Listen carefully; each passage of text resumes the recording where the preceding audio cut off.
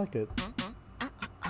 I don't care 당신의 비밀이 뭔지 저마다의 사정력 정중히 사양할게요 Not my business 이대로 좋아요 Talk less Still me 너의 오늘 날까 없이 I'm sure you're gonna say my gosh 바빠지는 눈빛 Checking 매일 틀린 그림 찾기 Hashtagging 꼿꼿하게 걷다가 삐끗 넘어질라 다들 수긍되는 걸 자기는 하나 몰라 여기서 말이 많은 게래 어울린다나 문제야 자꾸 참 Yellow CARD 이선 넘으면 침범이야 beep 매너는 여기까지 is my Please skip the lie Hello stupid ID 그선 넘으면 정색이야 beep Stop it 거리 유지해 cause we don't know Come on we don't know anything 편하게 하지 마 어벙이 너말 알아들어 에이 아직 모를걸 내말 틀려 또 나만 나빠 깜빡이 켜 교양이 없어 knock 또 상대 안에 block 잘 모르겠으면 이제 좀 와워 babe repeat 참 쉽지 right Yellow CARD 위선 넘으면 침범이야 beep I like this. 매너는 여기까지 What's the song called? Please skip the lie MV, Hello stupid ID 그선 넘으면 정색이야 beep Stop it 거리 유지해 cause we don't know Come on we don't know anything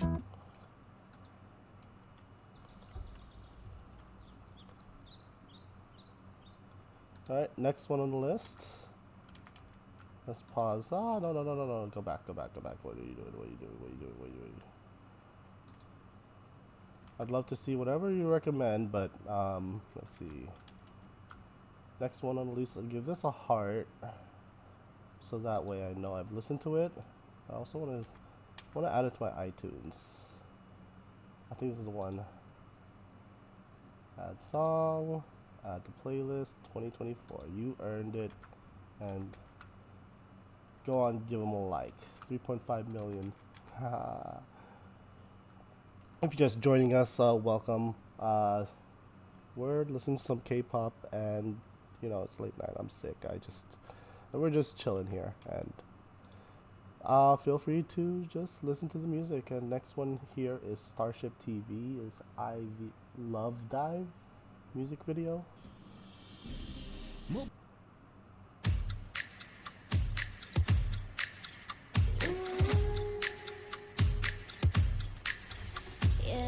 네가 참 궁금해 그건 너도 마찬가지 이거면 충분해 좋고 좋는 이런 놀이 참을 수 없는 이끌림과 호기심 묘한 너와 나 두고 보면 알겠지 눈동자래로 감추고 있는 거 Luna with the first. Welcome in. How's the volume here? There we go, let's lower it down so it's not overtaking. I hear, welcome in. I'm sick right now, so I'm just chilling.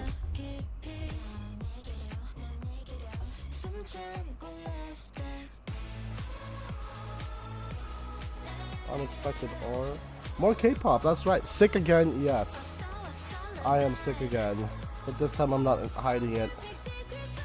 This time, I'm showing everything. The ugliness, it doesn't matter. K-pop is curing me, so I don't mind. Why does it say unexpected error? Hello, Con. This is Brighton Beyond Gaming. Have I seen you before? Welcome in, Brighton. It's nice to see a new face here. Or maybe you change your name in the press, so. Oh, I thought I heard an alarm clock.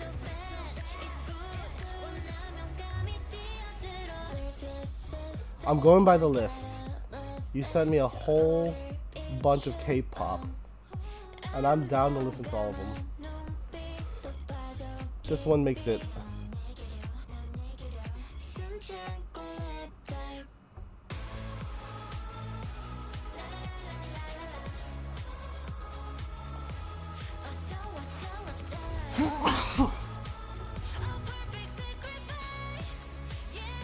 It's showing unexpected error. Yes, you have kind, sir. I'm the one formerly known as Rocky 1703. Totoroki, from what I know.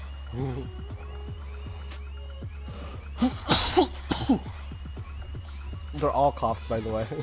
But thank you, Luna. I hope you feel better soon. Ah, you guys are coming in so nicely right now.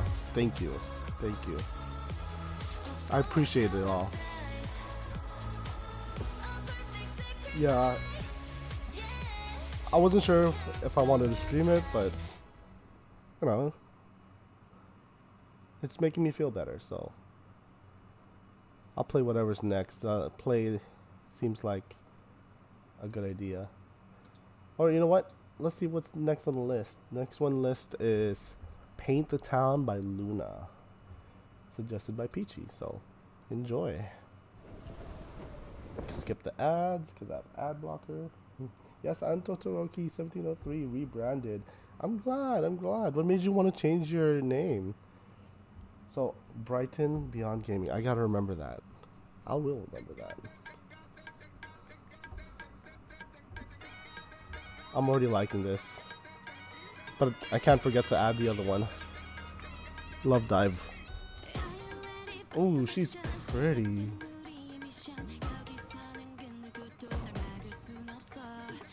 Two years ago.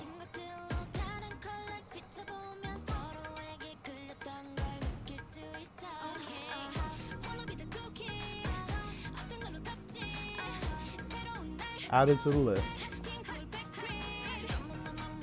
This is Paint the Town PTT. I'm getting so many songs today. You like the beat, KG? You glad?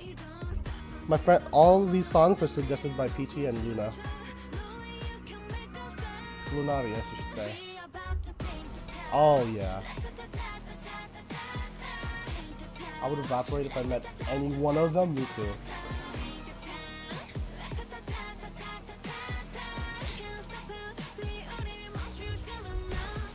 I'm gonna say this real quick. I hate K-pop, female K-pop stars. I hate them because I fall in love with them so easily.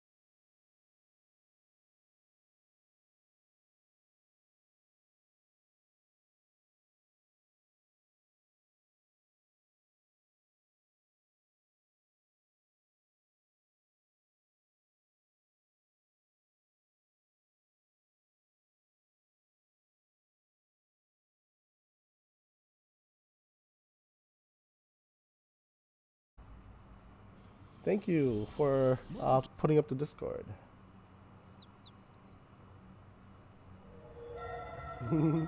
I think Peachy beat you. Luna is no longer group, but the members still work together. Oh, the company they were first under was kind of, of course, mistreatment. Oh, I've heard this. We're gonna listen to it again. It's already liked.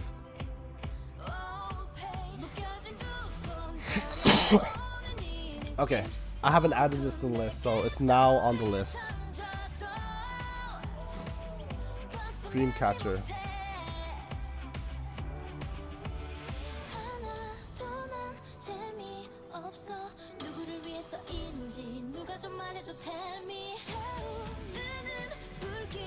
This is Scream.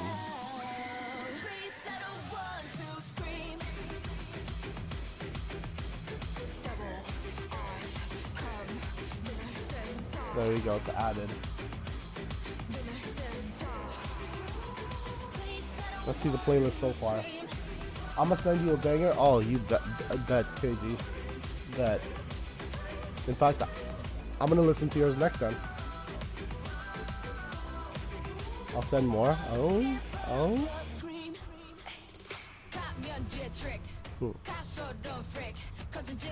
This is really good.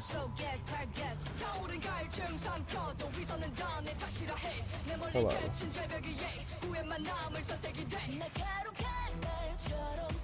Damn.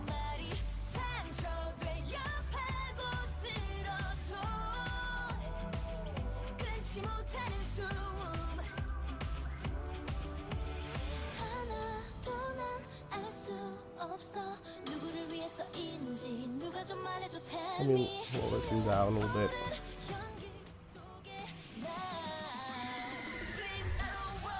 So this is what I have so far.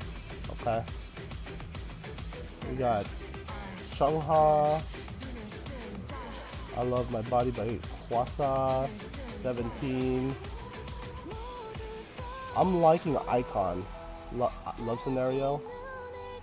And Dreamcatcher. I've been listening to this specific song on repeat.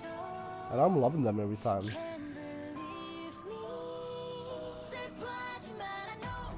Let's see. The latest one I've added. This one was for my friend's stream. Zero Base 1. Yeah, they're pretty cool. Anyways. How do I...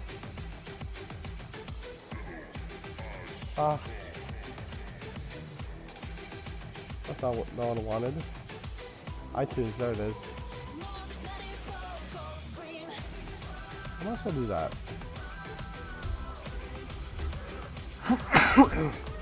You're gonna love it. It's my favorite K-pop song. It's an old one with a banger. I'm sending some as well. Oh shoot. We got music requests today, guys. This is cool. Alright. Let's see if you suggested any one of them. Okay. Let's see. I haven't missed anything. It's today 1:14 a.m. So let's see. Brighton Gaming. There it is. Okay. So the new messages. First one's up is KG. I'm gonna press a heart sign so I know this. Oh, shiny. We'll listen to this again. Hell yeah. I actually added them earlier. I think I have a like on this one. Oh no, I didn't. I haven't liked this one yet. So I haven't heard this one.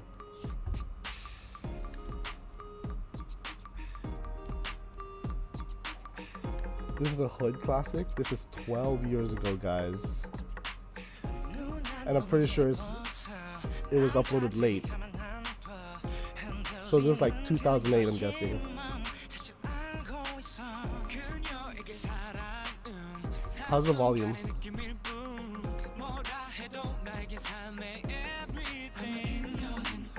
There we go. 2009. I was close.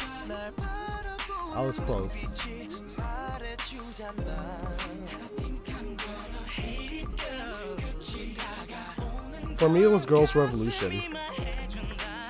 I always go back to them.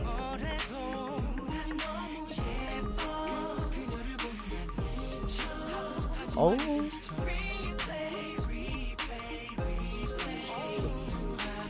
Now that's dancing.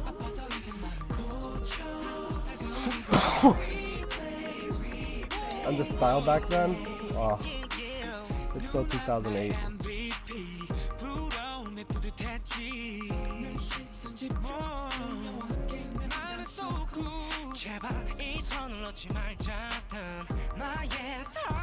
I love it. Is it such a banger? It is.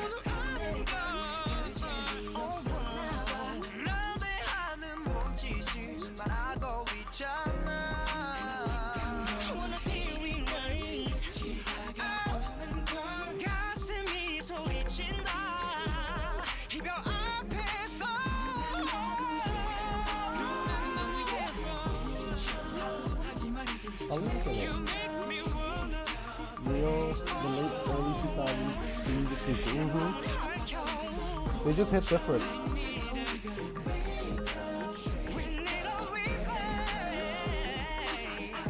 It's like there's a mixture of R&B in there.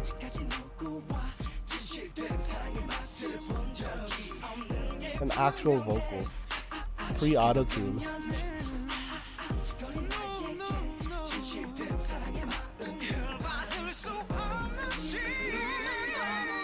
When they were babies, I think Taylor was 14 years old.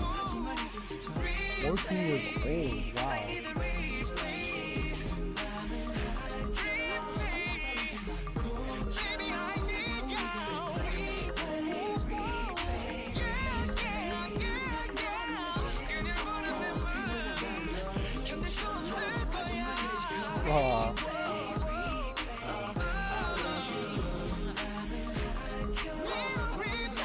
I'm gonna try to meet my snuffles.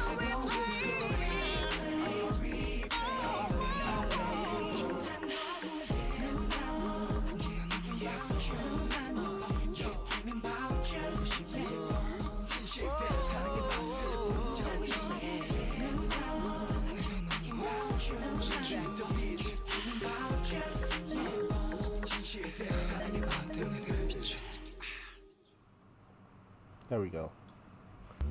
That was really good, KG. I'm glad you suggested this one. Let's add it to the list. Shoot. Okay. How did I do it? It's called Replay. I'm just gonna get the whole thing and then copy and paste to my iTunes. Add to music playlist and then add to playlist 2024.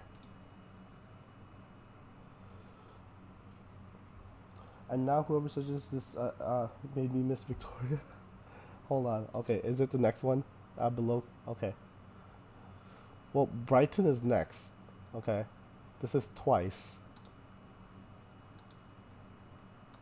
And I think they're an up-and-coming artist trying to get their name out there, huh?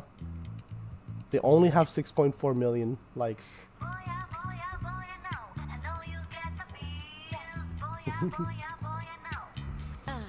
So curious, but your boy wanna keep it cool. But I know every time you move, got me frozen. I get so shy, it's obvious. It's already on my list, by the way.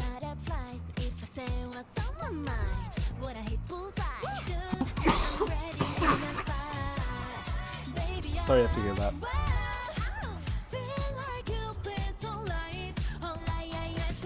I think I know the dance to this. I've seen it so many times on TikTok.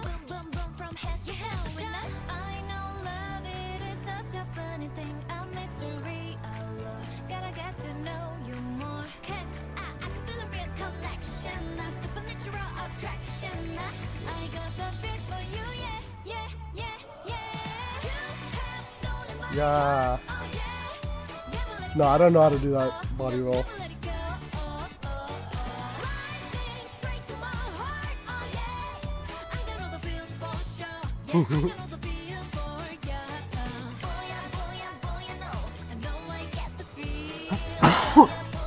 Excuse me.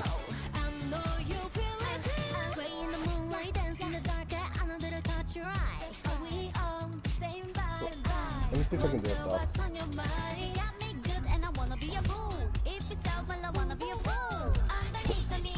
Nah.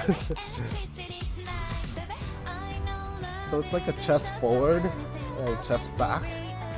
Chest forward and chest back. I don't know. I don't listen to K-pop much, but the songs I do know and listen to are bangers. Hell yeah.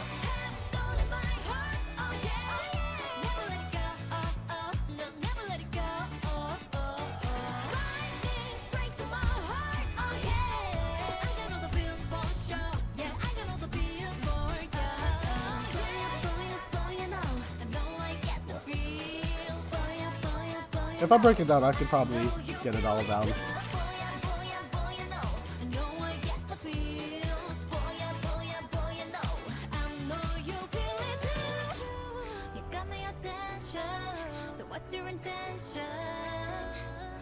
Tell me, baby, what's the deal? Oh, one look and I know it, baby. My eyes reveal that you give me the feels. Oh yeah, my heart, oh yeah, never let it go. Oh, oh, I'm actually starting to like Neon more. Which one is she?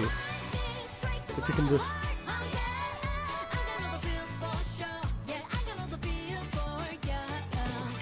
Blonde hair, red hair,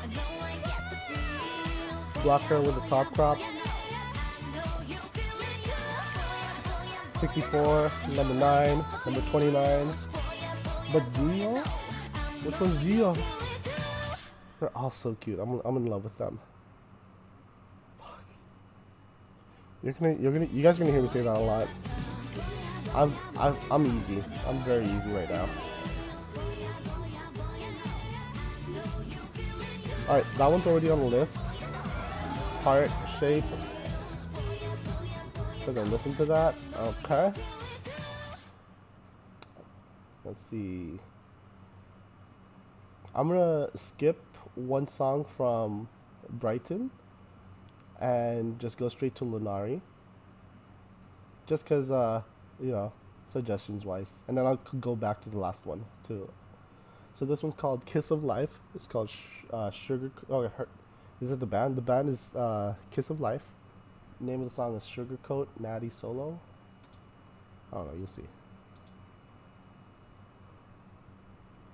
Neon's number 9. Hold on. Let's go back. Which one's Neon?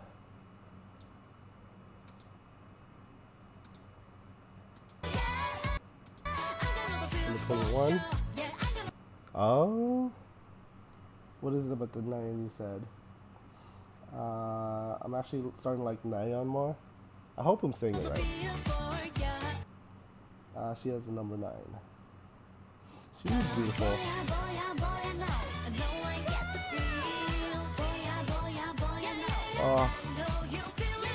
Okay, next song. You gotta move on.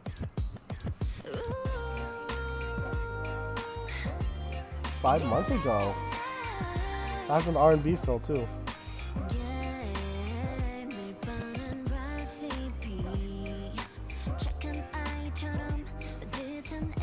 You can be my last. You have to watch all those in order though. You want me to watch in order? Okay. Who is 64? I don't know.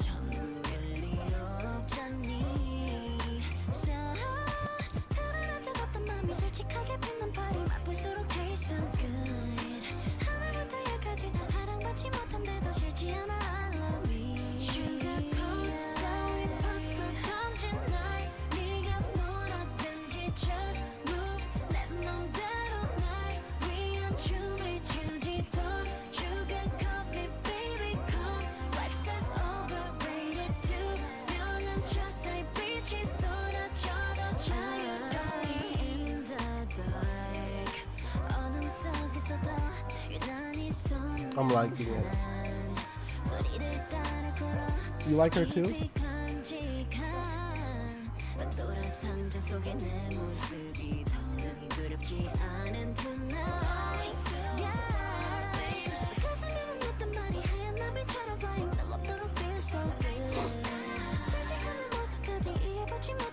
Oh,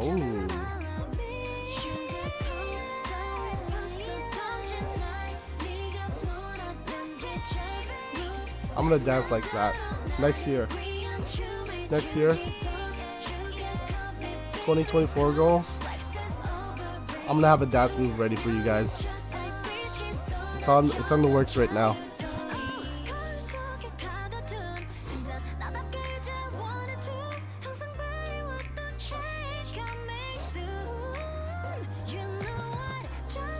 She is pretty. Even with the tomboy look, oh my god.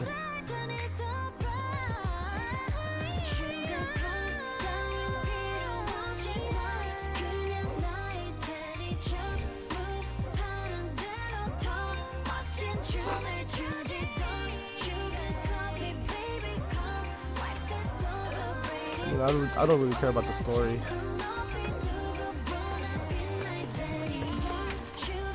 What does she want?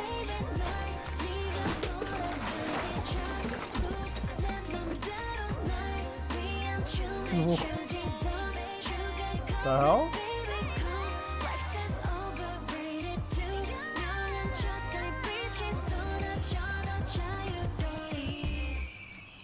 It looked like that guy was trying to rape her. Oh, I shouldn't say that word.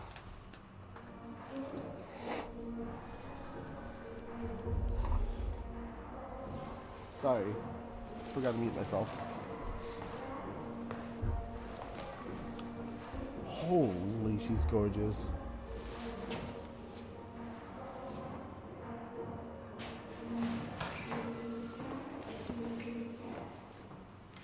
So she has a mixture of hip hop right there with the dance moves, R&B, just you know, modern pop. He thought she was stealing.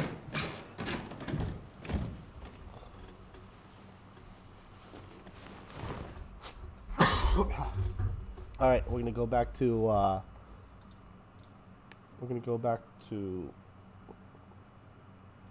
Brighton's suggestion on EXO Monster. Natty, is that her name? Natty? Natty's my girl now. Wait, hold on. I do. This actually needs to get on my list. Sugarcoat. Real quick. Copy. All right, we'll play this one now.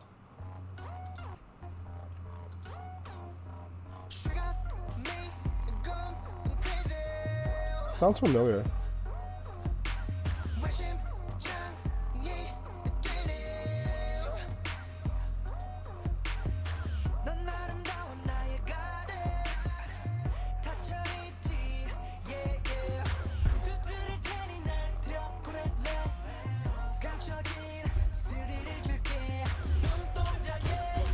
Oh, there. Now it's getting better. Is this EXO?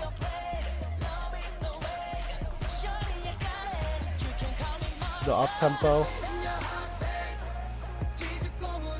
Now that's what I'm talking about.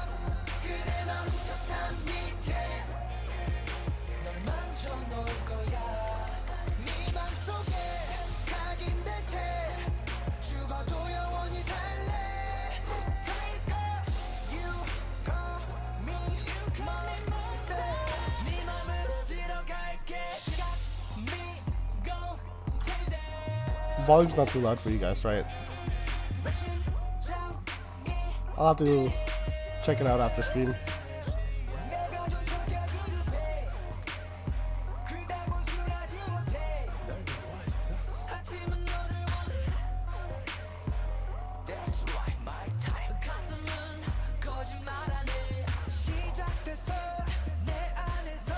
There we go.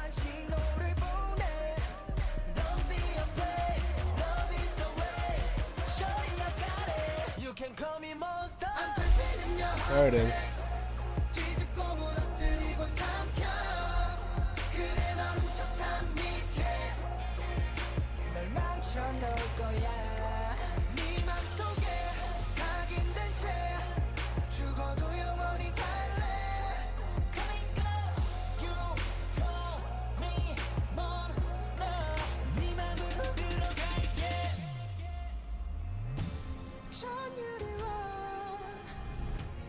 네 삶을 다 뒤집어 버리는 게 I'm sorry you make me I'm actually gonna multitask here. crazy you know Oh no, never mind. 모두 날 두려워해 So I'm untouchable man 근데 내 진심은 왜 결국에 날 거부 못해 숨어서 저보다가 깜짝 놀라지 내게 난 티노미 같은 난내 존재의 일부 날 그대로 받아들여 너의 두려움 걱정은 접어들여 How are you guys liking this one? 고통을 누려 더 깊이 빠져들어 널 맘대로 가지고 놀아 내 손에서 맘껏 놀아 도망가지만 난 영원히 난 두려워 You can call me monster I'm defeating your heart 뒤집고 무너뜨리고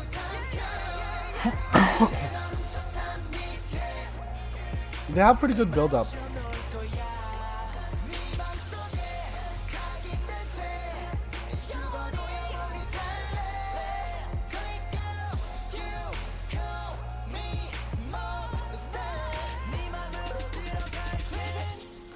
I think I have to listen to this one a lot more.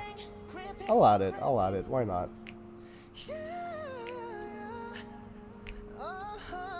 More songs to the playlist. Alright. I'm trying my best not to call them out. Really? You love them that much? It's really hard to critique every single song because every single song you're hearing me say the same exact words. I'm liking them.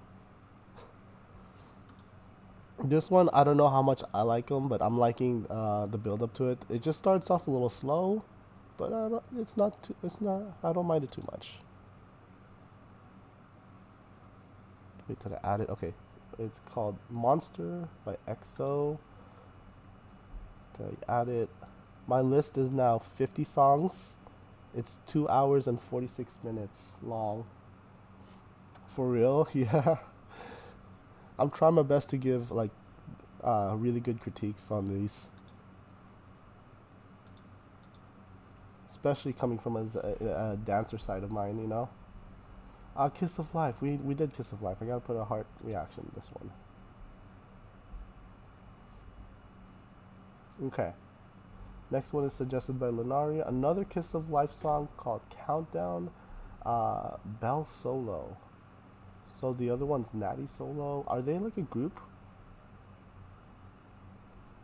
I'm glad you're liking it. Oh yeah, I am. Alright, we'll see.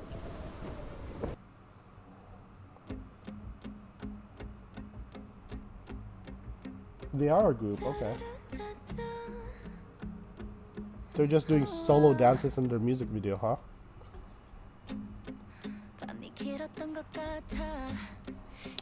A white guy and an Asian table.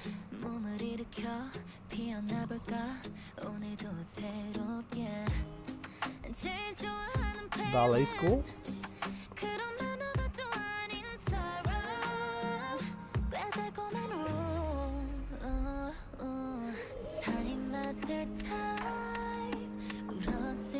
Oh.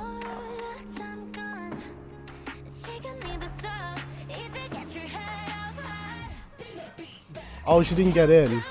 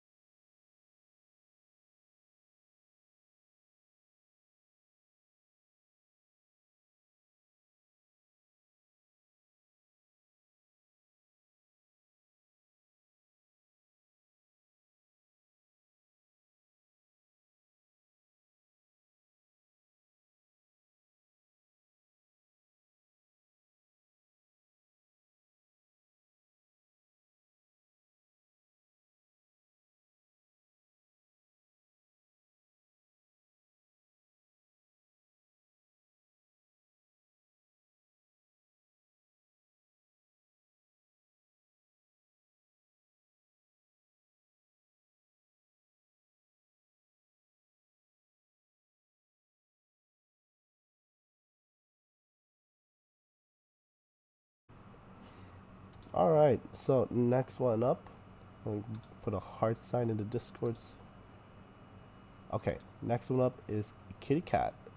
This was a Julie solo. Oh, you put all the solos in there, didn't you?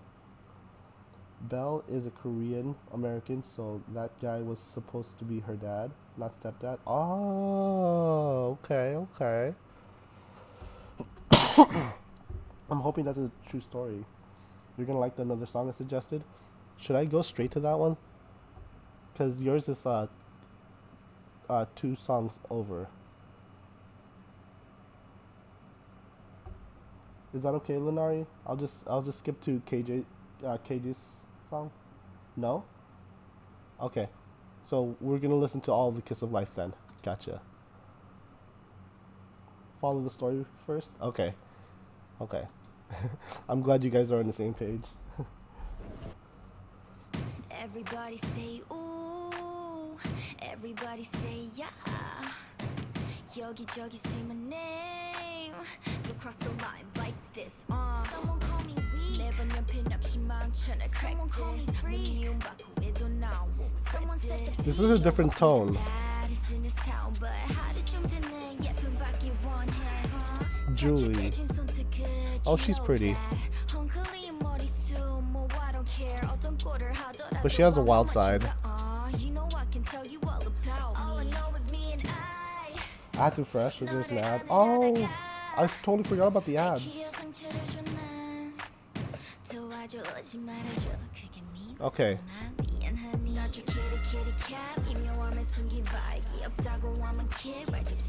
She has a lot to explore herself.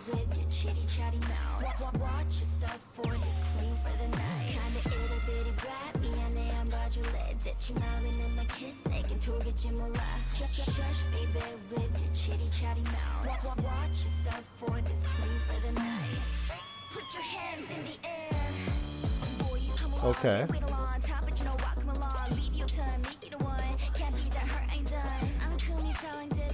She's drinking so much until she passes out.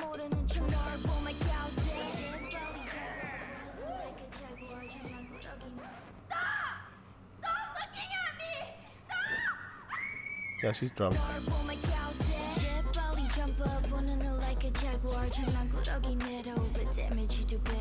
Growing up is tough. I hate when ads happen. Yeah, me too. I'm sorry about that.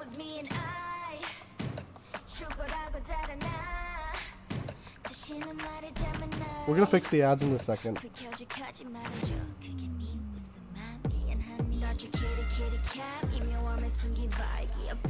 My app messed up, so I have to close it and come back. Oh. Oh yeah, this is the wild one.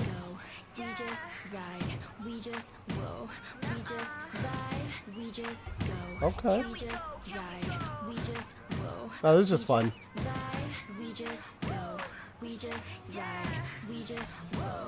I miss camping.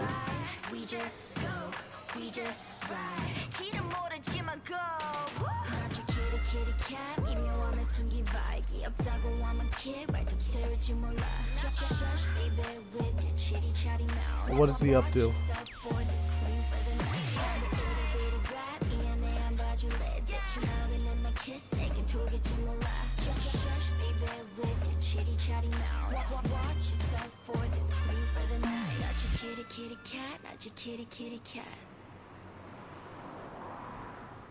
Okay.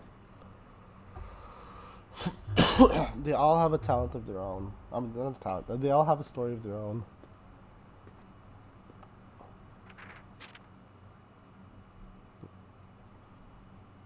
Okay, so let's see. I want to fix the ads real quick. Where are we on the ads? Let's play a song while this is going.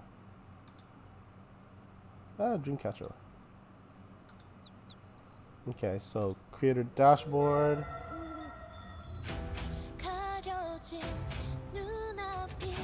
Monetization, ads. Okay. So it's all pre-roll ads. The ads are fine. You don't have to fix anything. Oh, you just... Okay. Alright, that's fine, that's fine. But I actually have to fix this in the future.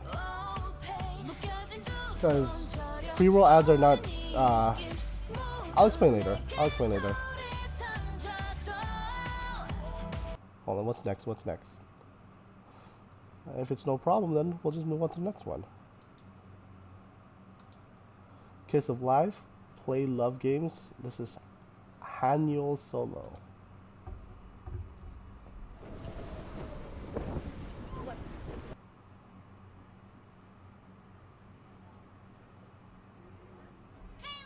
Yeah, I have a plan for the pre-rolls though. Not the pre-rolls, the ads in general.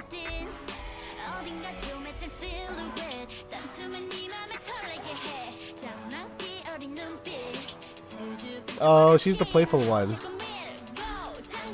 They all have their own personalities.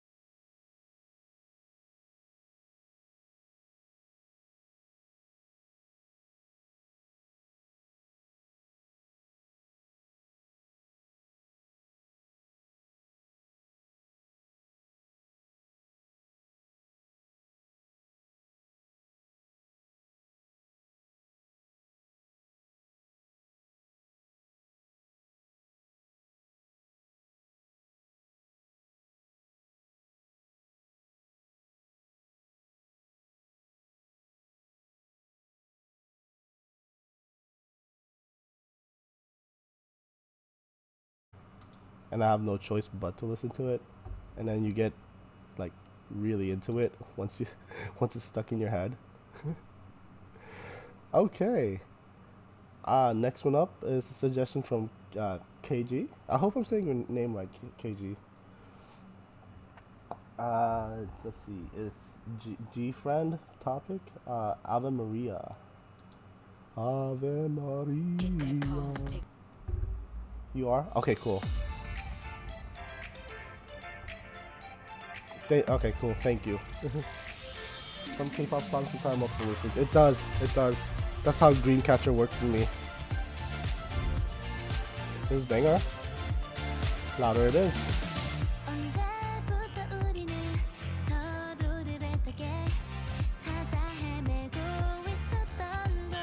She's pretty.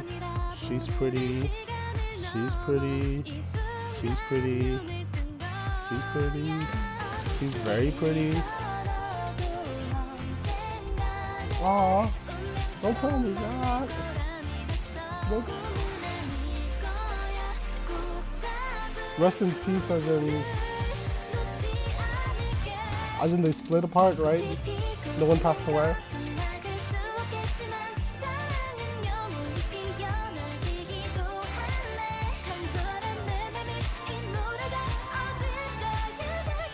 Yeah, this is a banger.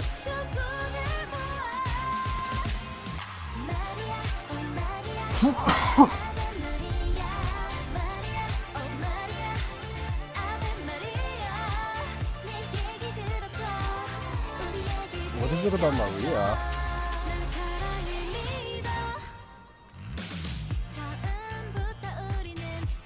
I like it, I like it.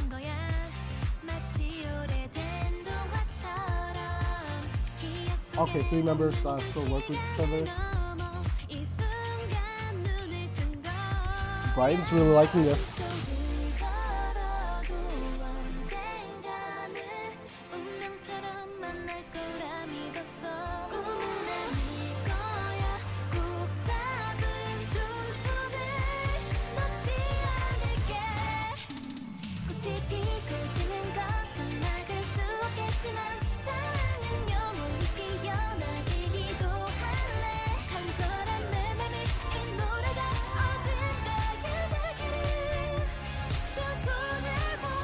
What does it feel like 90s pop to me though?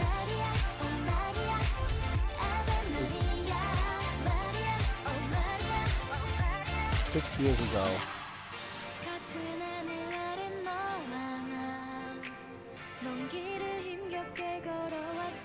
Released on 2017. So it's not 90s. It has a 90s feel to it.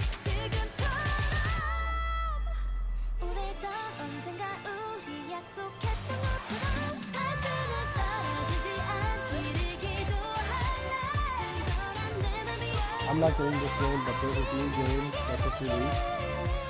Let's watch it, called Ready or Not.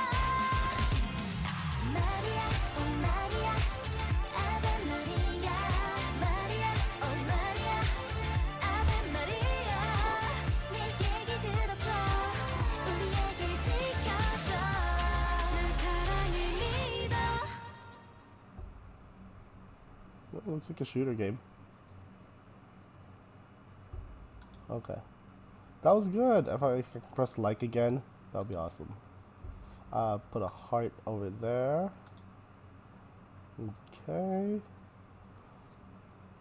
Wow, you guys really added more. Okay, we're gonna listen to it. We're gonna listen to it. I have time today. I'm gonna go until, I don't know, let's say 40 more minutes on these songs. Alright, we're back to Kiss of Life. It's called By My Neverland. And this time it's not a solo. Reminds me of Resident Evil 6. Huh. It's fun. So many videos being played tonight. Yeah. I just made it a thing because I just, I need a new playlist, especially if I'm going to work out more. Gonna have songs to listen to while I work out. While I run. By My Neverland.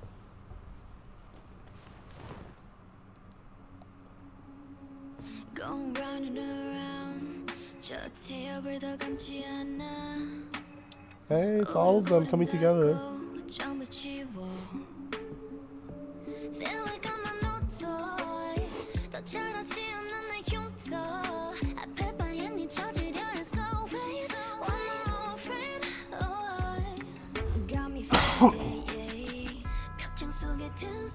Oh, Rainbow Six.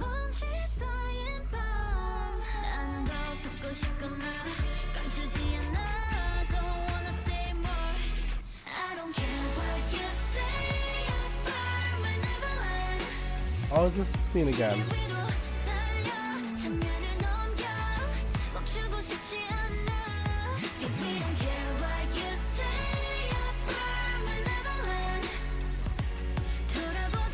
It's her again.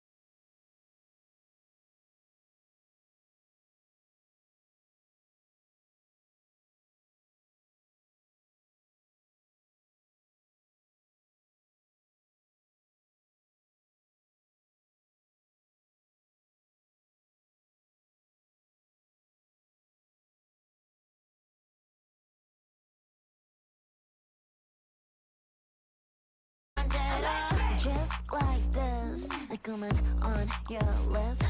Look like this, that I do my baby. Like this. Yeah, like this.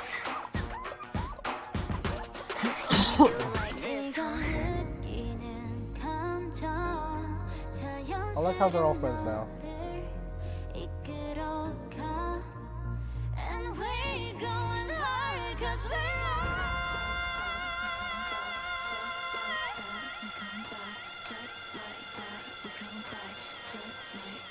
we come back. Just like this, we gonna move like this. Freestyle. Like this. Sometimes I get caught. Just like this, we gonna move like this. Just like this. Baby. Which one is which again? Naughty. Oh, it's only halfway done.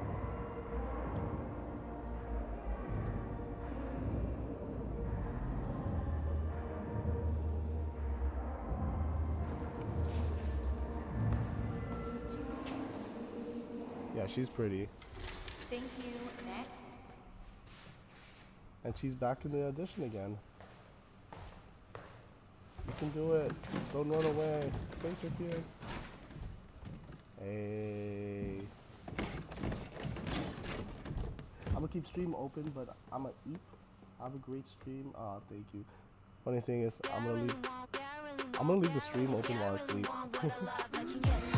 보이는 이 표정에 쓰여진 question mark. No one 내게 더 girl like me. 꿈에서 we're just here to vibe.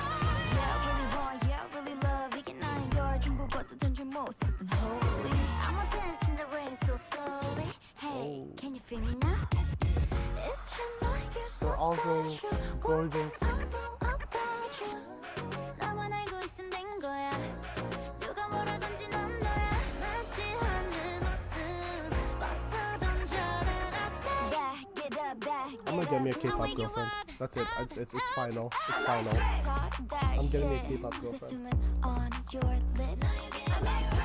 I don't even know what that means. Just like this, the comment on your lips. Look like this, that I my baby. Yeah, like this.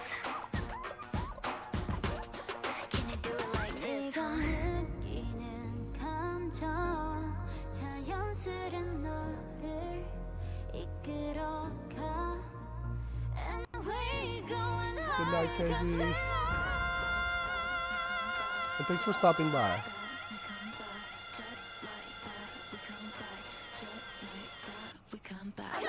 just like this, we gonna move like this. Walk like this. Sometimes I get caught. Just like this, we gonna move like this. Just like this. How is this only 500,000 likes? It deserves millions of likes. That was such a good song.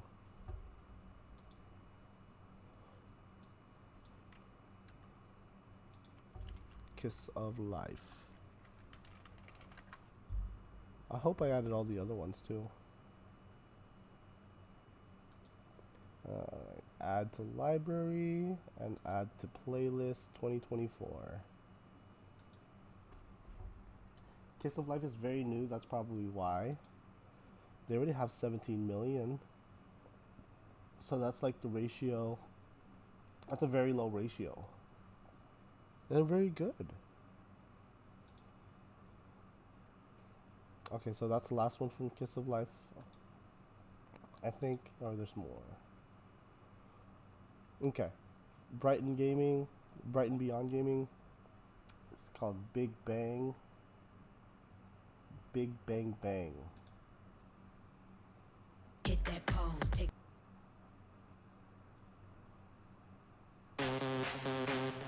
Totally a banger. I love it. Never mind. Fellatio is like. Never mind.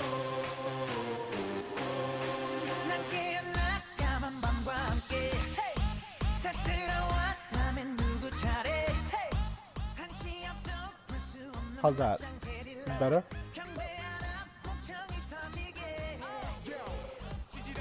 Thanks for the audio check. Oh god, this is good. This is already good. Brother, brother. This is really good.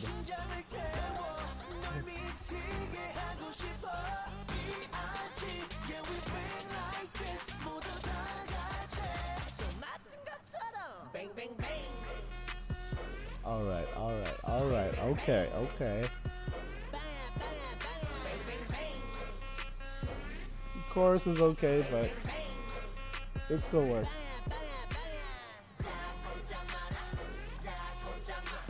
I can get used to this.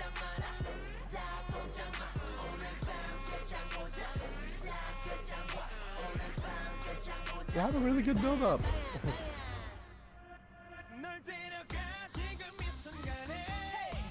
You see, the verse is all upbeat. It's going up, up, up, up, up.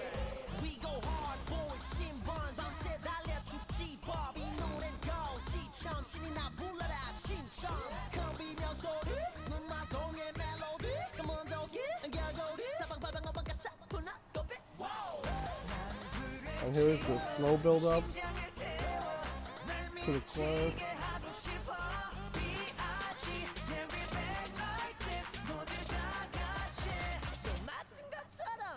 And then drop.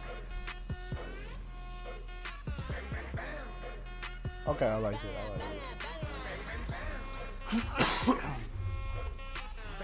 The next few that I play are from groups that got me started in K-pop. Shiny, Big Bang, or the boy group that got me into K-pop. Oh, I'm liking Shiny so far.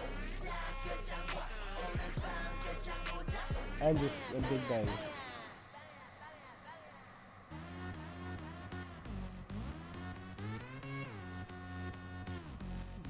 Nightclub. Okay, I really like this. Brother, this is a good song. Oh my god, G-Dragon. Which one's G-Dragon?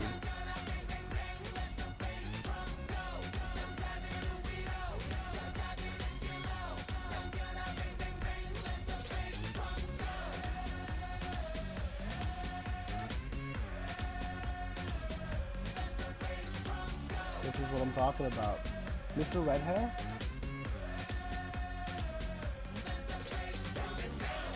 Oh, that guy.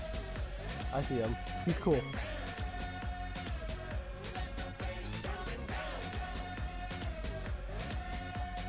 I see you.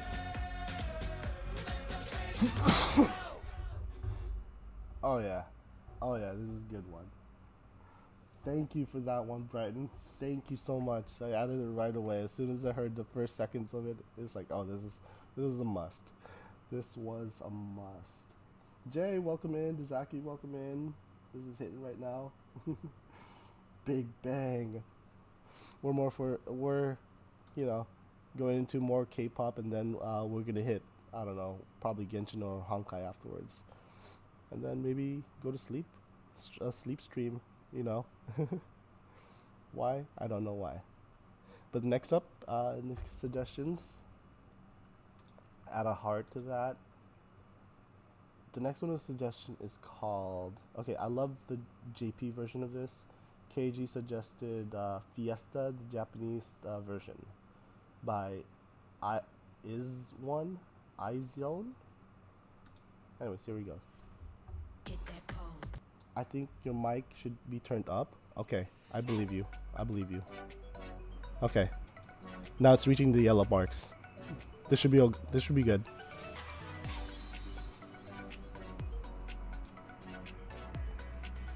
No, I believe you, Luna. I believe you.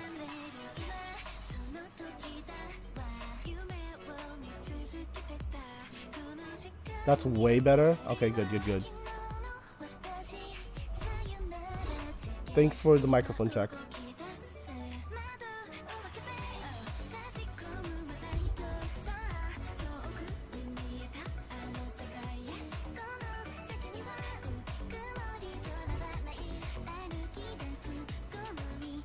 So they're singing in Japanese?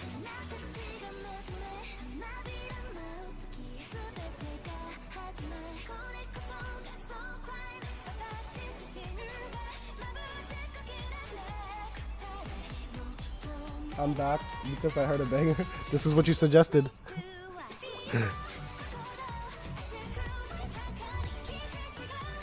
Okay, that's like the chorus was really good.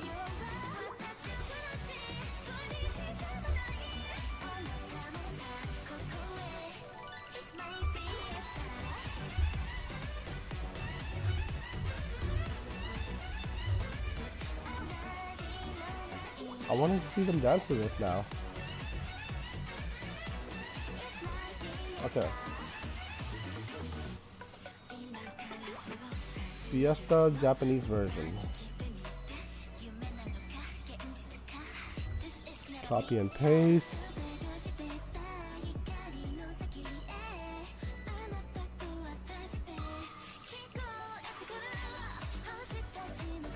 And it's added. Okay. I want to map the song on Osu. Me too. Me too. Ow. Since K-pop is so big in Asia. Excuse me.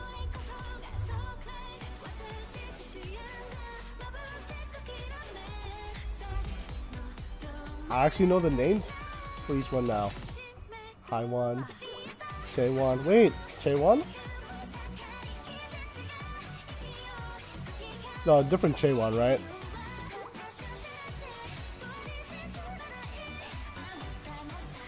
This one is such a great group. Chaewon sister is a part of ITZY.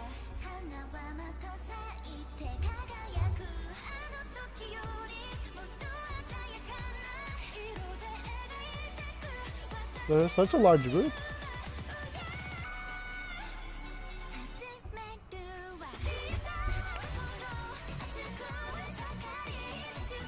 Yeah, you know what? I'll download the beat map to this too. There are even subgroups that do Chinese. I think I saw something like that.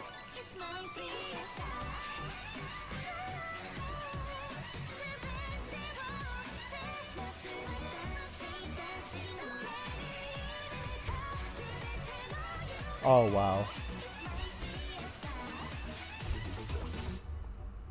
All the background music and everything, it just collides together. It's so beautiful. It's already added. I need to press heart on it, so I've seen it so far. Okay, I haven't missed anything. Wow. Thanks for that, KJ. Okay. 281. 281 Brighton. Okay, let's do this. 281. 여보세요? 여보세요? 너 지금 뭐해? 너 어디야? 못 온다고? I don't know if I heard this one. 소리 나는데? 여보세요? 여보세요? 여보세요? 야!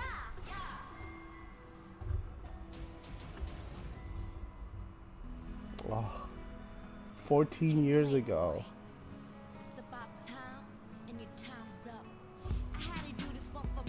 I've heard this one.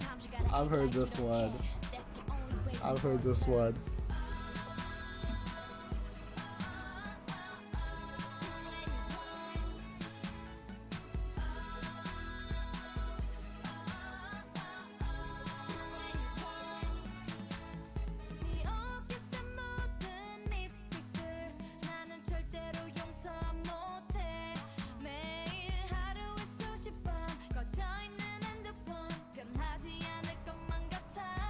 Oh yeah.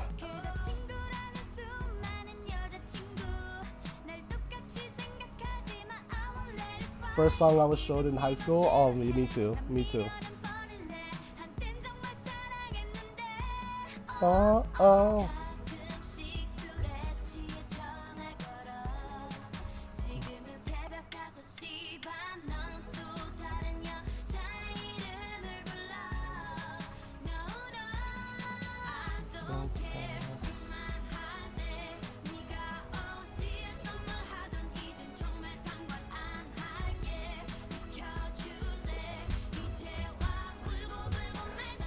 Why isn't this like? This needs to be in my list.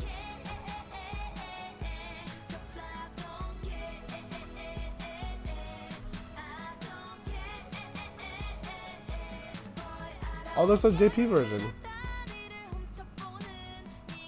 I want the Korean one.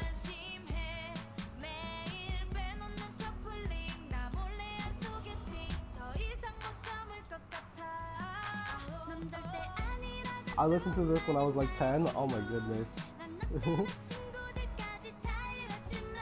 And Dara has not freaking aged? Really?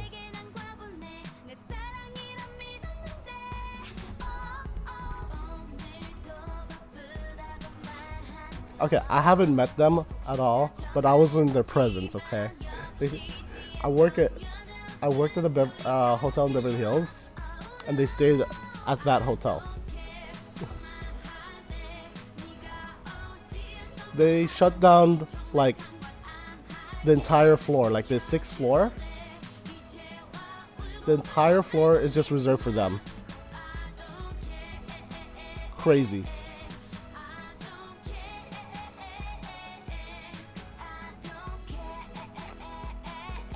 I've met the production team though.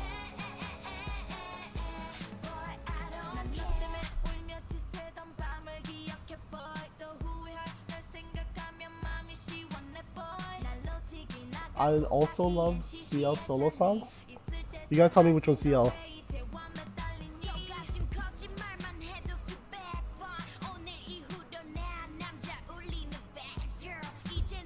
People are crazy, yeah. There were fans outside too. They happened to know where they were staying.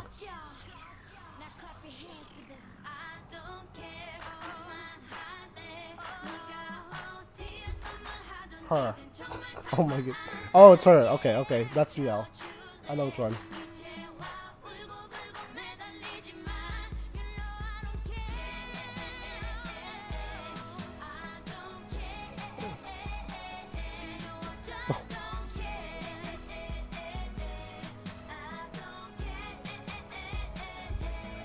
I don't care. Ah, that was such a treat. That was such a treat.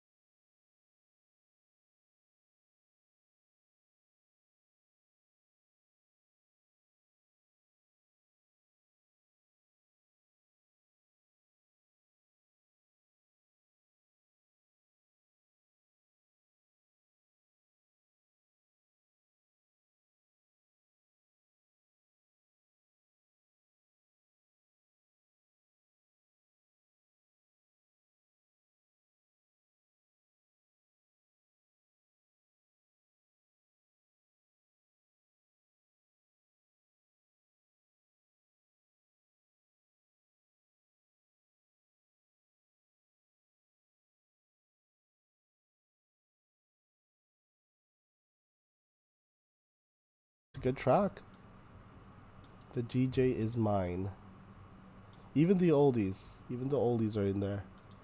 The oldies, I mean classics. They're not that old. It's only 10 years old. Wonder Girls. You're not my Wonder Girl. I have to. I have to what? You have to go? Don't worry. I know it's either early for you or it's late. So no worries. Alright, so next one on the suggestion list is another Wonder Girls. Wait, did I even add it? Hold on. DJ is mine. DJ is mine. Yep, I added it. Okay, so I put another Wonder Girls song on there. Ah, yeah, it's the next one actually. This one's called So Hot. Hit that pose, take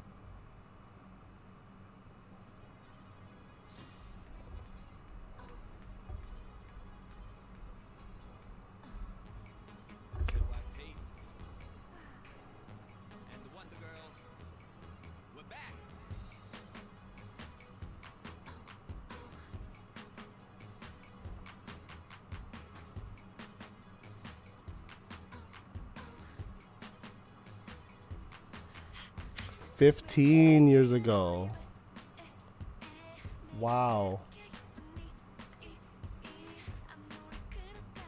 So what, we're in 2023. 1, 2, 3, 4, 5. 2008, 2007.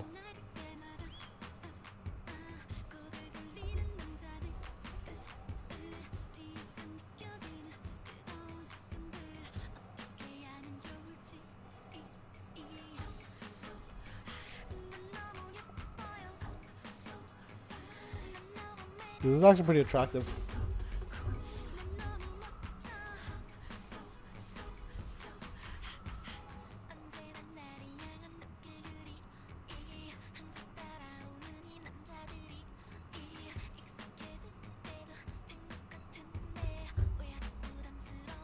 Oh, she's cute.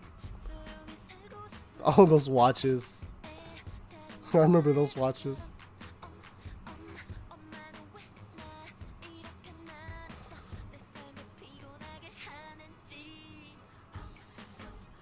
Sohee? Is that her name? Well, I'm in love with Sohee, Brighton. I'm in love. I'm also in love with her.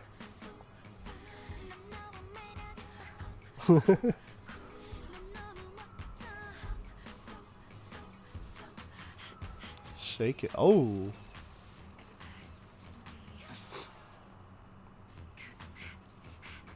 the, the way she stands up in her face. You like Sohee?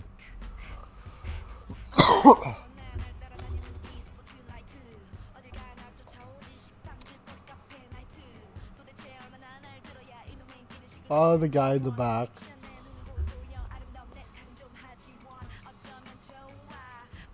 Let me mute myself real quick.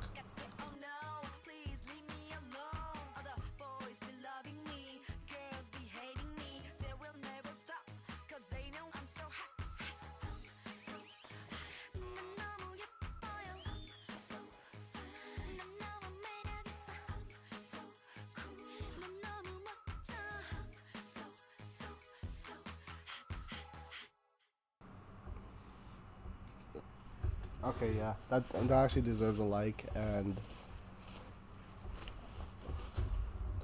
adding to the playlist.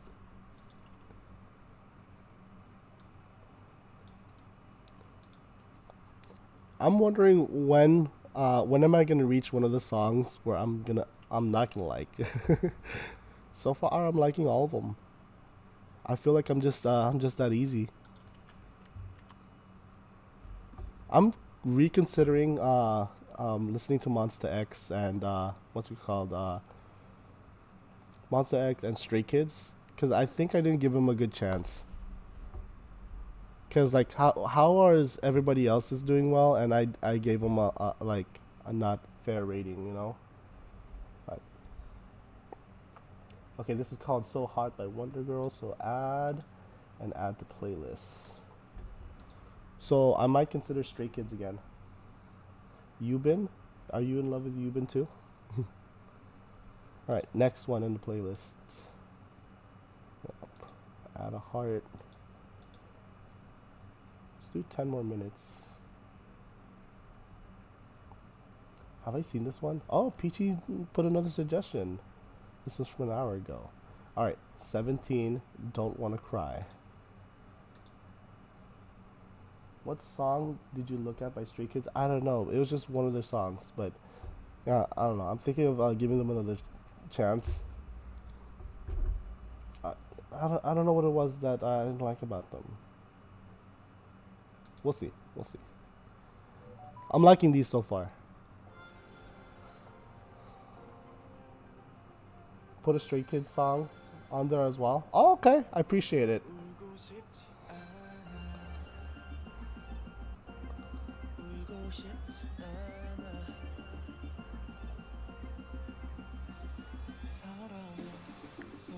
Oh, they're the one that's the voice. They're the one that's saying "fuck my life."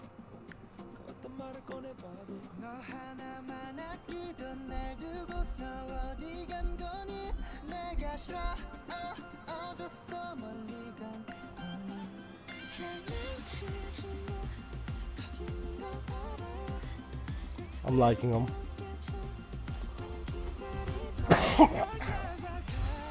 It's smooth.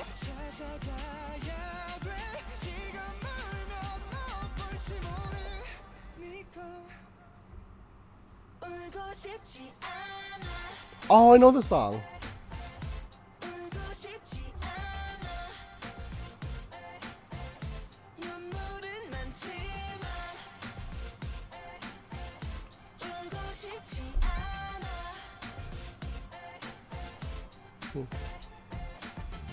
Oh, you love Stray Kids.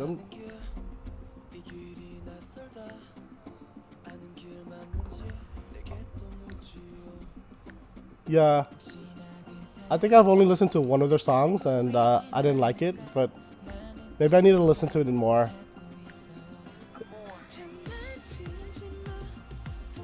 Because sometimes you don't like a song at first, but then when you keep hearing it over and over again, it kind of gets you.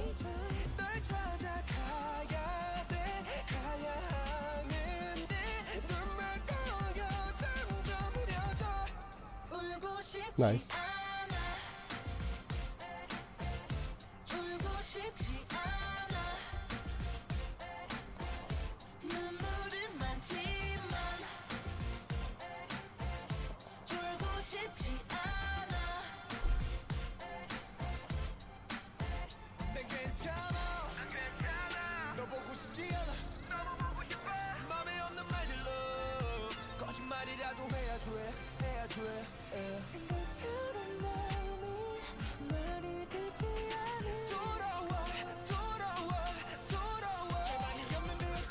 Oh.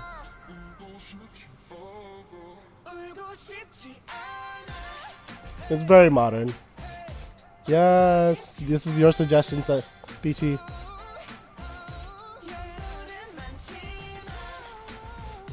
You're the same one that sang "Fuck My Life" or "Fight for My Life."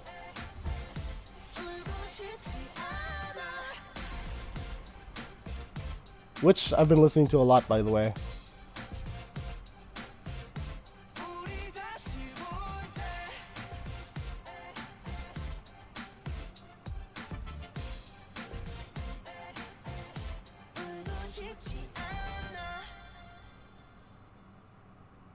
That was good. That was good. I added to the playlist. Thank you for that, Peachy. Now I'm gonna add a heart signs. Listen to that. How far along do we have? Okay, so it looks like we're down to the last 3 songs. You know, my plan for today was gonna go the entire list from top to bottom because I haven't listened to some stuff from the beginning or in the middle of the list of the Discord channel. But this is great. This is great. I'm knocking every single one of them down. Can you look at my Red Velvet one? Okay. Let's see. Red Velvet.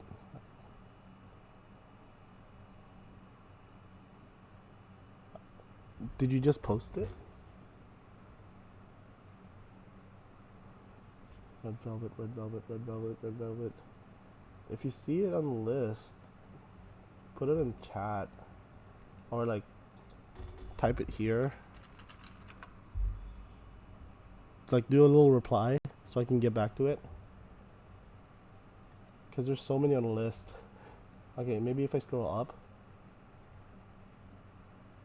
This video, oh my god, the memories. Oh wait, no, no, no. Where is it? How did I miss it?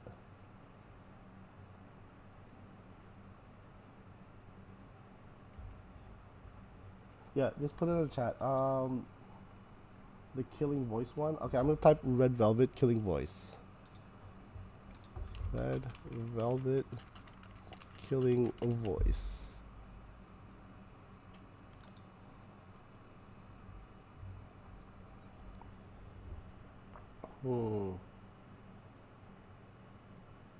Is it the 33-minute one?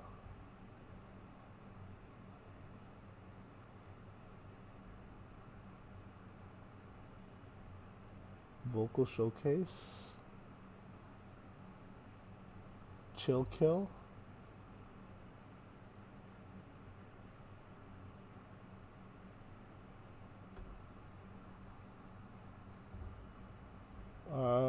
Chill kill. Oh boy, psycho. You better know, and bad boy. It's the second one, right? Red Velvet Killing Voice. Vocal showcase.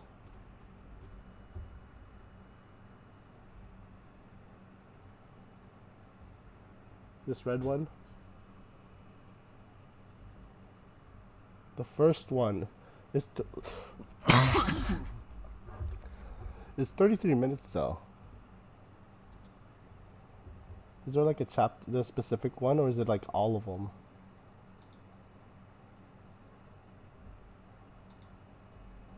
You better know. Red flavor, peekaboo, bad boy, psycho, automatic, oh boy, ladies room, feel the rhythm, chill kill. Well, I just wanted you to check them out. Okay, we'll listen to the first minute, and then a minute and 30 seconds or so, or the first 3 minutes. Let's do that, and then we'll go through down the list because it's 33 minutes long. 미쳤다 이거는. 이럴 수가. 네, 그럼 저의 데뷔곡은 행복부터 시작하겠습니다. Let's go.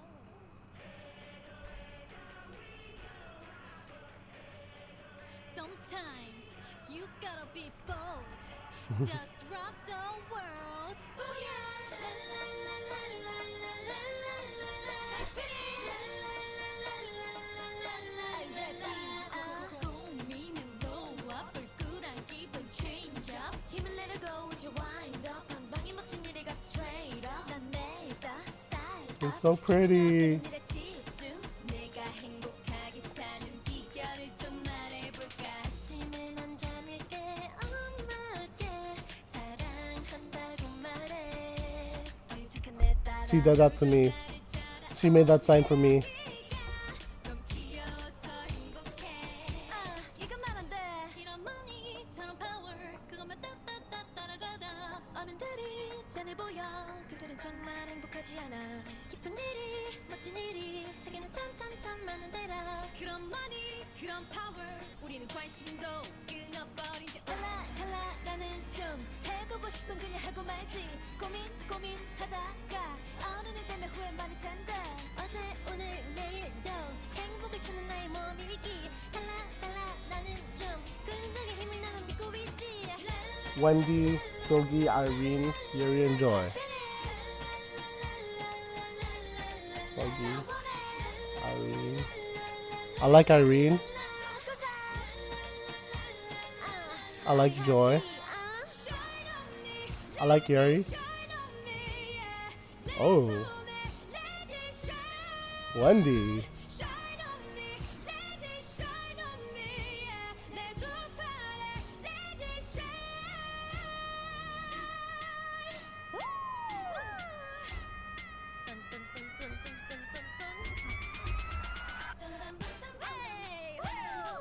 Okay. 너 때문에 하루 종일 고민하지만 널 어떻게 해야 좋을지 잘 모르겠어 난. Baby baby baby baby baby You play play play play play 그 눈빛은 날 어찌라고 헷갈리게 해 내 이성적인 감각들을 흩어지게 해 Oh baby baby baby baby You crazy crazy crazy crazy 마네킹 인형처럼 하나부터 열까지 다 어색하지 평소같이 하면 되는데 또 너만 보면 시작되는 바보 같은 춤 Hey 눈코입 표정도 발다리 걸음도 내 말을 듣지 않죠 덤덤덤덤덤덤덤덤 심장의 떨림도 날 뛰는 기분도 만나지 않죠 덤덤덤덤덤덤덤 Wendy and Suga are vocal geniuses. I can tell. Wendy is singing to me. She's reaching to my heart, I swear. 네, 다음 곡은 예리가 합리하고 첫 1위를 하게 된 곡입니다. 네. 주세요 달콤한 그런 아이스크림 케이크 특별해진 오늘의 아우지는 맛으로 Alright, fine. We'll add 5 more minutes. 내게 다가오기 전 It's so tasty Come and chase me 못 참겠어 Ice cream you scream Give me that ice cream Ice cream you scream Give me that ice cream Ice cream you scream Give me that Alright, I gotta add this one. 내 발이 녹아내리는 중 Ice cream 내 cake. 발이 녹아내리는 중 Baby boy 다른 남자들은 아무것도 몰라 You so fine so 안 튀는 옷만 골라 Never get me wrong 나부와 햄도 관심 in the back 집안 월화부터 스모까지 man I wanna pass 날 보는 이 시선에 say some goodbye 기분 좋은 느낌이야 너와 눈이 마주치는 순간 Give me that give me that give me that give me that give me that give me that ice cream 방금한 아이스크림 케이크 오직 널 기다리며 촛불을 켜줄게 Red Velvet is great. I'm glad. 아이스크림 케이크 녹아버리기 전에 내게 입 맞춰줘요 It's so tasty Come and chase me 뭐 I'll chase you. I mean, I'll chase ice cream. Give me that, give me that, your lips Oh, Russian roulette. 러시안 룰렛입니다 I like this one.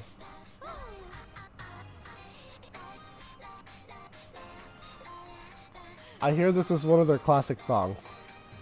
My sister actually showed me this one. Top tier discography.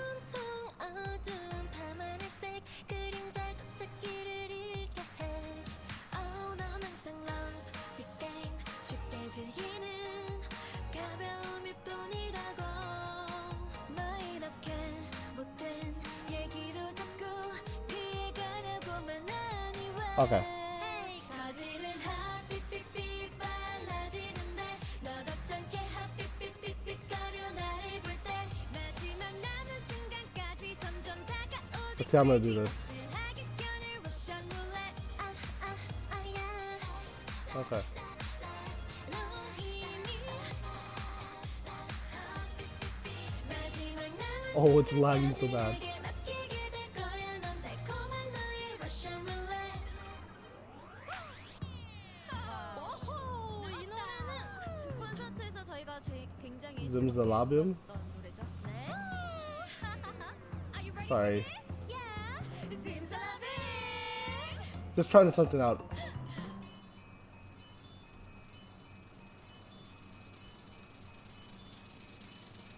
I'm gonna 좋다 지치지 마. 내 바라바라바라봤자 꿈이 아니야. 너 꺼내 진짜 네 맘을 봐. wanna tell me. 신나는 하루 만들어볼까? 내 모나치고 위로. Damn, her vocals. 나나나나나나나나나나 하야 입술에 피어나는 주문을 너를 맡겨 나나나나 나나나나 Alright, you win, you win, you win, you win.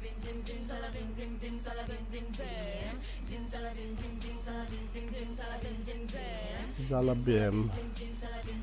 Red Velvet.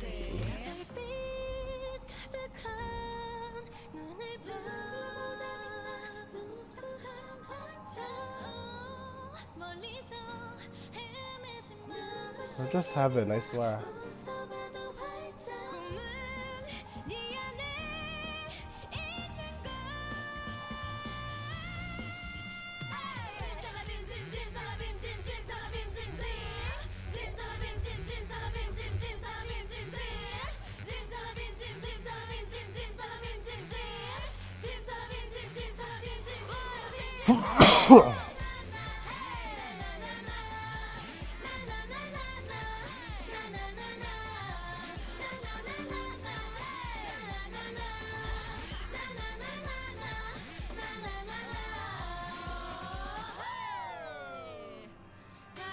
내 차 탈 사람.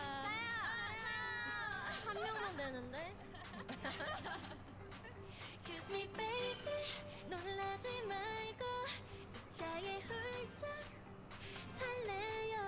처음 본 순간 느낌이 왔어. 같은 걸 원해. 우리 떠나요.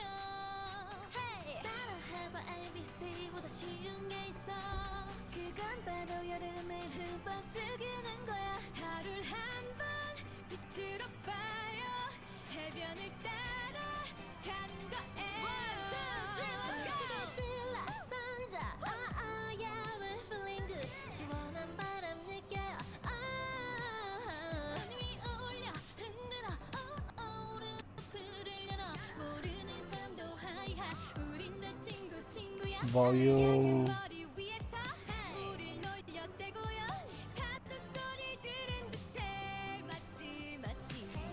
There it is. Lower this all the way down. I want Red Velvet song to play at my funeral. Are they the one? I have songs like that.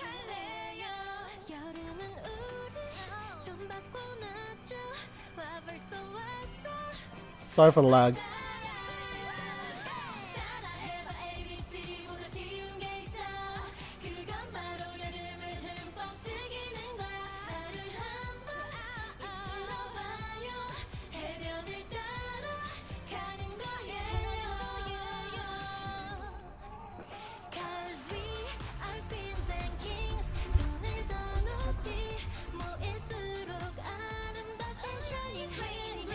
I'm gonna multitask now. This can play in the background the whole time. I don't mind.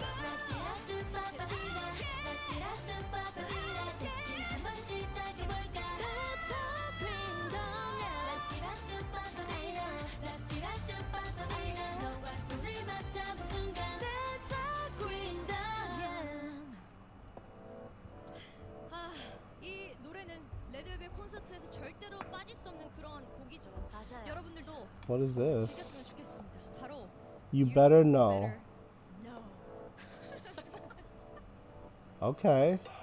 어두운 밤이 지나 빛을 품은 새벽이 I wanna do this. 잠을 깨우고 세상은 분주하게 Let's do 너를 맞을 준비해 game capture, right?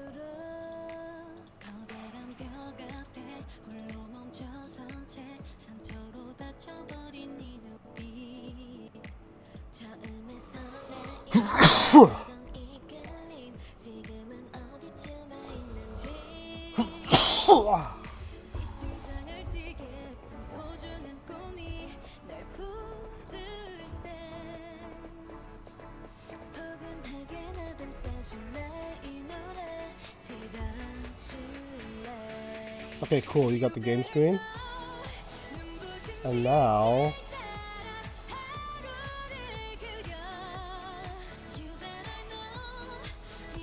where is it? Where is it? Chrome. So are you ready or not? 이 순간을 놓치지 마 시간이 흘러가잖아 Tick tock, tick tock You better Yes, we're playing Genshin Impact right now. 너의 곁에 내가 있을게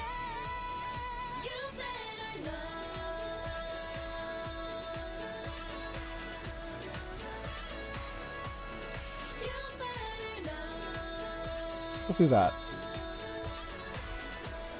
Now, I think I'm lagging a bit. But that's fine. It's worth it.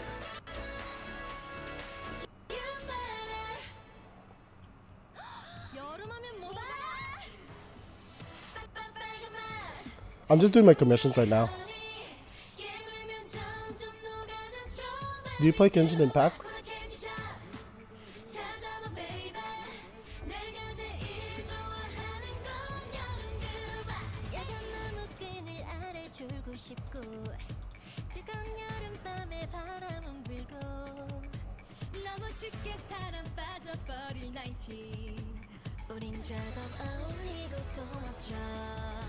How's the volume? I actually can, I can actually listen on phone.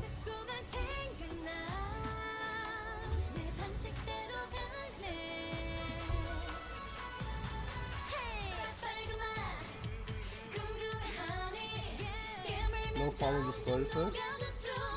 You're gonna like another song suggested? Okay. I got you. Let me lower this down.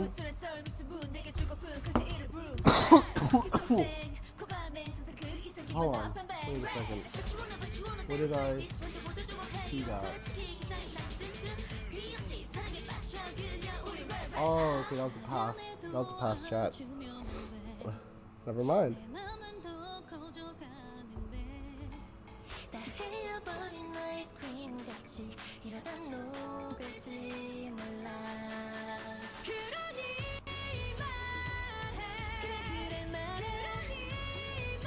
I'm gonna go back and download every one of these.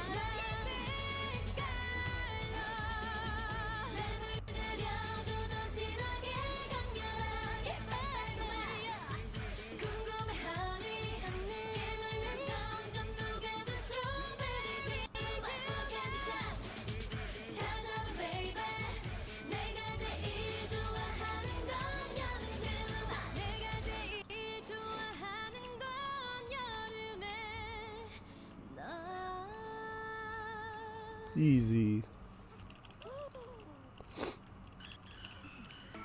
네.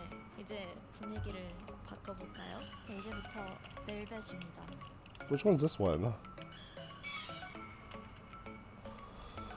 This one's Peekaboo.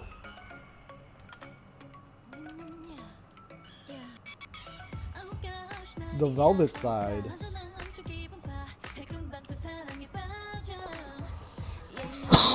Fuck. I need water. I'll be right back.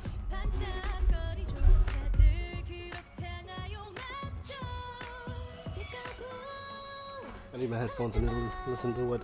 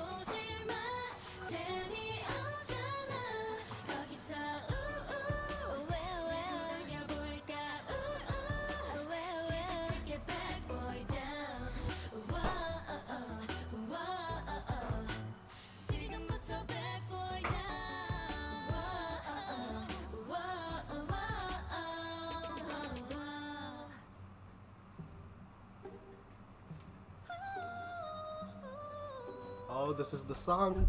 This is the song. This is it.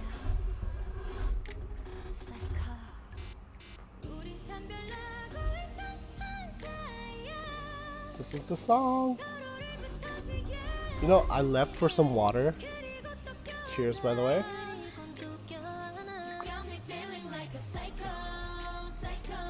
I left for some water and brought back some food.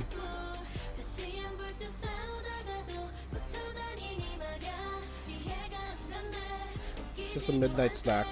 Ignore me. It's just sinigang.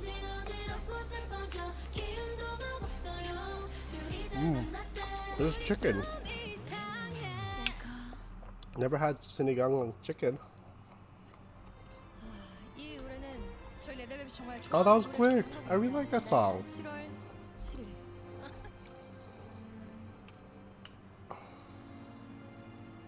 오래된 소리와 그날의 멈춘 날 사랑한 시간보다 더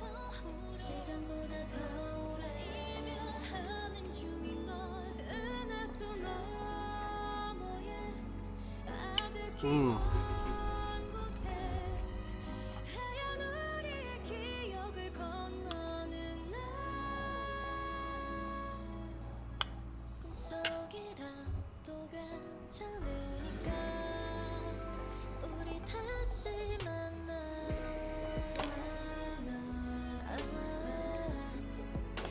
우리 다시 How am I gonna eat this and play?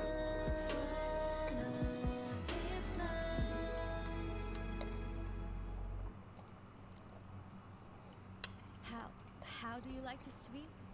It's natural and automatic for you.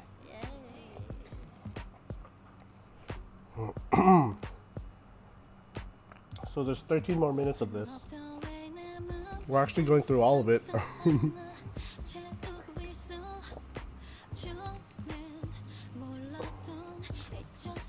I'm glad you're enjoying this, Bryson. Okay. Let's see how fast I can do this.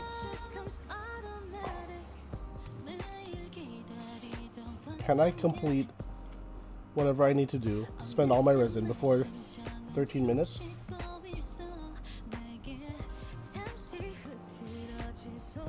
Before the video ends? Let's put a time limit. Okay. That's my challenge right now.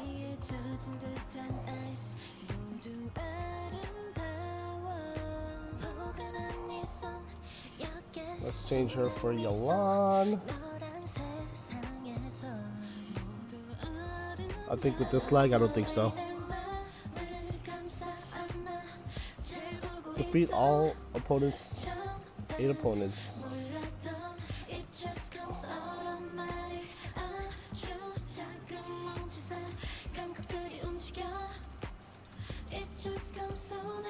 Ah. You there? Oh, hold on, what's going on? There you go.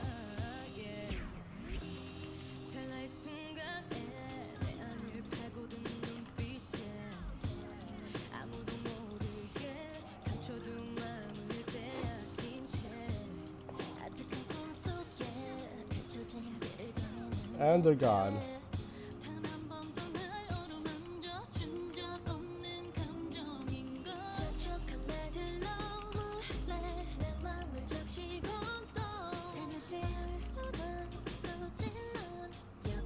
Okay, next commission. Dangerous Hall.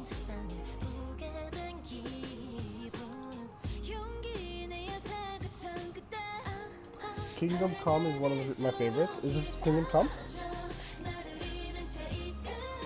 Yeah, it is.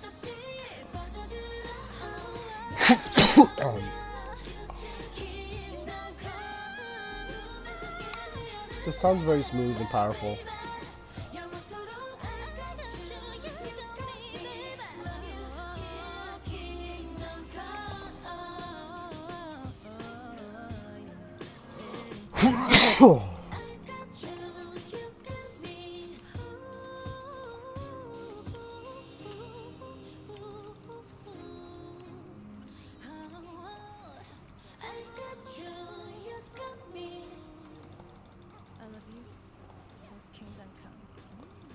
Oh, that's cute. Till Kingdom Come.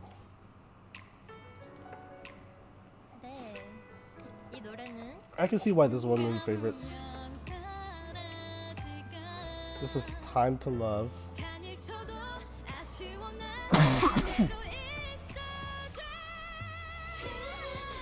Ah, you're so powerful. What's her name? Let me look at that cat. Wendy. Wendy, oh my god, I love you.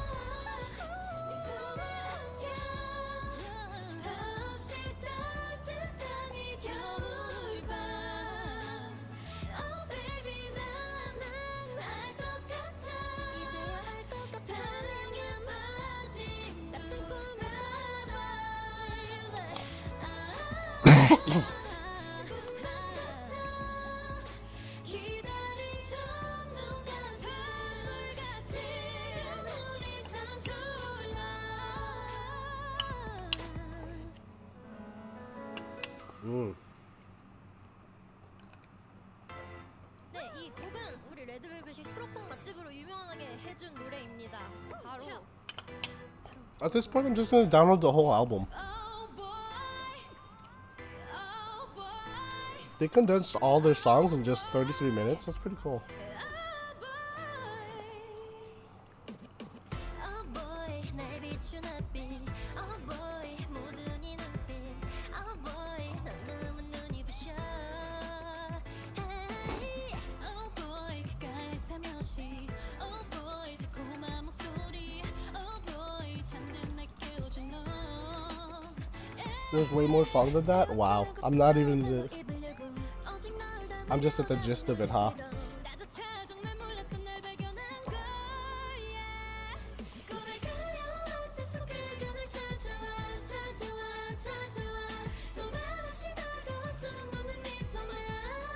Oh, I have to give her medicine. Okay, what do you want?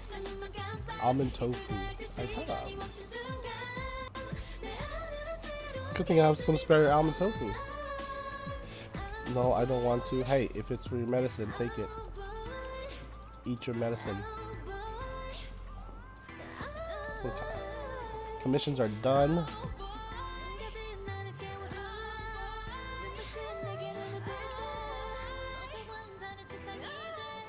Claim awards. Ooh, what is this song? Ladies' Room? 이따 말해준대. Oh, she's so cute. I like her the most. I like her the most.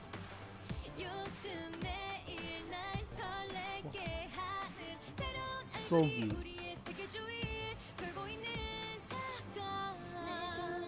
Right?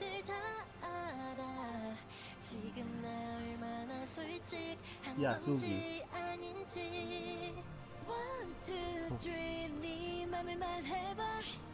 I think Red Velvet's the only one I'm learning their names for. Middle one's Irene, Yeri, and Joy.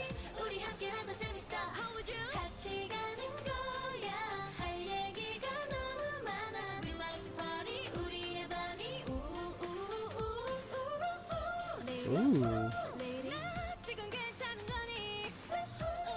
It takes about 9 hours to listen to all the music. And they've condensed like less than half of them. Imagine the concert. Oh my god.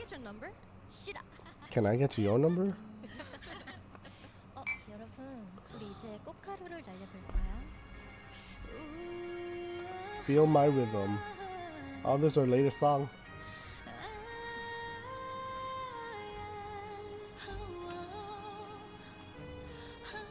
Oh my god, the concerts. Oh, you've been to one of the concerts? Lucky.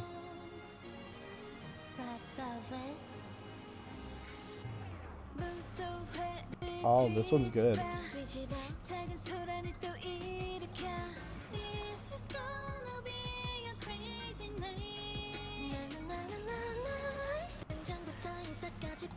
My only K-pop one. Oh, have you been to the concert too, Brighton?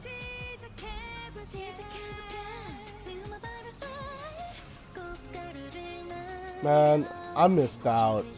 You know, I could have joined in one of those concerts. Now that I look back at it, it's like I should have joined. I should have joined. But I wasn't into it at the time. I went to see them and twice. Crazy.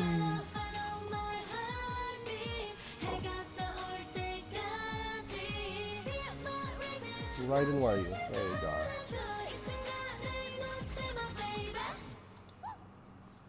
와우! 대망의 저희 신곡 Chill Kill 들려드릴게요.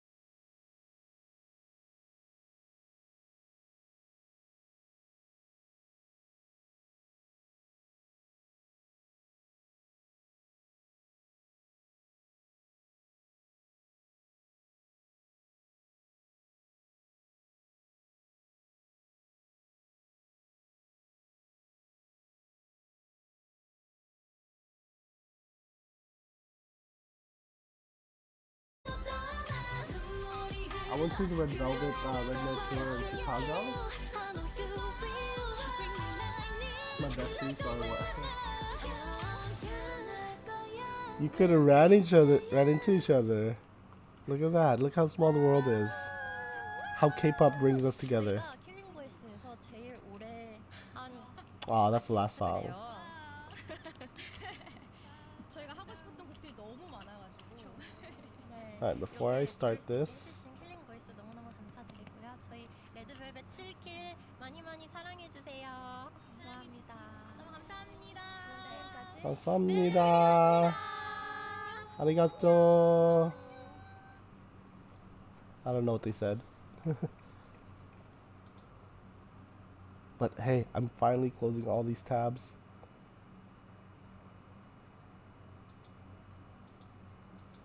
I'm gonna close them all. It's all in Discord anyway.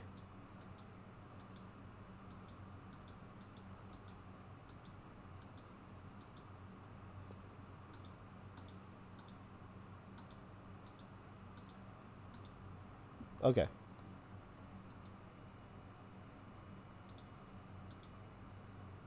Put this volume up a little. And we're gonna use iTunes now. Looking at the iTunes, hold on, let me change this Minecraft window to iTunes. Okay.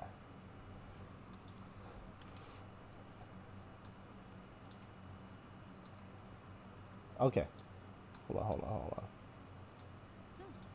Why am I showing you this? Because I just want to show. Maybe I'll take one more day off and knock out the rest of the work. I just want to show you guys what I've come up so far. Okay, here we are. We go to my library, and we go to the 2024 list. We got 64 songs, 3 hours and 33 minutes worth. And it's still not enough for me. It's still not enough. I'm gonna listen to every single one of the songs. And I'm not gonna get tired of them, but I'll be like, oh, I know this song. You know. Just add other songs, all their songs. Yeah. Believe me, I will. Let's start off with one of the new ones. Let's see. Bang Bang. Oh yeah, Bang Bang was a good one. We're gonna start off with that. And then Shuffle. Navigating the world is a whole lot easier with different identities to choose from. Maybe later come up with some for you. Hold on, how's the volume here?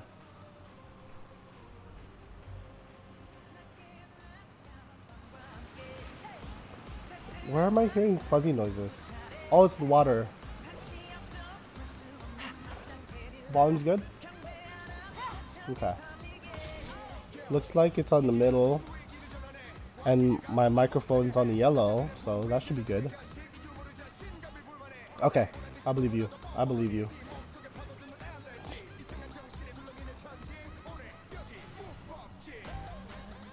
Change water into, let's say, what's that, ice?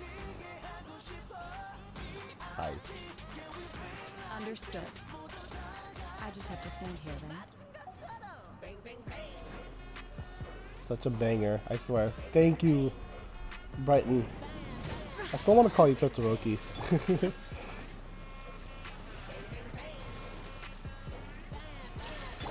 Motion to compel. Oh no, he's healing, Incinerate.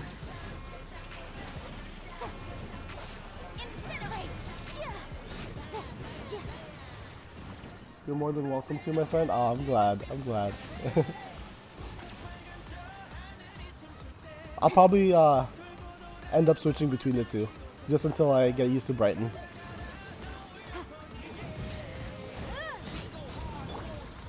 Oh no, I used it too early. Illusion shattered. Damn it, I used it too early. Stand with me. Heal.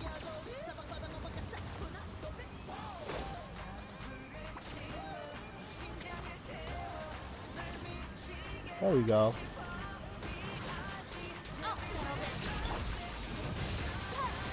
There we go. So powerful. The playlist is oh, I'm so sorry. Thank you for that. Motion to compel. I wanted to show off.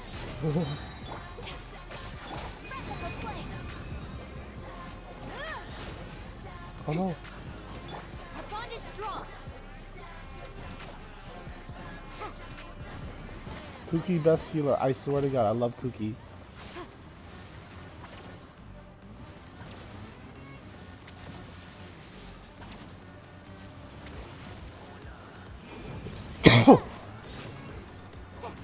Oh no, he's about to get healed.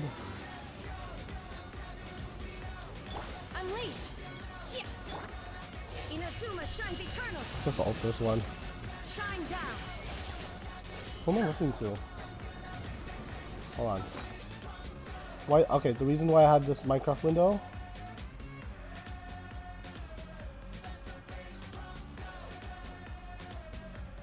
There we go.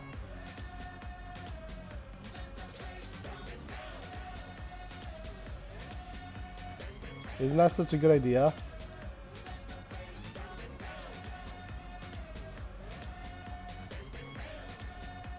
Where should I put it? Let's see. Let's put it. Let's put it right here.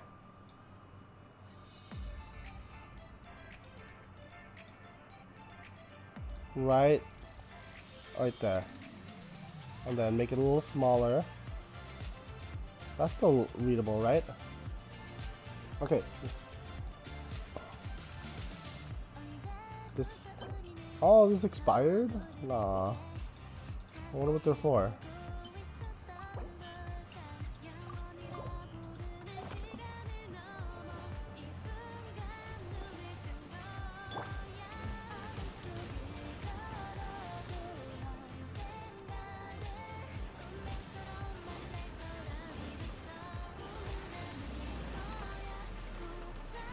And you're dead. Okay, get the healer, get the healer, get the healer. Where's the healer? Where's the healer?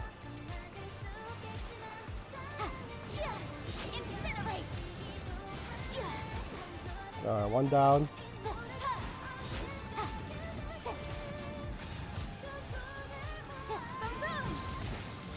Come on, don't go, no, no, no, he morphed. He morphed. I was close. Hey, this is one of the new ones. The song. Don't worry, don't worry, Lunari. I'm actually gonna do a sleep stream, so I'm gonna keep stream open for like, I don't know, the whole time I'm sleeping. So I appreciate you sticking by the whole time. Get some rest. I'm pretty sure we'll be sleeping, and you'll wake up before I do.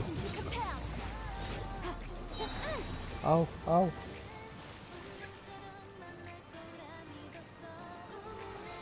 Good night, Lunari.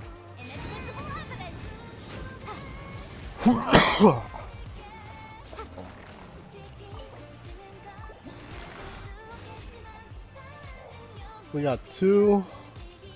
What's this? Dendro damage bonus. I'll take it. Dendro damage is good.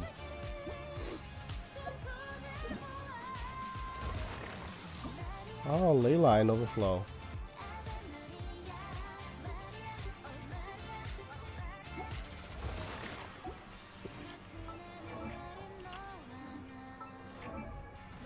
Hold on. Do we need ley lines? We ascend this. 1, 2, 3, 4, 5.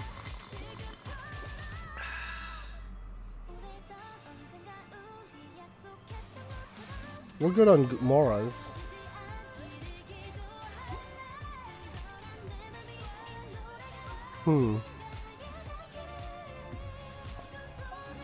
Before us is a strange and unprecedented one indeed. You know what? I could use some fodders. Because as soon as I level them, yeah. We gotta do it. We gotta do it. Where is it?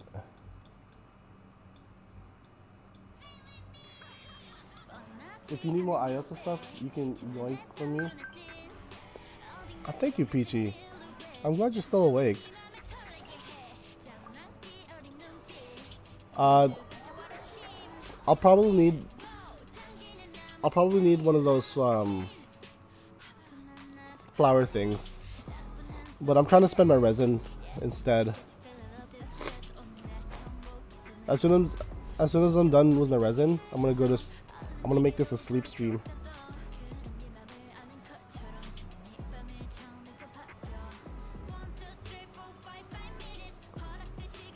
Why am I making this sleep stream? I have no idea. It's my day off. I get to do whatever I want. I have ideas. Okay.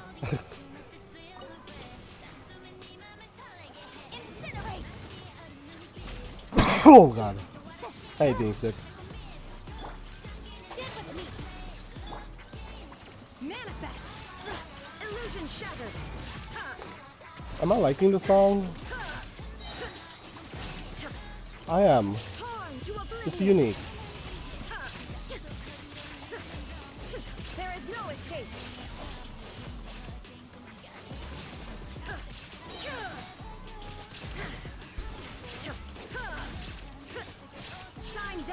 Hold on. Genshin's too loud.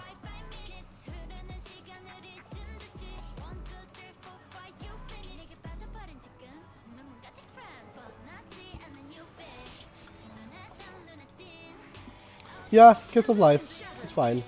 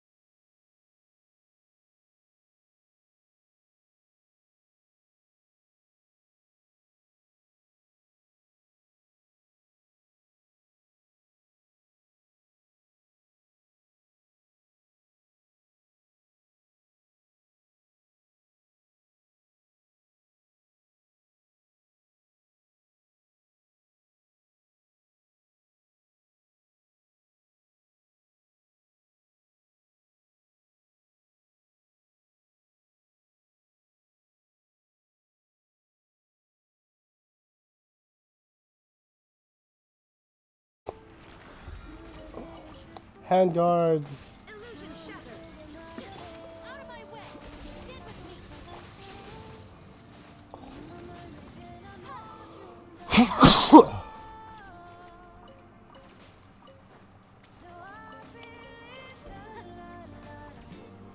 A lovely hi.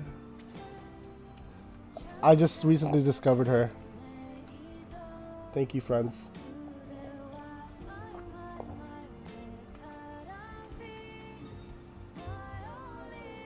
Alright, last 60 resin.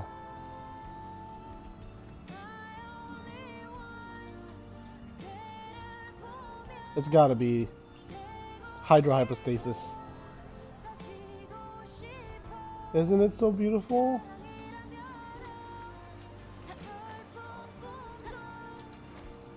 Like I said earlier, I need a separate playlist just for the slow jams.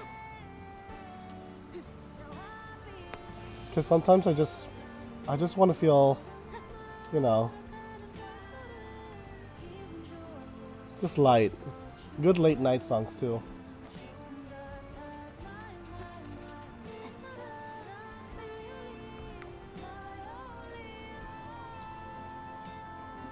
I just want to feel like I'm floating, you know? I need this playlist, me too. Oh, my entire playlist? I could probably send you the Apple Music playlist.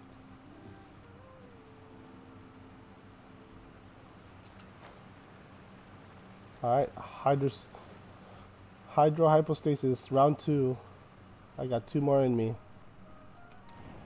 Oh, this is a good one.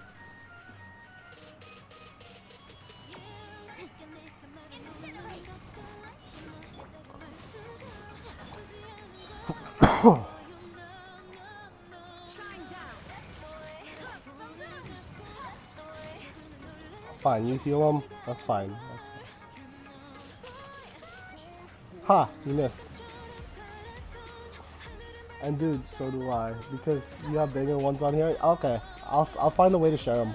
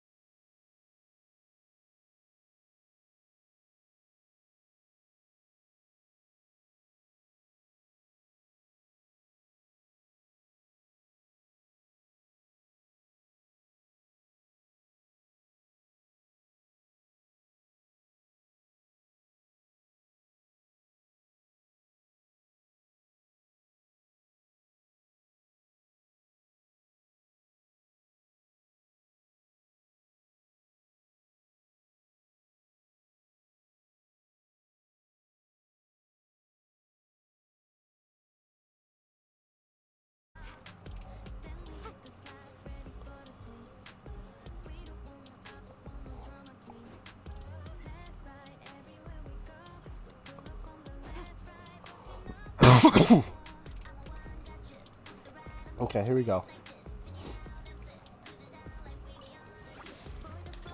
By ordinance divine. Transfiguration.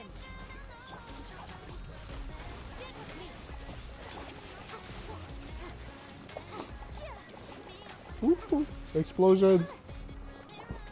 Ah. Unleash.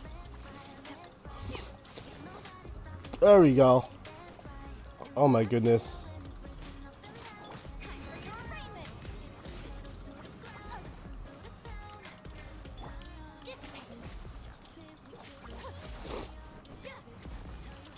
Obey.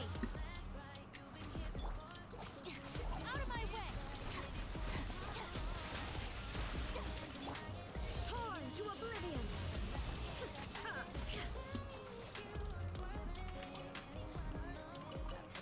Yes. Hold up, hold up.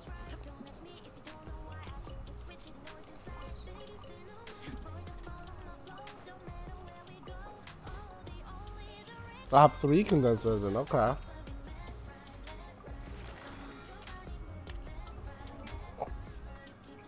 Hayato, you're almost there.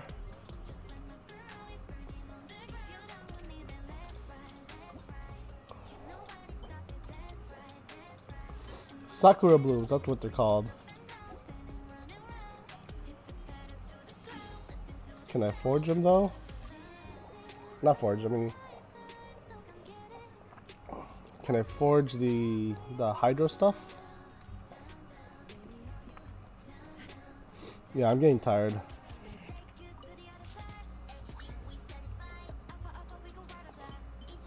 Ooh, I have a lot. Yeah, that's the water one, not the ice. Left, right, left, right. Left, right, left, right. Wait a second, how many do I need? I need... There you are, okay. I need 6, so I need 5 more.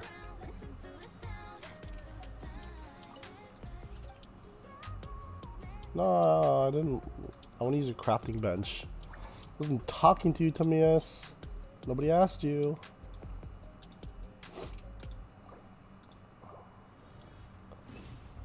There we go. Okay.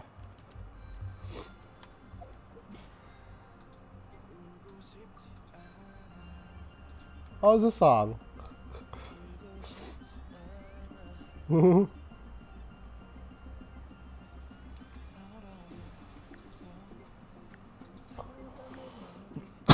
I didn't know 17 sang this song.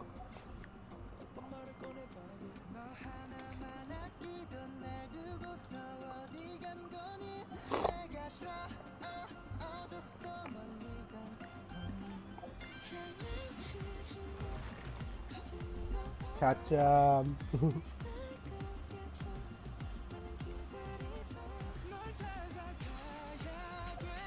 let's see. Where am I? Where am I? Where am I? Where am I? So I just need more of this. How are we doing on fodders here? Level up? I can level up to 80. Yeah, I can do it. Let's do it. Yay, congratulations, Yao Yao. You're now level 80. Will be Favonius.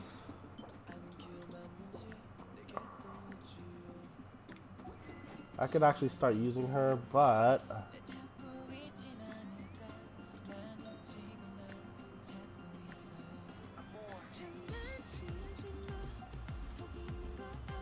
is it tenacity in the middle of it? I'm pretty sure it was.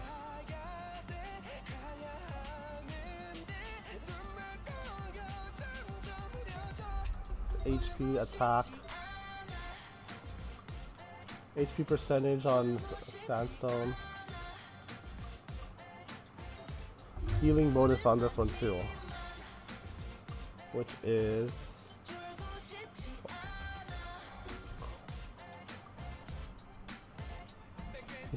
HP percentage.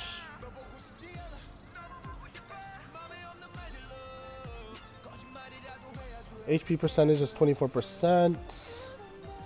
I guess he scales off HP. We can just keep leveling this.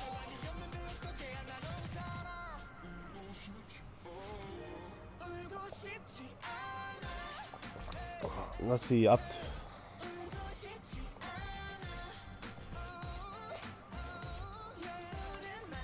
This needs to be HP. Why isn't it HP?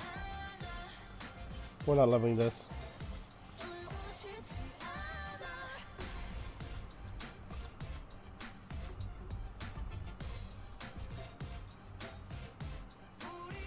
There is a lot here. There is HP percentage here. HP percentage here.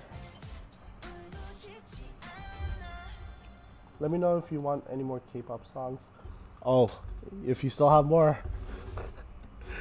you gotta keep on at it. That work's not done.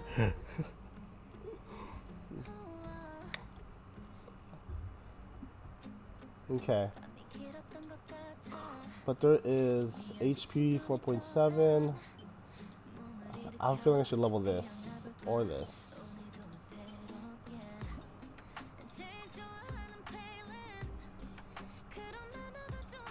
But should I get elementary mastery here?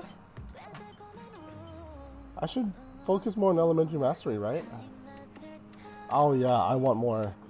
I want more. I'm asking for a lot. I know. But we're like halfway through the list.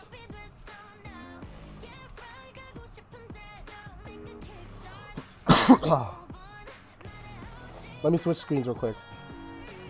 No, that's in my head. Okay. Switch game capture to display.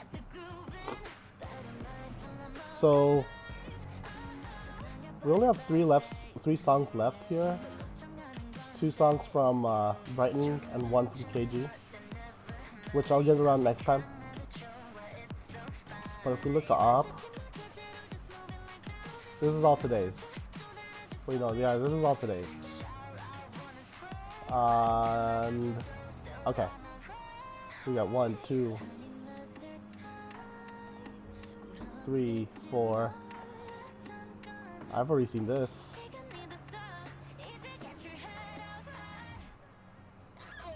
And I think, no, I haven't. New Jeans full performance. I'll see that next time. Oh, Jay listed some here. Oh, I've seen this one, Levy and Rose. It's already on the list. Of course, I've seen this. Oh, the Chungha song. I've seen Sparkling.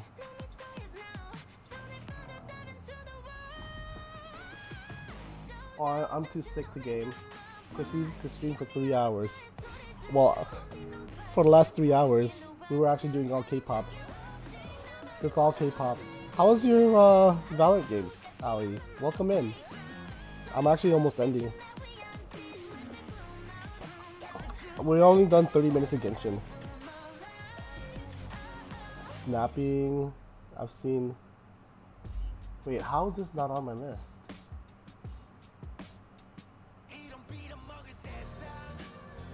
Hold on. This has got to be on my list. Taeyeon. Taeyeon is on my list now. How did I miss that? Verbal. What is it? What is it called? Featuring Verbal Jint.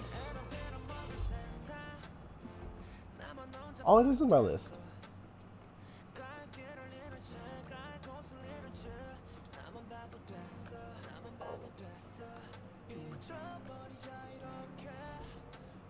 By the way, I like the song, Peachy. Thank you for this.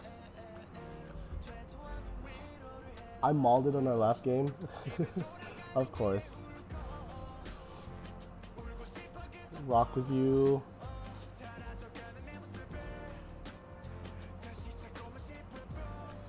I would say we got like 12 songs. Because we got through a lot of the list already.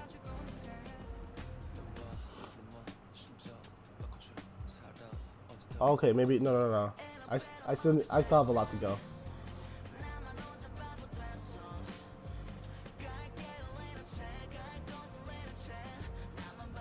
Okay, how about this, Peachy? You prepare it. You prepare the next one, and then just bomb it once I'm ready. Yeah. Once I'm done with all this list, and I say like, okay, I've done my homework. I've listened to everything. That's when you bomb me with a lot more.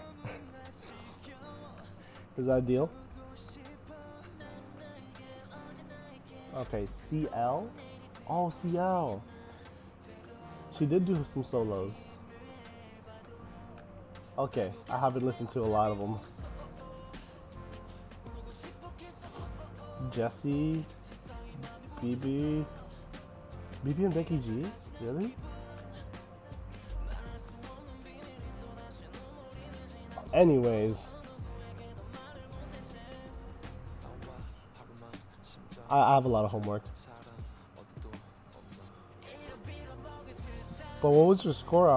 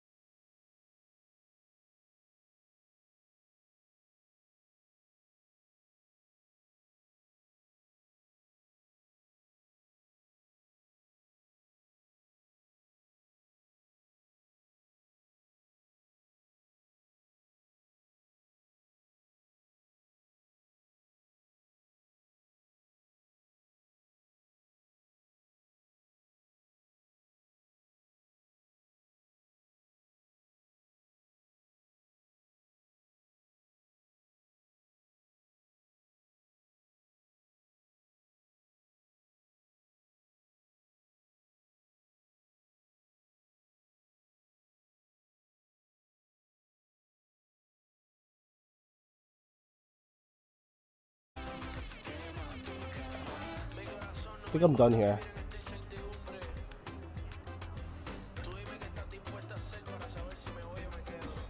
I mean, no more resin. Is there anything I need to do here? Ley line. Oh, 3 more days. I'm not gonna complete it. I'm not even gonna try. I just wanna love myself. 난 좋을 때도 나쁠 때도 love my weakness. 화려했던 기대와는 달라.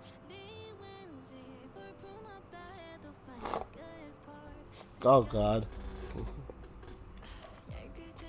Hold on.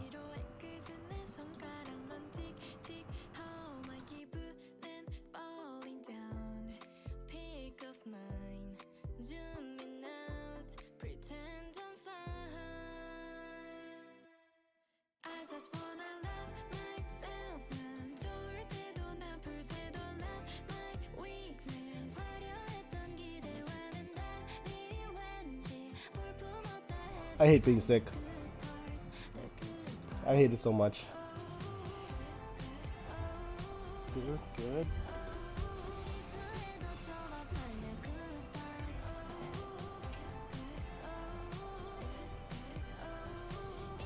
Let's change the settings. 모든 게 so blurry 하나 빠른 Polaroid 그게 때로 the forget him 흐릿한 내 맘을 아름답게 I just wanna love myself 난 좋을 때도 나쁠 때도 love my weakness 화려했던 기대와는 달리 왠지 볼품없다 해도 find the good parts the good parts like a feeling 나란히 No, not that. Not that. Not that. Not that. 좀 흐릿한 나참 이 always match you for courage 그것만 충분해 Cause I don't wanna wear my weakness 있는 I forgot this is less Seraphim. 걸 사랑할래 화려했던 기대와는 달리 왠지 볼품없다 해도 love my bad parts my bad parts Peachy. Like, what do you think about the background? I know it's tacky, but I'm thinking of doing some sort of art style.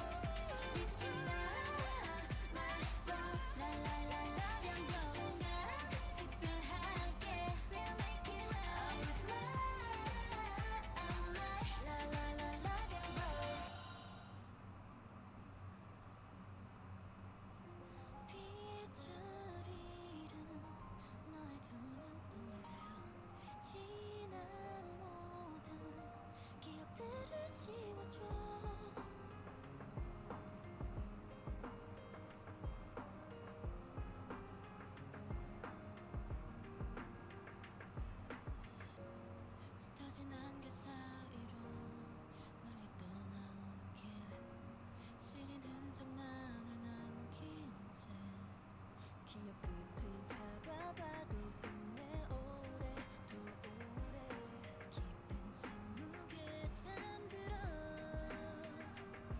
Oh now holding this pain 모든 걸 버린 그날처럼 더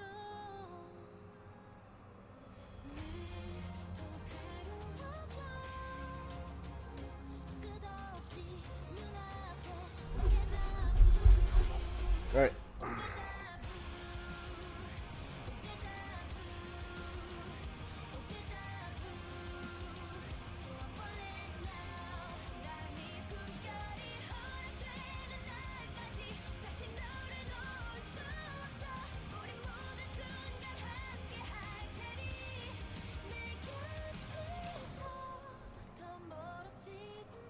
Let's get. What's good here? A browser. Okay. Right, right. Work with me, work with me.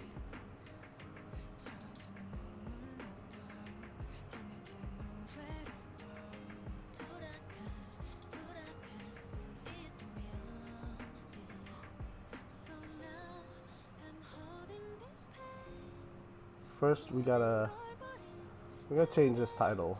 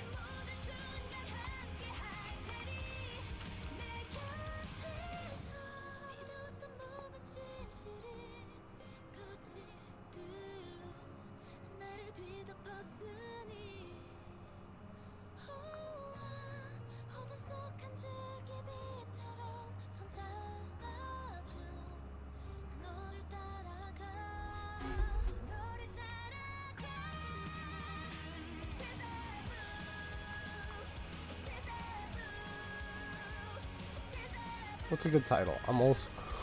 I'm sick. Also, yes, I'm sleeping. Yes, I'm snoring. Winky face.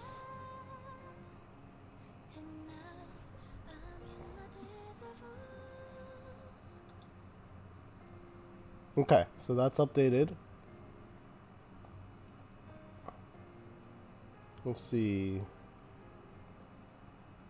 We're gonna look at ads real quick. Okay, when I wake up, I actually need to fix these ads. Because now I'm expecting, like, people to raid me, right? And those people that raid me gets pre-roll ads, and they leave right away. At least this is what I was told. That the chances of them just leaving right away is really high. So I'll probably turn this on and start doing ad management. You know, it's gonna be tough, but I have stream elements to let me know when the ads are coming.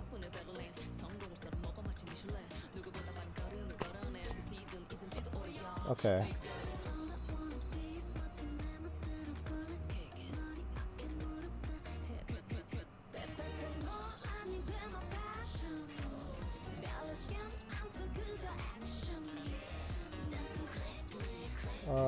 Where was I? Why am I blanking out?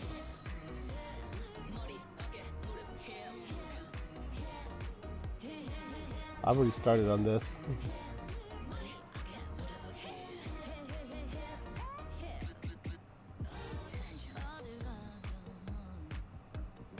What are some good long hours?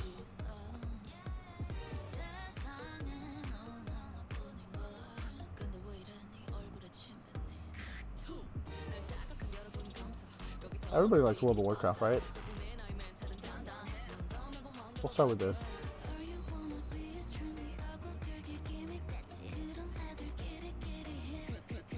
Held for a while and had tons of different masks to wear. It sounds like in its early stages, Minish Cap was more like a 2D Majora's Mask. We have more exclusive trivia coming up later in the video, so stick around for that. One other big adventure on the Game Boy Advance featured Nintendo's main man, Mario, in Mario & Luigi Superstar Saga. The game kicks off with a normally unlosable battle against Bowser, with the key word there being normally. Bowser only causes 1 HP of damage to Mario per turn, and since Mario has 10 HP, and Bowser will tap out after 5 turns, there's normally no way for Mario to lose all of his health. But if the game is hacked to reduce Mario's HP to 5 or lower at the battle's start, the player will be able to lose. And as it turns out, losing doesn't take the player to the game over screen, so they'll just be soft-locked in this battle until they reset their GBA. This would change in the very next Mario RPG, Paper Mario: The Thousand Year Door, which will at least give the player a game over screen should they fail in their unlosable battle against Lord Crump. Although this soft lock in Mario & Luigi is one that you can only achieve via hacking, some other locks in the game are remarkably easy to trigger. For example, players can perform a high jump on top of Mini Mario while having Mario hit Luigi mid-jump, which normally gives the player a coin. However, if this is done in the Fourful boss room in Bowser's castle, it will instantly eradicate the brothers instead, and force the player to reset their game. A similar lock can occur when standing next to an NPC on a ledge. If Small Mario and the high jump skill are selected, then the player presses B, A, and then right, Mario will fall off the ledge, with an agonized Luigi left above, unable to move. Once again, the only solution to this is for the player to reset their game. Some softlocks can even occur without any input from the player themselves. If the player performs a set of Bros attacks correctly, Mario will get an idea to do an advanced Bros attack, illustrated with a little thinking animation. If this occurs in the battle against the Huhuros boss, while the boss is also using the thinking animation, the game will get stuck in a state where it doesn't consider it to be anybody's turn. So Mario, Luigi, and Huhuros will continue to just stare at one another in perpetuity. As we've mentioned previously on the show, Nintendo did once own the Banjo IP, but it left along with Rare with Microsoft's acquisition of the company. And Nintendo planned on publishing Grunty's Revenge prior to the acquisition. A small relic of this can be seen in the game's data, an unused Nintendo logo that would have appeared in the game's introduction. But the game has some properties that are far more impressive.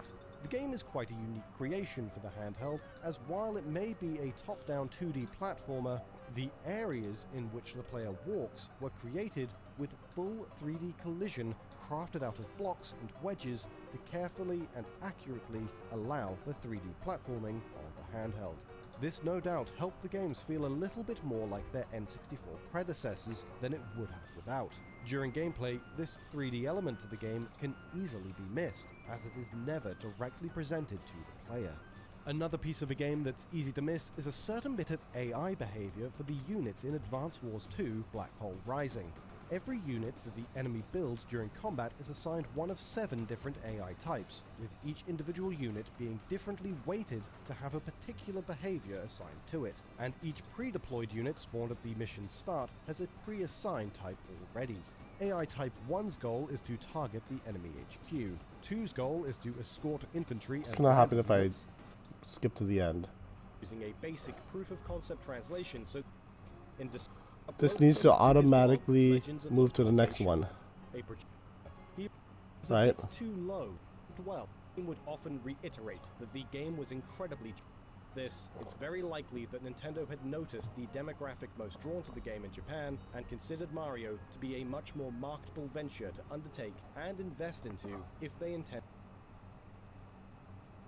There we go. And then it stops, right?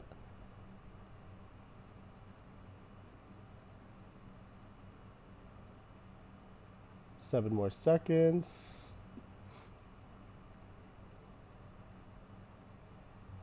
And then, boom. Okay. Healers were allowed to stand still the whole time, and it was just a tank and... So it does automatically play. Okay, good. That's what I need to know.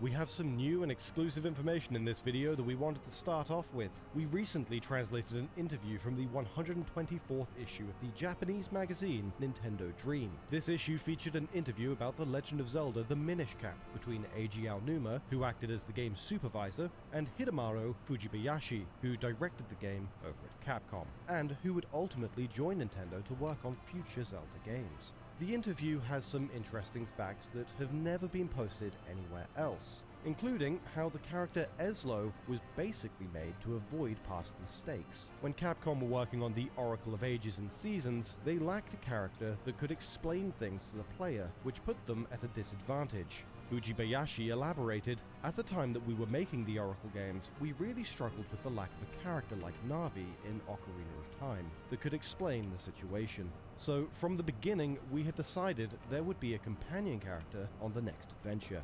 Although Eslo was added to conform to what worked in past Zeldas, Eslo's design challenged some series conventions. It's pointed out in the interview that the green pointed hat is an iconic feature of Link, and trying to alter that might have been met with resistance by Nintendo.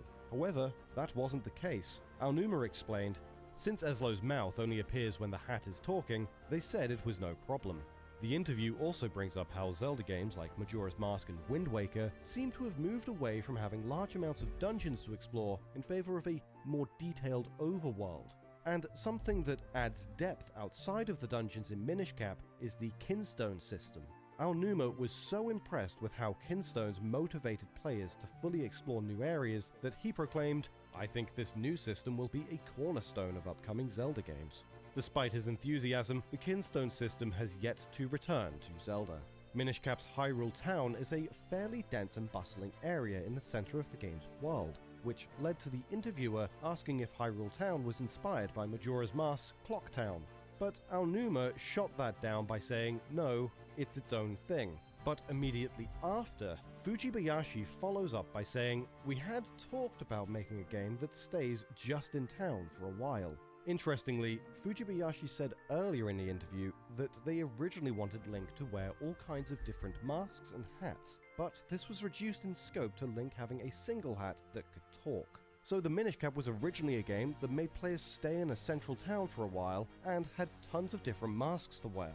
Sounds like in its early stages, Minish Cap was more like a 2D Majora's Mask. We have more exclusive trivia coming up later in the video, so stick around for that. One other big adventure on the Game Boy Advance featured Nintendo's main man, Mario, in Mario & Luigi Superstar Saga. The game kicks off with a normally unlosable battle against Bowser, with the key word there being normally. Bowser only causes 1 HP of damage to Mario per turn, and since Mario has 10 HP, and Bowser will tap out after 5 turns, there's normally no way for Mario to lose all of his health. But if the game is hacked to reduce Mario's HP to 5 or lower at the battle's start, the player will be able to lose. And as it turns out, losing doesn't take the player to the game over screen, so they'll just be soft-locked in this battle until they reset their GBA. This would change in the very next Mario RPG, Paper Mario: The Thousand Year Door, which will at least give the player a game over screen should they fail in their unlosable battle against Lord Crump. Although this soft lock in Mario & Luigi is one that you can only achieve via hacking, some other locks in the game are remarkably easy to trigger.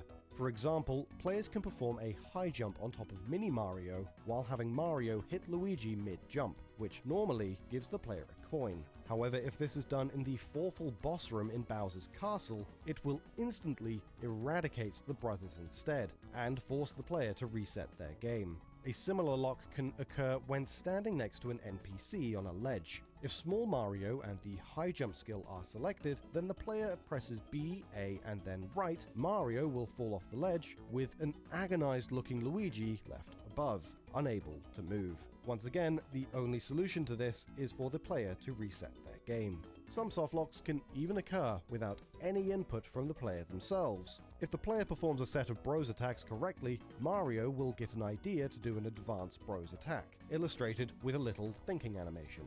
If this occurs in the battle against the Huhuros boss, while the boss is also using the thinking animation, the game will get stuck in a state where it doesn't consider it to be anybody's turn. So Mario, Luigi, and Huhuros will continue to just stare at one another in perpetuity. As we've mentioned previously on the show, Nintendo did once own the Banjo IP, but it left along with Rare with Microsoft's acquisition of the company. And Nintendo planned on publishing Grunty's Revenge prior to the acquisition. A small relic of this can be seen in the game's data, an unused Nintendo logo that would have appeared in the game's introduction. But the game has some unseen properties that are far more impressive. The game is quite a unique creation for the handheld, as while it may be a top-down 2D platformer, the areas in which the player walks were created with full 3D collision crafted out of blocks and wedges to carefully and accurately allow for 3D platforming on the handheld. This no doubt helped the games feel a little bit more like their N64 predecessors than it would have without. During gameplay, this 3D element to the game can easily be missed, as it is never directly presented to the player. Another piece of a game that's easy to miss is a certain bit of AI behavior for the units in Advance Wars 2 Black Hole Rising.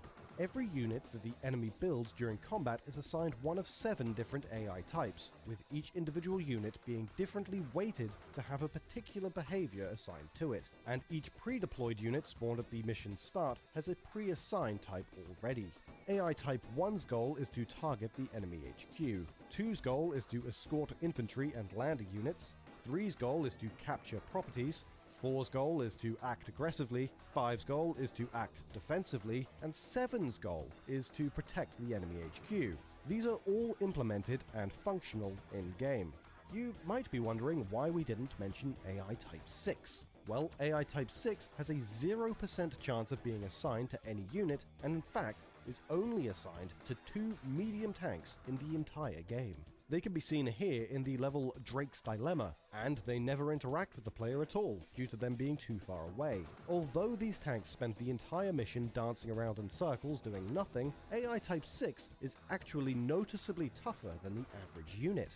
The modder Cartel has done some experiments with AI Type 6, has found that they secure bases by zoning out your infantry from capturing them, and even they know when to stay back and when to cover their own infantry. It's quite remarkable that such a relatively sophisticated AI would go essentially unused for the entire game. Next up, we have a fact about Pokemon Ruby and Sapphire that very few people will have actually witnessed. In Ruby and Sapphire, it is not actually possible for the player to lose the opening battle against the Poochyena that's found attacking Professor Birch near the start of the game. The offending Poochyena is actually programmed to flee the fight if the player trainer somehow manages to get their Pokemon down to critical health. Speaking of rarely seen scenarios in Pokemon, Pokemon Emerald also has some unique and unintended behavior in its Japanese release. In the Japanese game, players can use dive on the deep water tiles in Team Aqua's hideout, even though there's nothing to dive down to. This was clearly a programming oversight, as diving in the water simply teleports the player back to Petalburg City, the lowest indexed map location in the game. This error was fixed in the international release by simply disabling dive while on the tiles. This glitch isn't in any version of Ruby and Sapphire, because in those games, the entrance to the hideout is no longer accessible after obtaining the Mind Badge, which is required to use dive in the overworld. There'll be some more Pokemon facts at the end of this video, exclusive facts in fact, so be sure to stick around for those. In June 2021, it was revealed that one of the best-selling titles on the Nintendo Wii U eShop was Metroid Fusion, surpassed only by Metroid Zero Mission. This surge in sales for 2 handheld Metroid games was thanks almost entirely to the reveal of Metroid Dread in Nintendo's 2021 E3 Direct. Keep in mind, most people had already moved on from their Wii U's by 2021, so it's a pretty big deal for so many to go back and dust off their consoles. GameStop even revealed that Metroid Dread was their most pre-ordered title post-E3, so it seems Metroid fans will certainly bite if the line is cast for their attention. Speaking of Metroid Fusion, there's a small but rather interesting mistake that has been observed by Spencer PK on the cutting room floor. As a result of a glitch that occurs in the game's programming, Samus's left wall jump sprites in-game, for some reason, do not display her left arm.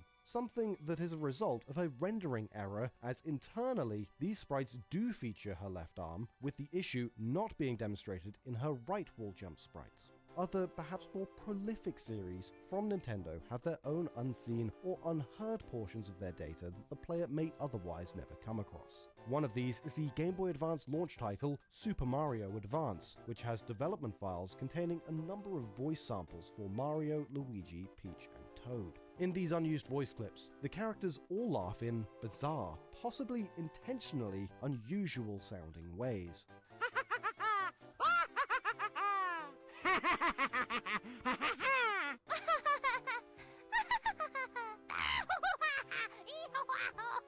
Where these clips would have been used in the final product are unknown.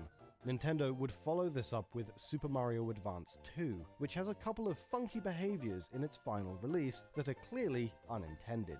By pressing left and select on the same frame while at Donut Plains 2 on the world map, and then warping to Yoshi's house, Mario will be taken to a version of the game's introduction cutscene, but populated by a collection of enemies with glitched graphics. This includes creatures such as Super Koopa with triangle heads, or a Pokey using Rex sprites for the head and Mega Mole sprites for its body segments. We mentioned earlier how some games can find themselves in a soft-locked state, with the only solution to resolve the issue being to reset the system. But Super Mario Advance 2 contains a sort of pseudo-lock glitch that can actually be resolved with severe perseverance. By performing a similar glitch to that previously mentioned, the player will find themselves on a graphically buggy level, which when completed will create a complete mess on the player's screen. This glitch fest will ultimately resolve itself, but not until an entire 3 hours have passed. This mess occurs due to an extremely long, glitched out, creating a path on the map cutscene, which takes 3 hours to unfold, and keeps on going even when the player is zooming around levels. But like we said, it will clear up eventually.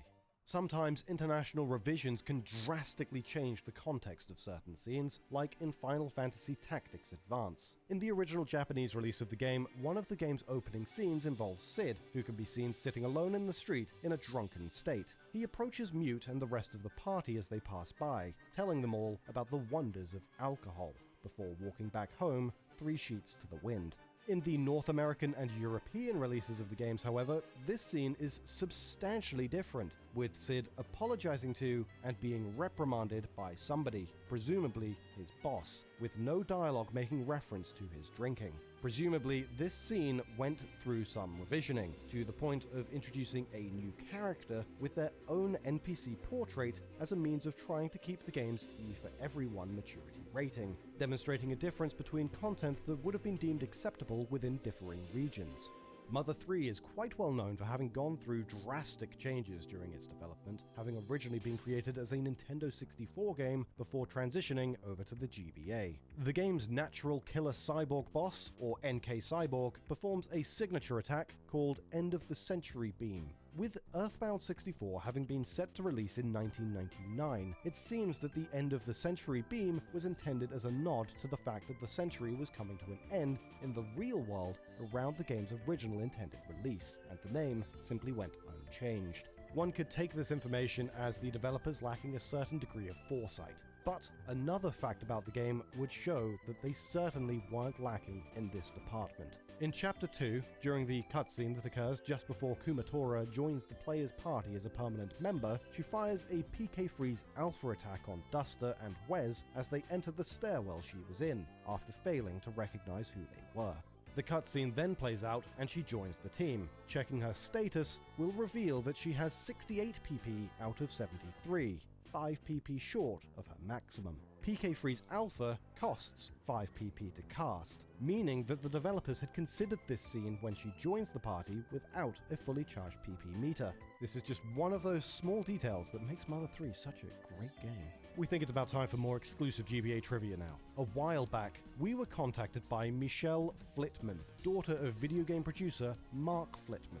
Mark worked on dozens of titles, including Maximum Carnage, Virtual Bart, Nightshade, Slugfest, and the game we're going to be talking about today, Dragon Ball Z Boo's Fury. After these games had finished development, Mark would keep hold of some of the production materials like concept art, design documents, and probably of most interest, early builds of games. After sorting through some of her dad's belongings, Michelle found a bag of unlabeled GBA cartridges with a few work-in-progress carts of Boo's Fury. She was kind enough to send us some images from them, along with a few tidbits about the various early builds. Some of the early content in these versions are just placeholders, like this sketch avatar, which comes from an early build of the game where many portraits seem to be scans of manga pages or reference art. Or this goofy-looking unfinished portrait of Goku, or even this cute cat picture that's from a build of the game where all the portraits were, well, this cat. Then there's other content like these unused early title screens that clue us in to how the game's name changed during development. One early title screen has the game's original name, Dragon Ball Z, The Legacy of Goku 3, while this second screen has the unused subtitle Dragon Ball Z Fusion. As far as we can tell, these title screens aren't documented anywhere online, and they're pretty cool to see. Mark is actually releasing a book sometime in the near future with limited run games documenting his time in the games industry. So if you're interested in more behind the scenes secrets like this, look out for a book titled It's Not All Fun and Games. We have some more exclusive trivia at the end of the video, but first, some facts from one of Nintendo's most inventive sub-series. They say the best things come in threes. Take note, Valve, like the varying difficulties of WarioWare Inc. Mega Microgames, where each microgame has 3 varying difficulties to be played in. Interestingly, however, the game's code includes functionality to have even more difficulties than this. And through modification, it's possible to see otherwise unseen states for certain microgames. Setting the game's level over 3 in the Brush Off microgame will result in some unseen behavior. Normally, the teeth are mildly stained on the easiest difficulty and heavily stained on the hardest difficulty, with each brush lightening the teeth until they're white. But on higher unintended difficulties, the teeth go beyond a dark brownish yellow and will become a green or even blue at the start. A mistake can also be found in WarioWare, which results in the third level to the Right in the Eye microgame being impossible to win. The game will place the eye of the needle low on the screen, making it impossible for the player's hand to be low enough to thread the needle, even if down is held the entire time. Games go through many iterations before release, and with advertising for games often starting during development, it's possible to spot changes made to the final product. Golden Sun demonstrates some of these changes in early screenshots, with some material showing that Jenna's conception as a character took place fairly late in the game's creation. Pre-release screenshots show Mia in the place that Jenna would wind up taking. Early artwork for the game also shows Mia, Garrett, and Isaac in front of Mount Aleph, with neither Jenna or Ivan being shown. Within the game's code, dummied out character positions can be found for both Felix and Sheba, though they wind up going unused and neither is playable at any point. These two characters would wind up being present in the sequel, however. Another unused playable character position can also be found dummied out for PC-07. By editing the game's save file, it's possible to reinsert these characters into the player's party, though doing so won't render any favorable results. All of them have entirely zeroed out stats with a class label of NPC. Felix and PC-07 have no small sprite, though Sheba does, but she will always face sideways. Only Felix and Sheba have a dedicated portrait for the game's status menu, with PC-07 simply displaying the last portrait seen. In battles, PC-07's portrait is visible in the status menu, showing an otherwise unused portrait of Alex. These unused characters will all use the Vermin battle sprite, but won't be capable of fighting, even if modified to have positive stat points. Unused characters are not the only parts of the game's code that go unused, with there being several synergy attacks also left in the data, though inaccessible. Some of these attacks are fully coded, status-inducing skills, which wound up never being assigned to any of the game's class's movesets, while some others indicate status effects that were also cut and never implemented. Mario Tennis Power Tour was also created by Golden Sun's development team at Camelot, which explains some of the references to Golden Sun being seen in the sport's title, such as the custom defensive power shots, which causes a giant hand to appear and catch the ball, the same giant hand used to move objects in Golden Sun. Camelot clearly also wanted to show love to another of Nintendo's franchises though, with one of the game's NPCs saying, "They say if you do a lot of practice swings, a great fairy appears to reward you. I fell for it at first, but it's a secret to everybody, if you know what I mean," alluding to the great fairies of the Legend of Zelda series, and the extremely recognizable line, "It's a secret to everybody." It turns out, though, the great fairy does appear if you practice your swing enough, though it may not be the same great fairy from the Zelda series. Some sequels weren't ever intended to be a sequel in the first place, like Mega Man Zero 4. At one stage, the game was said to be almost a completely different title altogether. Rather than continue the story where the plot of Mega Man Zero 3 had left off, Inti Creates president Takuya Aizu wanted to create something along the lines of a Mega Man Zero 1.5. This would have been an attempt to fill in the gaps to the story that occur between the first and second games in the series. Capcom, however, insisted that they instead create a true Zero 4. The main bosses of Mega Man Zero 4, the Einherjar 8 warriors, were all based on mythological creatures, with their real-world mythology slotting in nicely with the game's setting. These include a fairy, a mandragora, a minotaur, a cockatrice, a pegasus, a kraken, the Norse Fenrir, and the black tortoise Genbu. Their connection to the game's plot comes from the Einherjar in Norse mythology being warriors brought to Valhalla to await Ragnarok, when they would join in an immense battle. In Zero 4, the Einherjar are engaging in an operation dubbed Ragnarok to eliminate the human settlement that Zero aims to protect. Another underappreciated title for the Game Boy Advance is Drill Dozer. Although it was developed by the very well-known Game Freak, it never quite hit the big leagues and just sort of stayed in Pokemon's shadow. However, this didn't stop the team from wanting to show as much love as they could for their earlier works, as well as Nintendo in general. This can be seen with unlockable alternate outfits for the game's protagonist, Jill, which are shown on the game's menu screens, though not during the main gameplay. These include schoolgirl clothes, the same outfit as that worn by the female hero in Pokemon Fire Red and Leaf Green, a pair of blue overalls that can be unlocked, which are based on Mario's signature blue dungarees and red shirt, with additional beads in her hair featuring the iconic spotted mushroom. Her futuristic clothes outfit is based on the much earlier Game Freak title Pulse Man, released for the Sega Genesis, a frog suit, which is assumed to just be based on the frog suit in Super Mario Bros. 3, and lastly a nurse uniform based on the character Misaki Hayama, a nurse from the Japanese exclusive Game Freak title Click Plus Medic, released for the PlayStation.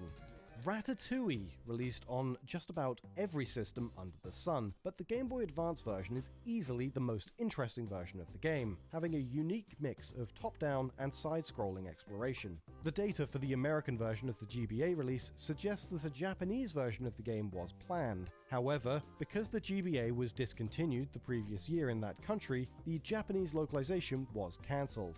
Another interesting secret is that several rather vulgar passwords can be found in the Game Boy Advance version's files. All of the passwords, except for bitch_K! Are 6 characters or less, compared to the 7 character passwords used for the game. Using bitch_K! Won't do anything, however, making this also unused. Another set of passwords also reference various developers who worked on the game, including Bill Bollard, Jason Cruz, Juan Diaz, Eric Orr, Andrew Ziegler, Xavier Javanik, and Michael Krentz. Some other games have secret passwords, such as Super Monkey Ball Jr. Here, passwords can be entered on the game's title screen, which also serve as Easter eggs. If the player enters the combination up, up, down, down, left, right, BA at the title screen, the game's logo will change to say, Super Nice Try, instead of Super Monkey Ball Jr. This button combination is, of course, the Konami code. The player can also enter the combination left, left, right, right, down, down, A.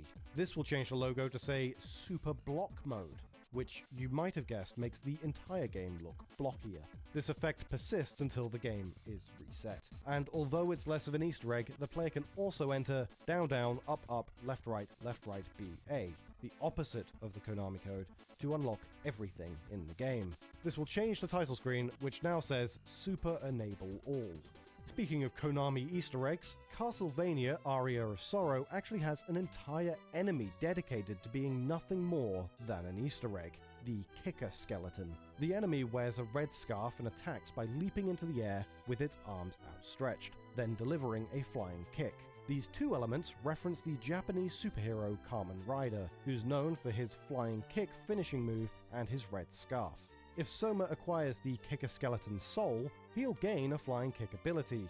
The enemy also has a chance to drop a wearable red scarf and ancient belt items. The ancient belt alludes to the many belts that give the Kamen Riders their powers. Its description explains that it lends the wearer a positive attitude, a reference to Kamen Rider Kuga, whose belt, the Arkle, was not only an artifact from an ancient civilization, but who's also characterized by his unusually upbeat and optimistic personality. The ancient belt item's box-like design also mirrors Kamen Rider Black's belt, the Kingstone. Ironically, neither Kamen Rider Black nor Kamen Rider Kuga wore scarves, unlike many of the early riders. Konami clearly loves making these sorts of references. The Boktai games, for example, are overflowing with references to other Konami titles. 2 solar gun frames in the original Boktai refer to games published by Konami. These are the Gradius, named after the series of side-scrolling shoot-em-ups, and the Beatmania frames, named after Konami's series of music games. The former offers rapid shots, while the latter fires shots that make loud sounds on impact. Boktai 2 also has a sneaky reference to the Metal Gear franchise. In the game, the player can acquire the Skull Suit, which lets players sneak by enemies more effectively. In Metal Gear Solid 2, the sneaking suit worn by Raiden during the Big Shell incident was also known as the Skull Suit due to its appearance. And now it's time for our last piece of exclusive GBA trivia. Last year, we translated issue 84 of Nintendo Dream Magazine into English for the first time, and talked about some of its contents in a video all about the third generation of Pokemon games. The interview included Junichi Masuda and Ken Sugimori, and covered things like how Blaziken was designed to look ugly, and how Slackoth got motivated when it evolved into Vigoroth, then decided the effort wasn't worth it, and evolved into Slacking. But there's a few more facts that we left aside just for a rainy day.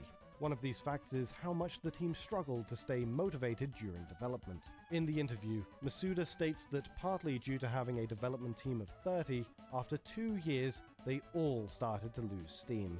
Devs would regularly ask, how much longer till we can say we're finished?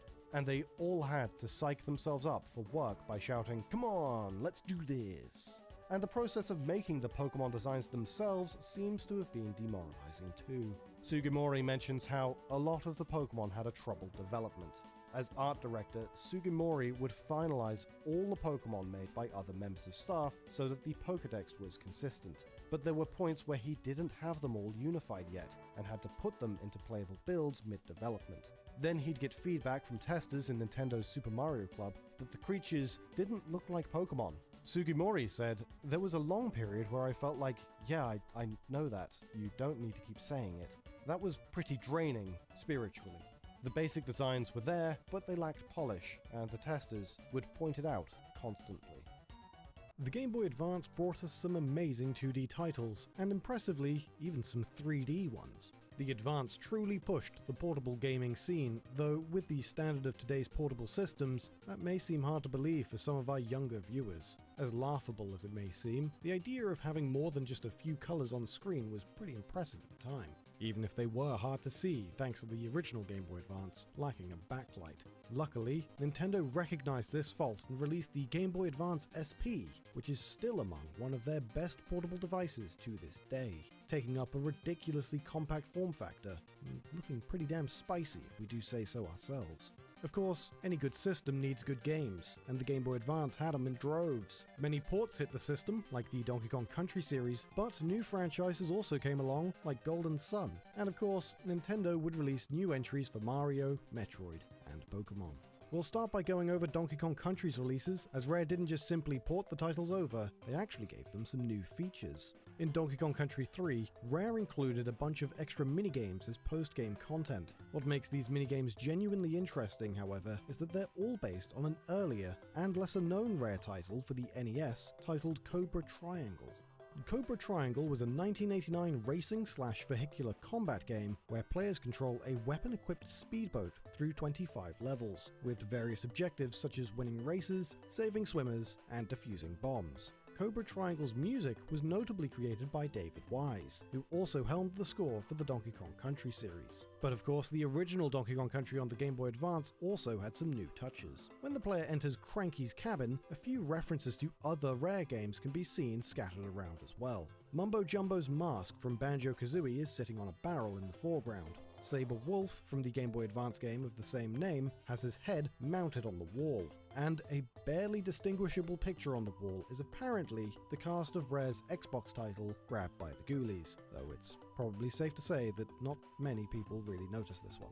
Speaking of Rare, we recently talked about Banjo Pilot in our every cancelled Game Boy Advance game video, and how the game was once Diddy Kong Pilot, but was heavily reworked after Rare was purchased by Microsoft. One thing we didn't mention in that video, however, was how an early build of the game actually featured a number of playable Mario characters. The characters in question were Mario, Peach, Yoshi, Wario, Bowser, and Toad, and they even had their own unique planes. Whether the initial plans included having these characters appear as playable characters is unknown, but it's very likely that Nintendo would have been reluctant to lend these characters for a third-party developed racing game when they are all prominently featured in Mario Kart.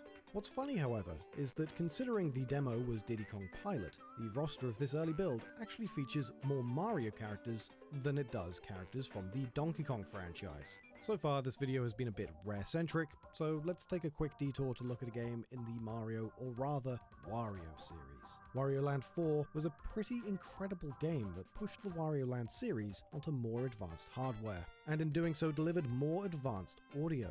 Vocals were actually used for the game's title track and ending sequence, something that wouldn't have been an option for handheld games before the Game Boy Advance released. Part of the vocals were actually taken from the first track of an audio sample compilation CD called 0G's Vocal XTC, which involved a variety of lines being sung by British session singer Helen Binding. One prominent line is, "Your time is over, I've had enough, here I come, look out, here I come." This line was cut up and used in the Wario Land 4 theme, of course with a bit of quality loss.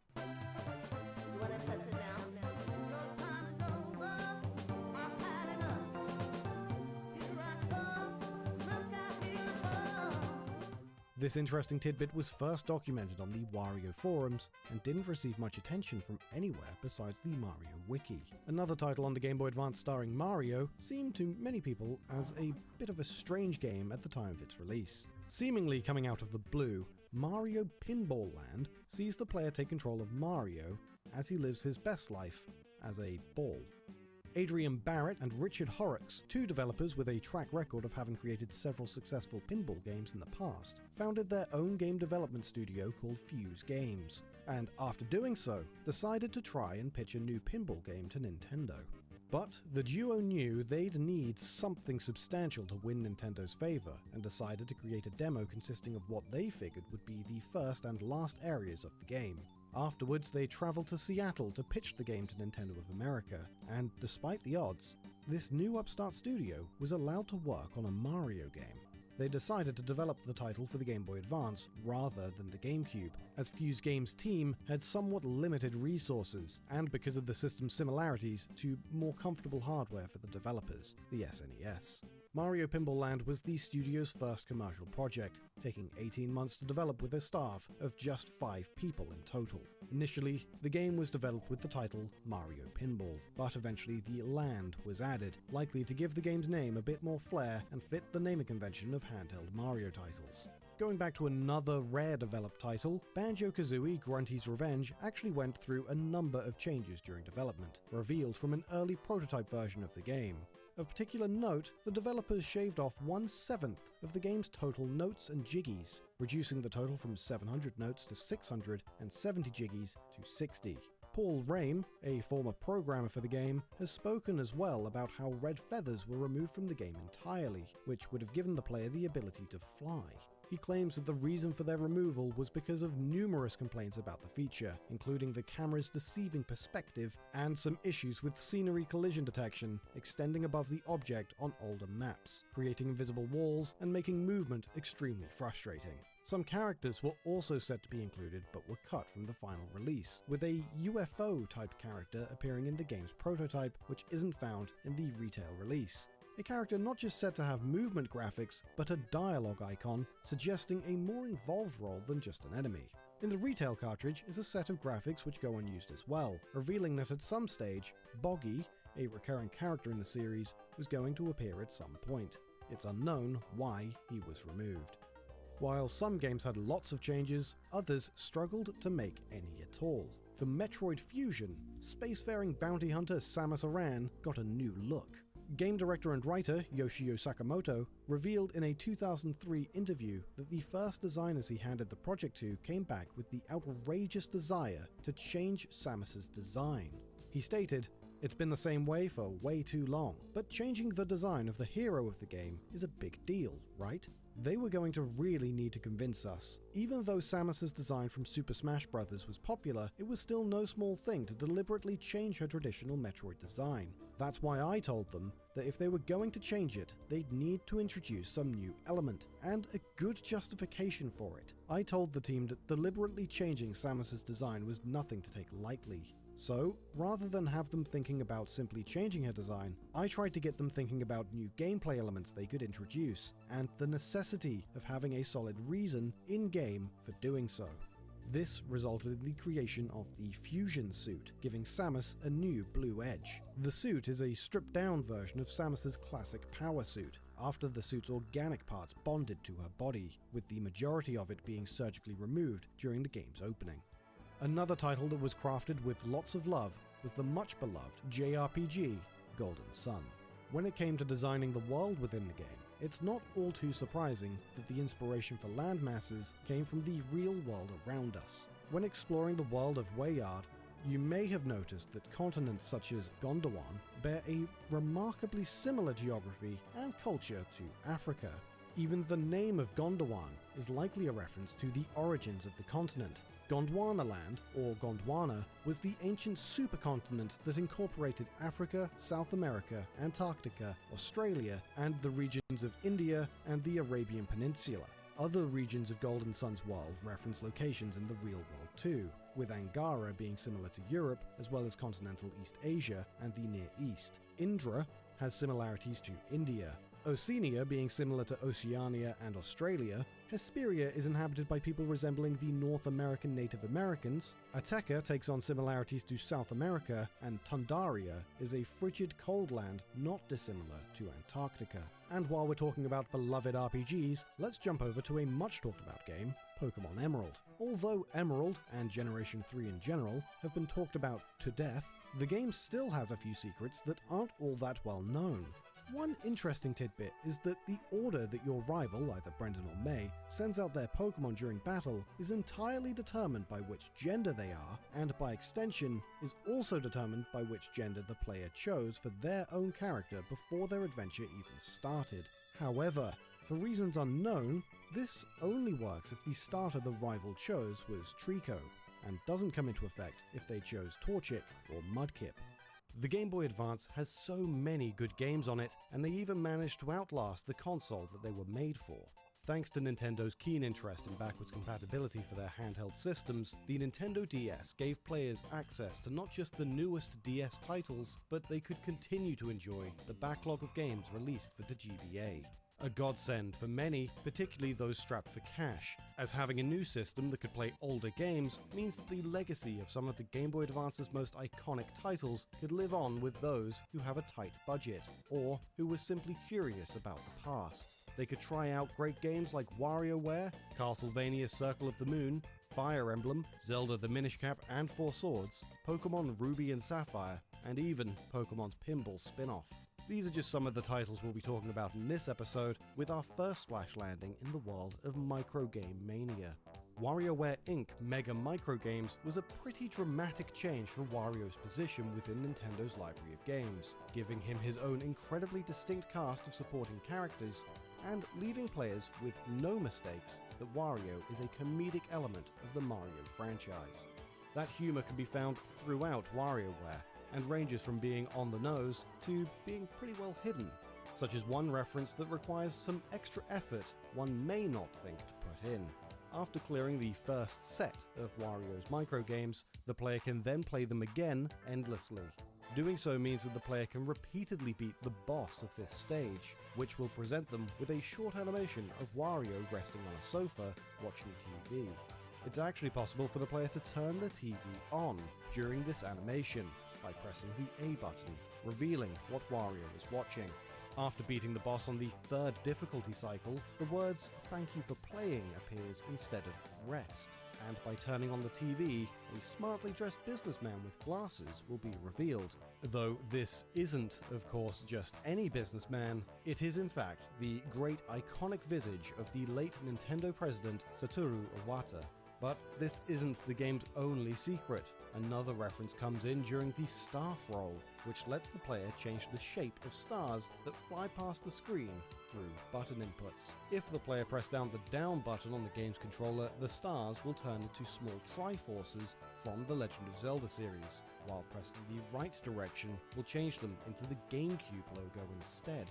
Another series that made quite the impression on GBA is Konami's Castlevania series, and Circle of the Moon has its own reference to another, earlier title released by the publisher, though this time around, some players may have never even known the game they were referencing. A wearable item dropped by the skeleton medalist is the Bear Ring, a ring which the game describes as holding the Curse of the Bear. It may appear to be a rather useless item all in all, providing them with a loss of 100 strength, defense, intelligence, and luck, suggesting the player shouldn't use it for lack of any real benefit. However, if the player does equip this item at the same time as activating the dual setup combination of Pluto and Black Dog, rather than the usual effect of turning into a skeleton, they will instead turn into a cartoonish green bear called Bear Tank. Bear Tank is actually a character that appeared in an earlier Konami title, Rakuga Kids, a 2.5D fighting game released for the Nintendo 64 in 1998. We actually covered the game on Regional if you do want to check it out. The game was only ever published in Japan and PAL territories, so he's not too recognizable to US audiences, but he has made appearances in other Konami titles as well, including Konami Crazy Racers for GBA. This transformation in Circle of the Moon is considered to actually still be pretty useless, as though it does have some unique and rather interesting attacks, his damage is still well below that of Nathan's human form, and he will die in just a single blow. In reality, this item is nothing more than a joke, but as a lover of the Bear Tank, we can't say it's an unwelcome one. Another series of games which had little acknowledgement overseas is the legendary Starfy series, probably as a result of most of the games in the series never getting an international release. The first game, Densetsu no Starfy, originally began its life being developed for the Game Boy all the way back in 1995, before eventually having development move to the Game Boy Color in 1998, before it was shifted once again, shortly before its completion, to the new GBA hardware in 1999. Because of all of these shifts in the game's long production, it wasn't even released until 2002, a 7-year development period. The series as a whole wouldn't have any release in the West at all until the 5th entry on the Nintendo DS, released as the legendary Starfy. But one of Starfy's adventures on the GBA did have some recognizable faces in it. In Densetsu no Starfy 3, Wario himself is prominently featured within the game's 8th world, giving them treasures such as a copy of WarioWare Inc. with an actual GBA, and teaching Starfy how to use his shooting star ability. Moving from an obscure franchise to a huge one, Nintendo had a pretty rocky start with its international adoption of the Fire Emblem franchise. Even when Fire Emblem The Blazing Blade managed to be localized around the globe, it still found itself in a spot of bother, with every version of the game having its own unique errors in their dialogue. In the original Japanese version, Lyn as a Blade Lord will incorrectly be shown using her regular battle sprites and animations if she is wielding the Soul Katai, as a result of the animations being assigned to Durandal. This error was fixed when the game was localized elsewhere, but other issues will crop up instead. With the North American release of the game, all dialogue mentioning Aenir has some sort of translation error, with the character sometimes being referred to as a location instead of a person. One character straight up says, "Daddy has to go to Aenir, I'm going to get Mummy." But the issues don't just stop there, as the English language mode of both European releases adds its own unusual error on the world map sequence of Chapter 16XE or 17XH, where the game's script will suddenly drop the English language in place of Italian. This mistake isn't that the game suddenly points the game to read from the Italian language script instead, but rather it is part of the English text, as it even occurs in another release of the game in Europe, which didn't actually include an Italian language option. Fire Emblem may be huge these days, but an even bigger Nintendo series is The Legend of Zelda. Unused code is always fun to unearth in games, and one particularly fun game is the Minish Cap. Lon Lon Milk makes an appearance in this pocket adventure, which serves only to heal the player out in the field, but it seems as though there may have been another function for this item entirely in earlier builds. Unused data suggests that, at least at one stage, Link would have been able to churn Lon Lon Milk into butter, with a chunk of unused text which reads, "Your Lon Lon Milk turned into butter. It's very fresh and delicious." With that said, the conditions required to turn the milk into butter aren't made obvious, but it would seem likely that Link was supposed to have taken the Lon Lon Milk to a particular character to have it churned, but who that is isn't all too clear. It's possible that they too were also removed before the game's final release, but one Minish found in the Minish village can produce Picolite for Link, a substance that increases the rate of finding certain items. To create a variety of different colours of Picolite and make them available for Link to purchase, the player must bring them the correct ingredients, with one of these ingredients being Lon Lon Milk, in order to unlock yellow Picolite. This is a particularly interesting item to have to deliver, as it isn't particularly hard to come by, unlike the rest of the items needed for the other colours. So it may be that in an early version of the game, Link would have had to churn Lon Lon Milk into Lon Lon Butter and deliver it to unlock yellow Picolite instead. The Minish Cap also has many connections with another Zelda title on GBA, Four Swords. One of the new enemies created for Four Swords was the rather irritating Rupee Wraith, a ghost-like creature that pursues Link after being let out of its treasure chest hiding spot. Rather than take out Link's health, the Wraith instead starts to drain the player's rupee count, but the Rupee Wraith actually makes another appearance in the Minish Cap. There was a different being entirely, sharing a sprite with the ghost which haunts Greagle. The Rupee Wraith's squealing sounds can also be heard in the Minish Cap, having been given to the big Octorok boss. But other data from Four Swords appears in the Minish Cap, though goes entirely unused. Both Zols and Gels appear to have been considered for the game at some stage, but they remain dormant in Minish Cap's data. One interesting tidbit comes from the Zol boss of Four Swords. An interesting part of this boss comes in its name, Derazol, with Dera appearing to be a shortening of Dorai, a Japanese word for immense or awesome, meaning this boss's name essentially translates into Awesome Zol. The Bomba Rosa enemy also has an interesting name, originating from the term Bomba Rosa, which, when translated from Italian, means red bomb, though this name is only used in the game's English localization. In fact, not only is this name used in the game's English releases, but the Italian translation of the game actually uses the original Japanese name, Bombu, possibly to obscure the enemy's name from being a bit too obvious to Italian speakers. Now, the Game Boy Advance's Pokemon offerings saw massive success, like it had before, and as it would continue to do. But before we dive into those mainline titles, let's take a look at a spin-off that sold well in its own right. Many have fond memories of playing Pokemon Pinball, Ruby and Sapphire on their GBAs in the early 2000s. And by many, we mean a great deal, with the game selling around 1 million units worldwide. But there was another version of this game, a far more exclusive experience that only a few got to try. At least one full-size pinball machine based on the game was produced by Personal Pinball Inc. for Pokemon USA. It was ultimately housed at the New York Pokemon Center, and Personal Pinball was so proud of it, they featured it on their company flyer. This physical version seems to take elements from both boards featured in the GBA game. As for the game that this pinball spin-off is based on, Ruby and Sapphire showed a resurging presence in 2020 as well, all thanks to a pair of fish. In May 2020, a Japanese live streamer began a lengthy series using his two pet Siamese fighting fish to play through Pokemon Ruby and Sapphire using a system involving several programs connected to the game's emulator. These programs rely on a webcam to track the fish's movements and determine what individual action to perform by where it swims over a map placed behind the fish tank. So wherever the fish swims, it blocks a map square with a picture of a controller input on it, and the system performs said input in-game.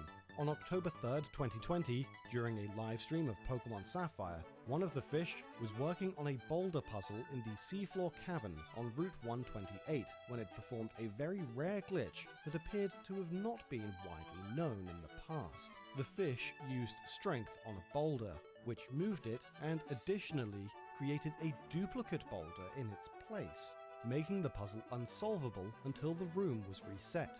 The streamer later figured out how to trigger the glitch himself and uploaded a step-by-step guide to YouTube on how to perform it. Amazingly, another fish that belonged to the owner found another glitch a few months later. This time, the glitch happened during a stream of Pokemon Crystal, where the player picked up an item through a wall. The Game Boy Advance was amazing. It was a great step forward for all of us who enjoyed gaming on the go, with top-notch titles like Metroid Fusion, Pokemon Ruby and Sapphire, and Golden Sun.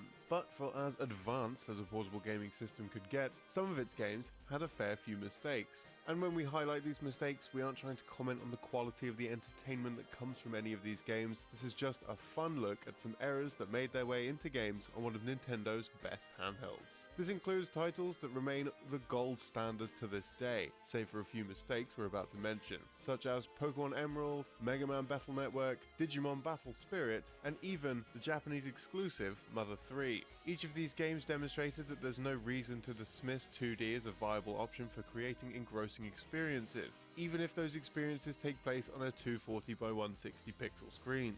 We'll be talking about these titles and a few more in this episode, but let's start off with a popular GBA Dragon Ball Z title. While it's considered to be quite a popular game among Dragon Ball fans, that doesn't stop mistakes cropping up in the GBA RPG Dragon Ball Z: The Legacy of Goku. As a result of the game's somewhat rocky development, it's unsurprising that there were a few issues with the game. One of these involves the player's movement. If the player is hit by a ki blast whilst they are in flight mode, they should be pushed out of flight mode. But in doing so, the flight counter will still be visible on screen. And not just that, but the player becomes invincible, only losing this power when they enter a different location. This, as you might imagine, leads to some parts of the game becoming incredibly trivial. Another mistake to do with locations occurs in the northwest section of the map, where the Ginyu Force reside. It's possible in this area to actually skip this segment entirely, as a result of a misplaced warp in this corner. This was very likely a mistake from the game's developers, as you're supposed to fight the Ginyu Force to progress the story, and the warp isn't even on land. But when it comes to the fourth entry in a series where every precious release has been translated into English with at least decent accuracy, you might expect better with this next title. Mega Man Battle Network 4, Red Sun and Blue Moon are now infamous for their lack of polish when it comes to their in-game dialogue. Not just because of its wide array of grammatical errors, but also due to a good number of obvious spelling mistakes. Throughout the game, characters will refer to multiple viruses as a viruses or viruses is instead of a virus or viruses are. There are low-level mistakes as well, such as casually mixing up 2 and 2, or simply spell-checking mistakes for words, with a huge variety of single-letter mistakes like, "It looks live we've been kidnapped," and "loosing the dark chip and shade men." Of course, along with these are lines which are just poorly translated in multiple ways, like, "Mega Man, is the jack out now?" But with a huge library of games, Mega Man Battle Network 4 isn't the only game on the GBA to have some issues with its translation. Harvest Moon, Friends of Mineral Town is considered to be one of the best in the series, but even this game has some problems with its English language section. At one point in the game, the player is given the opportunity to tell NPCs about a job at a winery. When speaking with the town's priest, Carter, the opportunity to tell him about the job is somewhat obscured, as the options to tell him will be written in German for some reason. These choices, when translated, are tell about the job or don't tell. If the player decides to let Carter know about the job, he will even respond in German as well, which when translated reads, "A part-time job at the winery sounds like a lot of fun." But, since this is an English version of the game, this is less than ideal. Next up, let's talk about Fire Emblem. This GBA Fire Emblem entry decided that for its North American release, it would drop its subtitle, The Blazing Blade, likely as a way of not intimidating new players who weren't accustomed to the franchise. At this point, Fire Emblem was almost entirely known in the Western world due to Marth and Roy's inclusion in Super Smash Bros. Melee, which was one reason this title even saw an English release at all. Being released after The Binding Blade, a Japanese exclusive GBA release, you'd assume that this game would have made improvements over their earlier entry, but there were clearly some mistakes during its development. One of these mistakes occurs with the ballista weapon used by archers, which usually has the game display no animation for their attacks, despite the fact that there is animation for the archers using the ballista in the game's data. Why these animations weren't used is unknown. This is a particularly confusing aspect of unused data, as they'd already been used in Sword of Seals, but they were either cut or forgotten. Another error occurs in this entry of Fire Emblem. The previous game in the series revealed that Volt is actually the son of Rebecca, but since The Blazing Blade is a prequel, it's possible to create a paradox. Rebecca is a playable character in Blazing Blade, and it's possible for her health to reach zero and thus be subject to permadeath, preventing Volt from ever being born. Perhaps this is a bit nitpicky, but it's likely just an oversight by the Fire Emblem team, as if they had considered this, they would either have likely flagged Rebecca as being unable to be dealt permadeath in the previous game, or would have given Volt a different mother. We mentioned that Fire Emblem on the GBA was the first in the series to be localized into English, so some mistakes are to be expected. This next piece of trivia has been mentioned on this channel many years ago, but we wanted to include it to increase its posterity and raise awareness of just how great a man Stuart Gilray was. Pinball Challenge Deluxe was a simple port of two earlier pinball games for the Amiga, Pinball Dreams and Pinball Fantasies, two beloved pinball titles still considered to be the crowning jewel of their generation. According to the late and great Stuart Gilray, who worked as the director of development at the time of the game's releases, hardware issues sprang up which were out of the development team's control upon publication. The game fails to save any data at all when it's turned off, despite the fact that the team had included a save feature in the game's code. Gilray explained, "We created the game to allow saves, etc., but for some reason, I'm guessing budgetary, Ubisoft at the last minute decided to not manufacture the game with EEPROM save memory." Stuart Gilray also went on to state that saving the game does work when using a flash cart or if the game is played through emulation, and that he would encourage people that play it to play it on a backup cart just so to allow saving. Rest in peace, Stuart, you were a real one. Some mistakes in games aren't so detrimental to the player, and really, you could probably just ignore them or not even notice them at all. This is the case for a mistake that shows up in Digimon Battle Spirit. The game is undoubtedly a very well produced love letter to the Digimon series, and is also a port of an earlier game released exclusively in Japan for the Wonder Swan. But this doesn't mean that the team didn't make some mistakes along the way. The game's final boss, Millenniumon, is incorrectly depicted in-game as having two red fingers, despite official artwork showing him as only having one on the top of his left hand. This wasn't a new mistake introduced to the GBA, but also appeared in the earlier release, but apparently the devs failed to spot it a second time when bringing it to the Nintendo handheld. So far we've mentioned a lot of translations and Japanese exclusives, but this next piece is about a game which never received an official translation and has always remained in Japan. Save for a very high quality fan translation, of course, it's Mother 3. It is in this instance that a mistake simply led to a fun little Easter egg. In Chapter 7, when a hooded Mr. Saturn gives the player back the Courage badge, Mr. Saturn says goodbye to the player and walks a few spaces off screen where it is supposed to stop and disappear.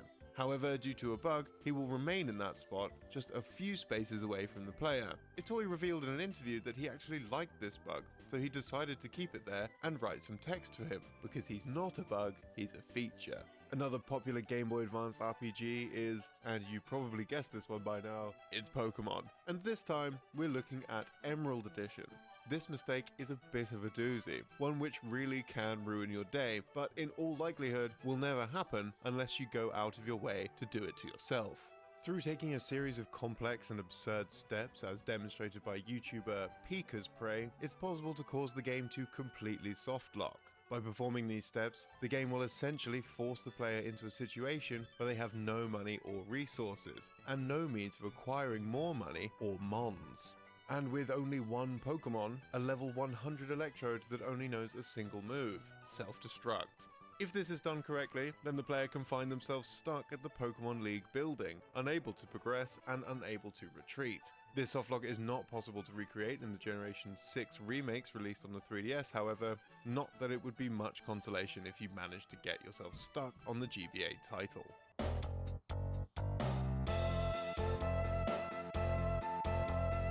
Did you know? Mother 3 was conceived during a stressful period before Earthbound's launch. Series creator Shigesato Itoi believed that most RPGs were structured like road trip movies, and wanted to switch up the formula and set a game in a single town that changes over time.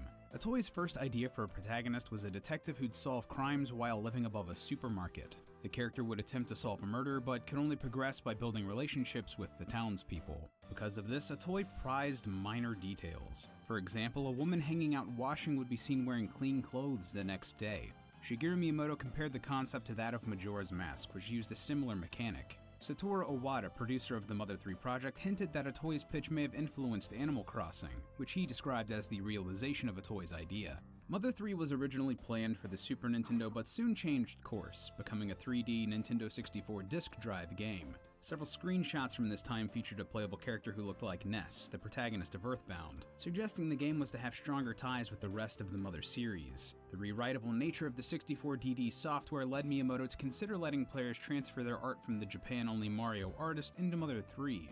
Itoi immediately shot this idea down, as he didn't want to include features just to show off the console's capabilities. After the commercial failure of the 64DD, the game changed course again, aiming for release on the Nintendo 64.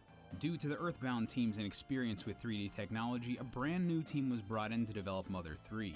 But this team was unfamiliar with the series, and Owada would often have to give them advice on how to construct gameplay scenarios. Things were made even more difficult by Owada's absence during development, as he had other commitments in America and Kyoto. The scope of the game was also too large for the team due to the complex interplay between the world and the characters. Some elements were unfeasible with the Nintendo 64's hardware, but the team stubbornly pursued them, inspired by Owada's words of encouragement. Never say a programmer can't do something. After 3 console changes and 6 years in development, Mother 3 was cancelled in August of 2000. In an interview with Itoi, Miyamoto and Owada estimated the game was anywhere between 30 to 60% complete when it was cancelled. It was in this same interview that Itoi mentioned the possibility of restarting the project on the Game Boy Advance. Producers discouraged him, saying it would be just as much work to make a GBA game as an N64 game. Nevertheless, the project was restarted in 2003 for the Game Boy Advance. A compilation game called Mother 1+2 was also released as a refresher for the franchise, and a commercial for the game ended with the message confirming Mother 3 was back in development. Itoi did not regret downsizing the game. He felt the final product reflected his vision and was happy they didn't go with the 3D look, as pixel art went hand in hand with the series. Wood and metal were meshed together in Mother 3's logo to reflect the game's themes of inclusiveness. Another reason was to create an uneasy juxtaposition between the natural world and the modern world, a key theme in the game. It would also reflect the game's chimera enemies, which are separate creatures combined into one. Itoi compared these creatures to Sid's toys in Toy Story, who were spliced together from different parts. In fact, while the game was in development for the 64DD, Itoi considered using Chimera Forest as a subtitle. This was not used in the final release, as the team didn't want to influence how players imagined the world before they played the game. The Magypsy character was created in response to what Itoi referred to as the more macho story in Mother 3, which is focused on conflict. The Magypsies, who find themselves in the middle of the conflict, are androgynous and have accepted that they will eventually die. By blending masculine and feminine traits and a refusal of power, the Magypsies balance out the more masculine nature of the story. The Magypsies fit perfectly with Itoi's perception of Mother as a more feminine RPG franchise. When one of the Magypsies begins to disappear, they say a phrase which roughly translates to, "I'm disappearing for a bit. I'm okay though." This is a reference to the official slogan Itoi wrote for the 1989 film Kiki's Delivery Service, which roughly translates to, "I was depressed for a while. I'm okay now." The team joked that they would have refused the reference were it not written by Itoi himself. The character Duster also has interesting inspirations and was given a limp because of the game's theme of inclusivity. Atoy reasoned that handicapped people should be as much a part of the world of Mother 3 as they are a part of ours. In Mother 3, the player saves by talking to save frogs, in contrast with past games in the series where players called their father. This was a decision made with some hesitance, as the team were worried that fans wouldn't like the change. Frogs were specifically chosen because of their peculiar nature. Atoy thought that an animal like a dog wouldn't stand out enough to seem important. The decision was also influenced by the song Furimakeba Kaeru, which translates roughly to "if you turn around, frog." The song was written by Atoy and performed by the Japanese pop singer Akiko Yano. The lyrics portray an optimistic frog who, in spite of its own trivial nature, encourages people not to be dejected by their failure. In a similar vein, the game's save frogs are seen after the player dies. There's an incognito Mr. Saturn in the game who, after bidding the player farewell, is revealed to have walked just slightly off screen. This was originally just a bug, but was kept in the game as Atoy found it funny. The area Tane Tane Island was also inspired by American TV series like Lost and Twin Peaks. However, these areas had to be toned down because Atoy was made so uneasy by his initial draft. Mother 3's soundtrack was composed by Shogo Sakai after the composers of the first two games were unavailable due to other commitments. The length of Mother 3's soundtrack, which is comprised of 250 songs across 6 hours of music, needed a composer who could devote their full attention to the project. The composer was also required to be familiar with the game and its themes. Sakai was an obvious choice due to his enthusiasm for the material. The game's main theme, called the Love Theme, was composed very late in development, and didn't even exist in December 2005, 4 months before the game's release. The Pigmask Army's theme was to be used in its place up until that point. The team decided that a new theme should be composed because of an unspecified scene of extreme importance, which required a greater emotional impact than the planned composition could provide. 8 Melodies from Earthbound Beginnings became a popular song in Japan, even appearing in elementary school textbooks. As a result, Atoy imagined a beginner being able to easily play Mother 3's Love Theme on piano. To achieve this, he specified that the theme should be easy to both hum and play on piano using only a single finger. Sakai was evidently prepared for such an order, as despite the late request in Atoy's stipulation, he was able to produce the Love Theme almost immediately. The sample that plays during both of the game's name selection screens is actually taken from Atoy himself. It was recorded without his knowledge by Earthbound composer Hirokazu Tanaka. According to Atoy, Tanaka tricked him into saying the phrase, and recorded it with a hidden tape recorder. There are many nods and references to other compositions in Mother 3's soundtrack. The music that plays during Leader's story is called Leader's Gymnopede. The song is not an original composition, but is actually an adaptation of Gymnopede No. 1 by Eric Satie. Additionally, the song Ode to Ancestors, 8th Movement, is a medley of classical musical pieces, including pieces from Beethoven, Bach, and George Frederick Handel. The intro to Mr. Batty Twist is a reference to the iconic theme music from the 1960s Batman television series.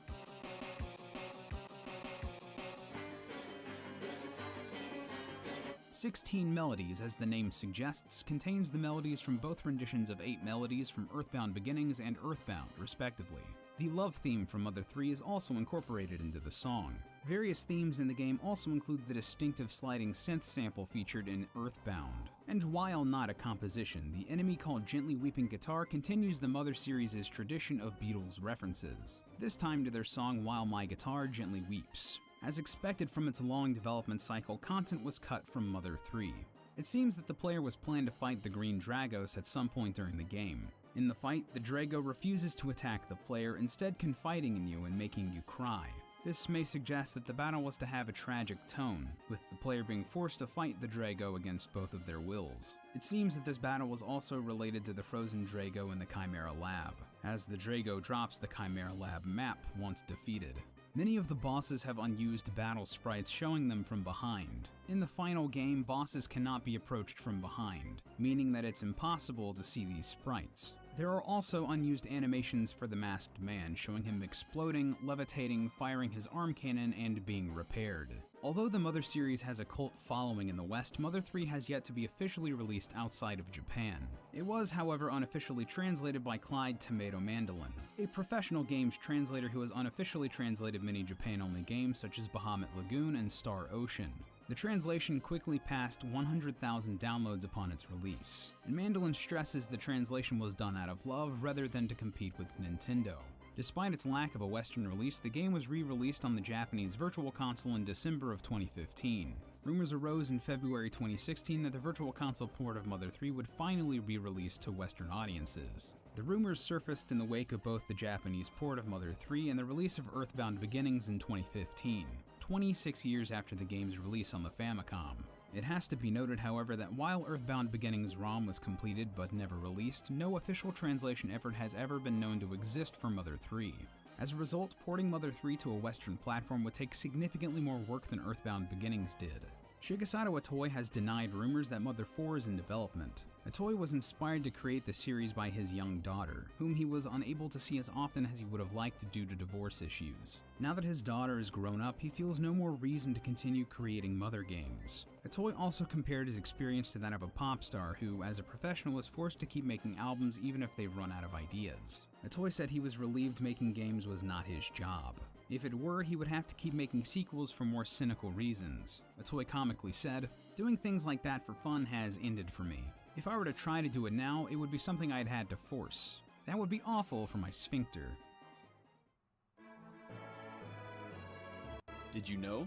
Prior to working on the Golden Sun series, developer Camelot made several other RPGs. Most famously, they heavily impacted the Shining Force series. Camelot would go on to develop another RPG called Beyond the Beyond for the original PlayStation. While it was notable at the time for being the first traditional Japanese RPG available for the PS1 in the West, it was widely panned upon release. Reviewers criticized the game's length, pacing, difficulty, and overabundance of random encounters. Despite this, Beyond the Beyond was something of a spiritual predecessor to Golden Sun. Several features that made Golden Sun a rousing success, such as its combat and the pseudo 3D battle screens, made their first appearance in Beyond the Beyond. Golden Sun had a very long development cycle for a Game Boy Advance title, being in production for almost 18 months. By comparison, handheld games at the time were generally expected to be completed in under a year. The extended length of the project was mostly due to Golden Sun and its sequel, The Lost Age, originally being planned as one game. It was ultimately split into 2 installments because the combined size would have been too big for a single Game Boy Advance cartridge to hold. In order to justify splitting the story in half, The Lost Age was made to follow characters who were the antagonists in the first game, a concept the studio had utilized before. In an interview on Nintendo World Report, Hiroyuki Takahashi and his brother Shugo Takahashi stated, "Originally we had made a game called Shining Force 3, and it was popular here in the United States. In that game you had the ability to play as both good side and the bad side, and that seemed to be a really nice way for the players to understand the entire setting and a good way to convey information and story. And so when we were doing Golden Sun, we again thought, well, we could expand upon that." Golden Sun's initial design documents outlined it as a Nintendo 64 game. Development started very late in the N64's life cycle, however, and the project was moved over to the Game Boy Advance. This actually helped the game in the end, as it released very early in the Game Boy Advance's life and became the first major RPG hit on the system. Conversely, the third game in the series, Dark Dawn, was released late in the DS's life, 7 years after the release of The Lost Age. The long wait for a sequel was a source of much frustration for fans, even prompting some to make hoaxes of a potential third installment. The most circulated of these was called Golden Sun: The Solar Soothsayer. According to an online post, the Solar Soothsayer was a DS game announced at a small pre-E3 event, complete with screenshots supposedly taken on a cell phone. The rumor ran rampant for some time, but the screenshots were eventually proven false as they reused promotional artwork for The Lost Age. The creator of the hoax, a forum user who went by the name Opium, later came forward and explained that he'd created the hoax to generate a discussion about a new Golden Sun game. While Hiroyuki Takahashi learned about the hoax during an interview with Engadget, he was enthusiastic about it, remarking, "The Solar Soothsayer sounds really cool. I wonder how the story would go. I want to see how it would turn out." Even though Dark Dawn took 7 years to come out, Camelot intended to work on a third Golden Sun shortly after The Lost Age. The project had to be put on hold as the team were busy working on the Mario Tennis and Mario Golf games. After this, several employees left Camelot, and the Takahashi brothers thought their new staff weren't ready to tackle development of such a large-scale game. In an interview posted on Camelot's Japanese website, Hiroyuki Takahashi said the idea to make a new Golden Sun game for the DS came to him after drinking a lot of liquor at a party. Since Dark Dawn was being made for the DS, 3DS, the team naturally wanted to take advantage of the system's features and toyed with the idea of playing the game using only the touchscreen. Golden Sun featured a system that allowed players to carry over their save data into the Lost Age, either by way of a 260-character password or by using the Game Link cable. To many players' dismay, Dark Dawn didn't include any kind of data transfer system. According to Takahashi, they decided not to include it because Dark Dawn took place 30 years after the Lost Age, so there wouldn't have been much benefit to transferring the save data anyway. There are some interesting unused assets and secrets in the Golden Sun series. Hidden in the code for the first two games is an alternate character portrait for Alex. What's interesting is that the image is located in the same area reserved for the portraits of playable characters, suggesting Alex was intended to join the player's party at some point. There's also an unused NPC sprite for the character resembling Link from The Legend of Zelda in the data for the Lost Age. The sprite's intended purpose is unknown, but it's thought to be simply a nod to the Zelda franchise. When starting a new file in the original Golden Sun, the player will be given the option to change the name of Isaac, the main character. If the select button is pressed 3 times on the name input screen, the player will also be given the option to rename the other party members, Garrett, Ivan, and Mia. On Mia's name input screen, if the player presses up, down, left, right, up, right, down, left, up, then select, they can also change the names of Jenna, Felix, and Sheba. It's also possible to get a secret bad ending in the first game. Early on, the Great Healer will ask the player if they will accept responsibility for the fate of the land. If the player answers no and leaves the room, the screen will turn gray and a message will appear saying, "And so the world began drifting toward its fated destruction." The TV commercial for the first Golden Sun is famous for having absolutely nothing to do with the game. Dark Dawn referenced this by including the Chandelier Dragon from the commercial as a new summon. Camelot also referenced some of their older games. In the Lost Age, there's an injured shopkeeper behind the item shop in Madra. Casting Mind Read on her triggers the text, "Eyes, shining in the darkness. No, go away." Shining in the Darkness is the first title developed by Camelot and the first entry in the Shining Force series. Shining Force featured the character Dark Soul as the game's antagonist. In the Lost Age, the final boss, Doom Dragon, has an attack named Dark Soul Grasp. The future of Golden Sun is uncertain, and Hiroyuki Takahashi said that whether Camelot makes a fourth game depends on how much fan demand there is.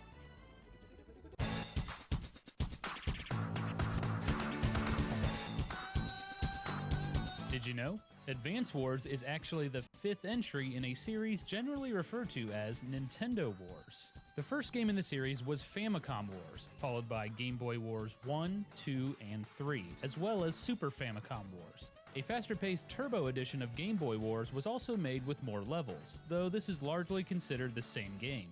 Although the Wars series had stayed in Japan up to this point, Advance Wars was lucky to see a release in Japan at all. The game was one of several projects Nintendo made as part of their lineup of launch titles for the Game Boy Advance, but they were stretching themselves thin. In order to help alleviate their workload, Nintendo asked Intelligent Systems to aid with development of Advance Wars. At the time, the team was told that turn-based games weren't popular outside of Japan due to their complicated nature. Early on, members of Intelligent Systems would get together and discuss new ideas for the game, but these ideas were almost always shot down by Nintendo for being too sophisticated and unsuitable for a casual audience. In response, the team worked to make the title simpler and easier to understand. One way they did this was by adding a detailed tutorial so players wouldn't have to read the game manual before playing.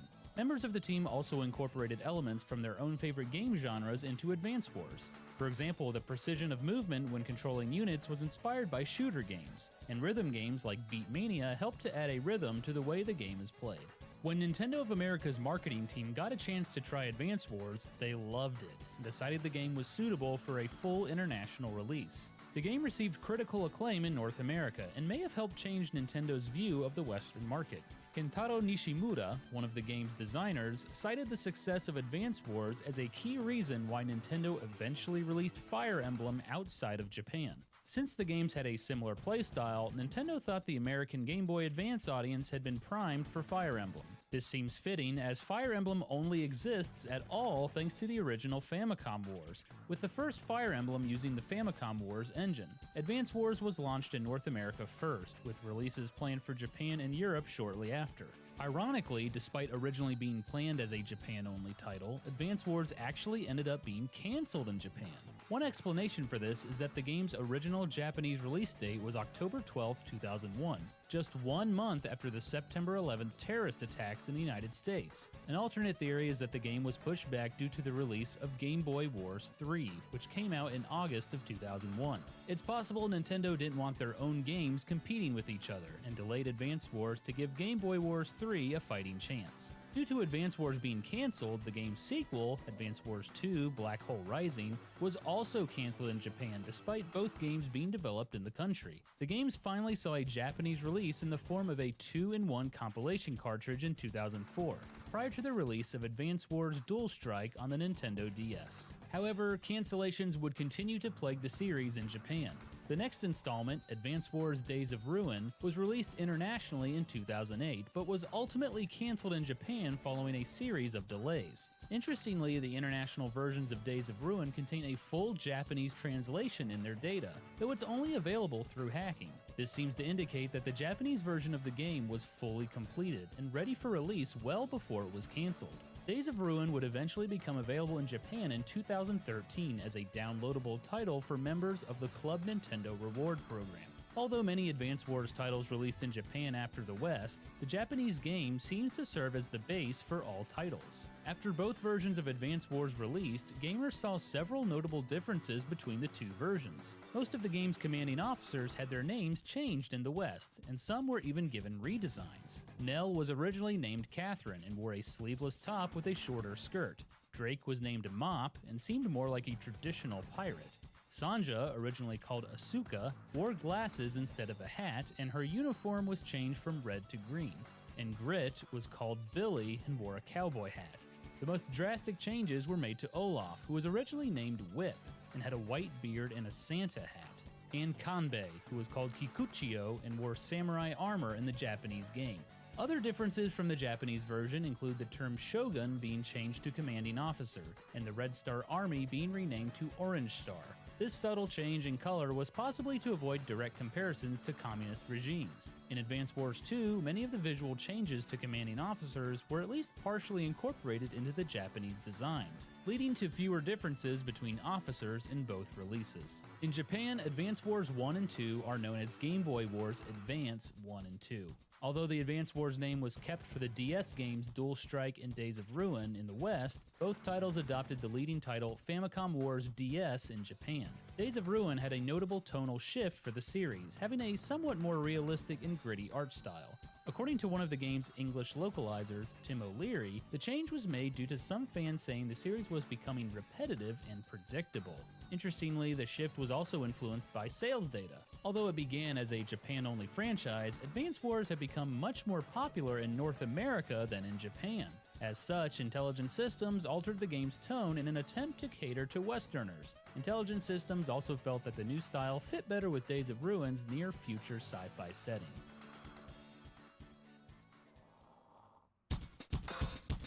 There are several unique secrets and Easter eggs hidden in the Advance Wars series. In the first game's tutorial level, Copter Tactics, the player is instructed to win by capturing the enemy's headquarters. If the player instead wins by routing the enemy, it triggers an alternate dialogue from Nell where she congratulates the player for their work. Conversely, in the first tutorial level of Advance Wars 2, if the player somehow manages to run out of fuel, Nell will scold Andy for goofing around and tell him to forfeit the level. In the map editor mode of Advance Wars 2, if the player repeatedly attempts to place a unit on an illegal square at least 50 times in a row, it'll cause Nell to interject with a snarky comment, saying, "You must really like doing that over and over again. Keep it up." If the player holds down the L and R buttons while selecting the map editor, the game will load a special bonus map that spells out Nintendo in kanji. This same map appears in both Advance Wars 1 and 2. Dual Strike also includes a new bonus map featuring the name of the series itself, which was even translated for the English release. Another interesting fact about Advance Wars is that practically all of the weapons and vehicles in the game are based on real devices. For example, the Orange Star Mechanized Infantry is inspired by the American M20A1/A1B1 Super Bazooka, and the Blue Moon Mech unit is based on the Russian RPG-7 rocket launcher. The Orange Star fighter jets also resemble the American F-15 Eagle, while the Blue Moon jet seems to be based on the French Dassault Mirage 3. The original Advance Wars also contains a bizarre glitch involving the map editor. To trigger the glitch, the player must first play the level Naval Forces and lose by allowing the enemy to destroy their T-copter, then go to the map editor. By placing one unit and then deleting it, the game will respond as though the player's forces have been wiped out. If the player then exits the editor using the in-game menu rather than the map editor menu, the map editor's features will be available to use anywhere in the game. This glitch has several practical applications. First and foremost, it can be used to delete enemy units during a normal level, allowing the player to easily bypass any mission in the game. Additionally, the glitch can also be used to save the campaign maps as custom maps, which allows the player to use custom maps that are smaller than the default size of 30 by 20 tiles. The Wars series was also planned to appear on the Nintendo 64. In 1999, Nintendo announced a new entry in the series to be released for the Nintendo 64, dubbed 64 Wars or Advance Wars 64 by fans. The game was being developed by Hudson Soft rather than series creators Intelligent Systems. Hudson likely got this opportunity because of their work on Game Boy Wars Turbo and Game Boy Wars 2. Much like previous titles, the gameplay of 64 Wars would involve players controlling units on a 2D grid. However, the game would transition to 3D graphics to illustrate key moments in battle, as well as combat between units. 64 Wars was also going to feature connectivity with Game Boy Wars 2 via the Nintendo 64 Transfer Pack. According to promotional material, players could start playing a level on their Nintendo 64 and then transfer the game to their Game Boy to continue playing on the go. They could even transfer it back to the N64 to finish the level. Sadly, 64 Wars was a short-lived project and was only ever shown in a few magazine ads and previewed at Nintendo's Space World event in 1999. No reason was given for the game's cancellation, but Hudson did go on to make a third Game Boy Wars game. The series would eventually make it to the GameCube in the form of Battalion Wars 1 and 2. Although these entries have completely different gameplay and are considered a sub-series, they were originally announced under the title Advance Wars Under Fire and are known as Assault Famicom Wars Versus in Japan. The Advance Wars name was dropped in the West so that players didn't expect the game to play like a typical Wars game.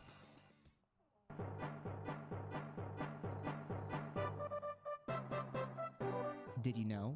Many Game Boy Advance games were censored, including high-profile releases such as Mario Kart Super Circuit. Parts of the Japanese game were deemed insensitive by some, mainly due to the Shy Guys in the Sunset Wilds course wearing Native American war bonnets. Art for the Shy Guys was altered in the international release to remove the bonnets, likely due to the cultural sensitivity concerns among North American staff. This affected the course preview image as well as the Shy Guys themselves. Although the headdresses were removed, Native American teepees can still be seen in both the preview image and the course's background in the international release. Surprisingly, this wasn't the only Native American-related censorship in a racing game produced by Nintendo for the Game Boy Advance. F-Zero Maximum Velocity had several playable characters, including Nietzsche, a young Native American man who pilots the Windwalker. In the Japanese game, however, his vehicle was named Crazy Horse. This was a reference to the man of the same name, a war leader for the Lakota tribe in the 19th century. Crazy Horse took up arms against the United States in several battles, resulting in Native American victory, earning him notoriety. The name was likely changed once again due to concerns of cultural insensitivity by Nintendo staff in North America. The ending of Maximum Velocity was also slightly censored, but for different reasons. In the Western release, the outfits for Jane B. Christie and Kamiko were modified to show slightly less skin. Another bit of censored content can be found in Dragon Ball Advanced Adventure. The game has a couple interesting localization differences between the European and American releases, with the EU version being closer to the original Japanese game. In the original game, when Shinron offers Pilaf any wish, Oolong will barge in and ask for some girl's panties. However, this was censored in the American version, where Oolong instead demands that Shinron give him the world's most comfortable pair of underwear. The underwear in question was also altered to look a bit more masculine in the North American release. Capcom's Mega Man Zero series was also censored outside of Japan. Defeating an enemy with a non-buster weapon in the Japanese version of the games would make robot enemies spill out a kind of oil that looks like blood. This blood-like oil effect was removed in the North American and European versions of the games, either to avoid controversy or to ensure an E rating. This oil was also splashed heavily on the walls of the Robot Disposal Center in the Japanese version of Mega Man Zero, but in the international release, the walls are clean. Interestingly, the Japanese games already had a suitable for everyone regardless of age rating with the oil. Ports of both Doom and Doom 2 were censored on the GBA as well. In the original Doom, blood has been recolored to green and gore has been toned down in general. In the PC version of Doom, enemies hit with heavy artillery like rocket launchers often burst with blood splatter effects. In the GBA version, however, the hostiles do not burst. Instead, the regular death animation plays. In most versions of Doom, there are mutilated bodies placed throughout the game. In the GBA version, these bodies have either been colored green or replaced by a green pool of blood. Like Doom 1 on the GBA, the blood in Doom 2 is green instead of red, and blood splatter effects are reduced. One difference, however, is that mutilated bodies were removed outright in Doom 2. The health meter was also censored to remove blood when the player is heavily damaged. This wasn't the only way the games were censored. In Doom 1's E1M4 command control, there's a room about halfway through the level with an elevated platform in the middle. In the original 1.0 release of Doom on PC, this platform was shaped like a swastika.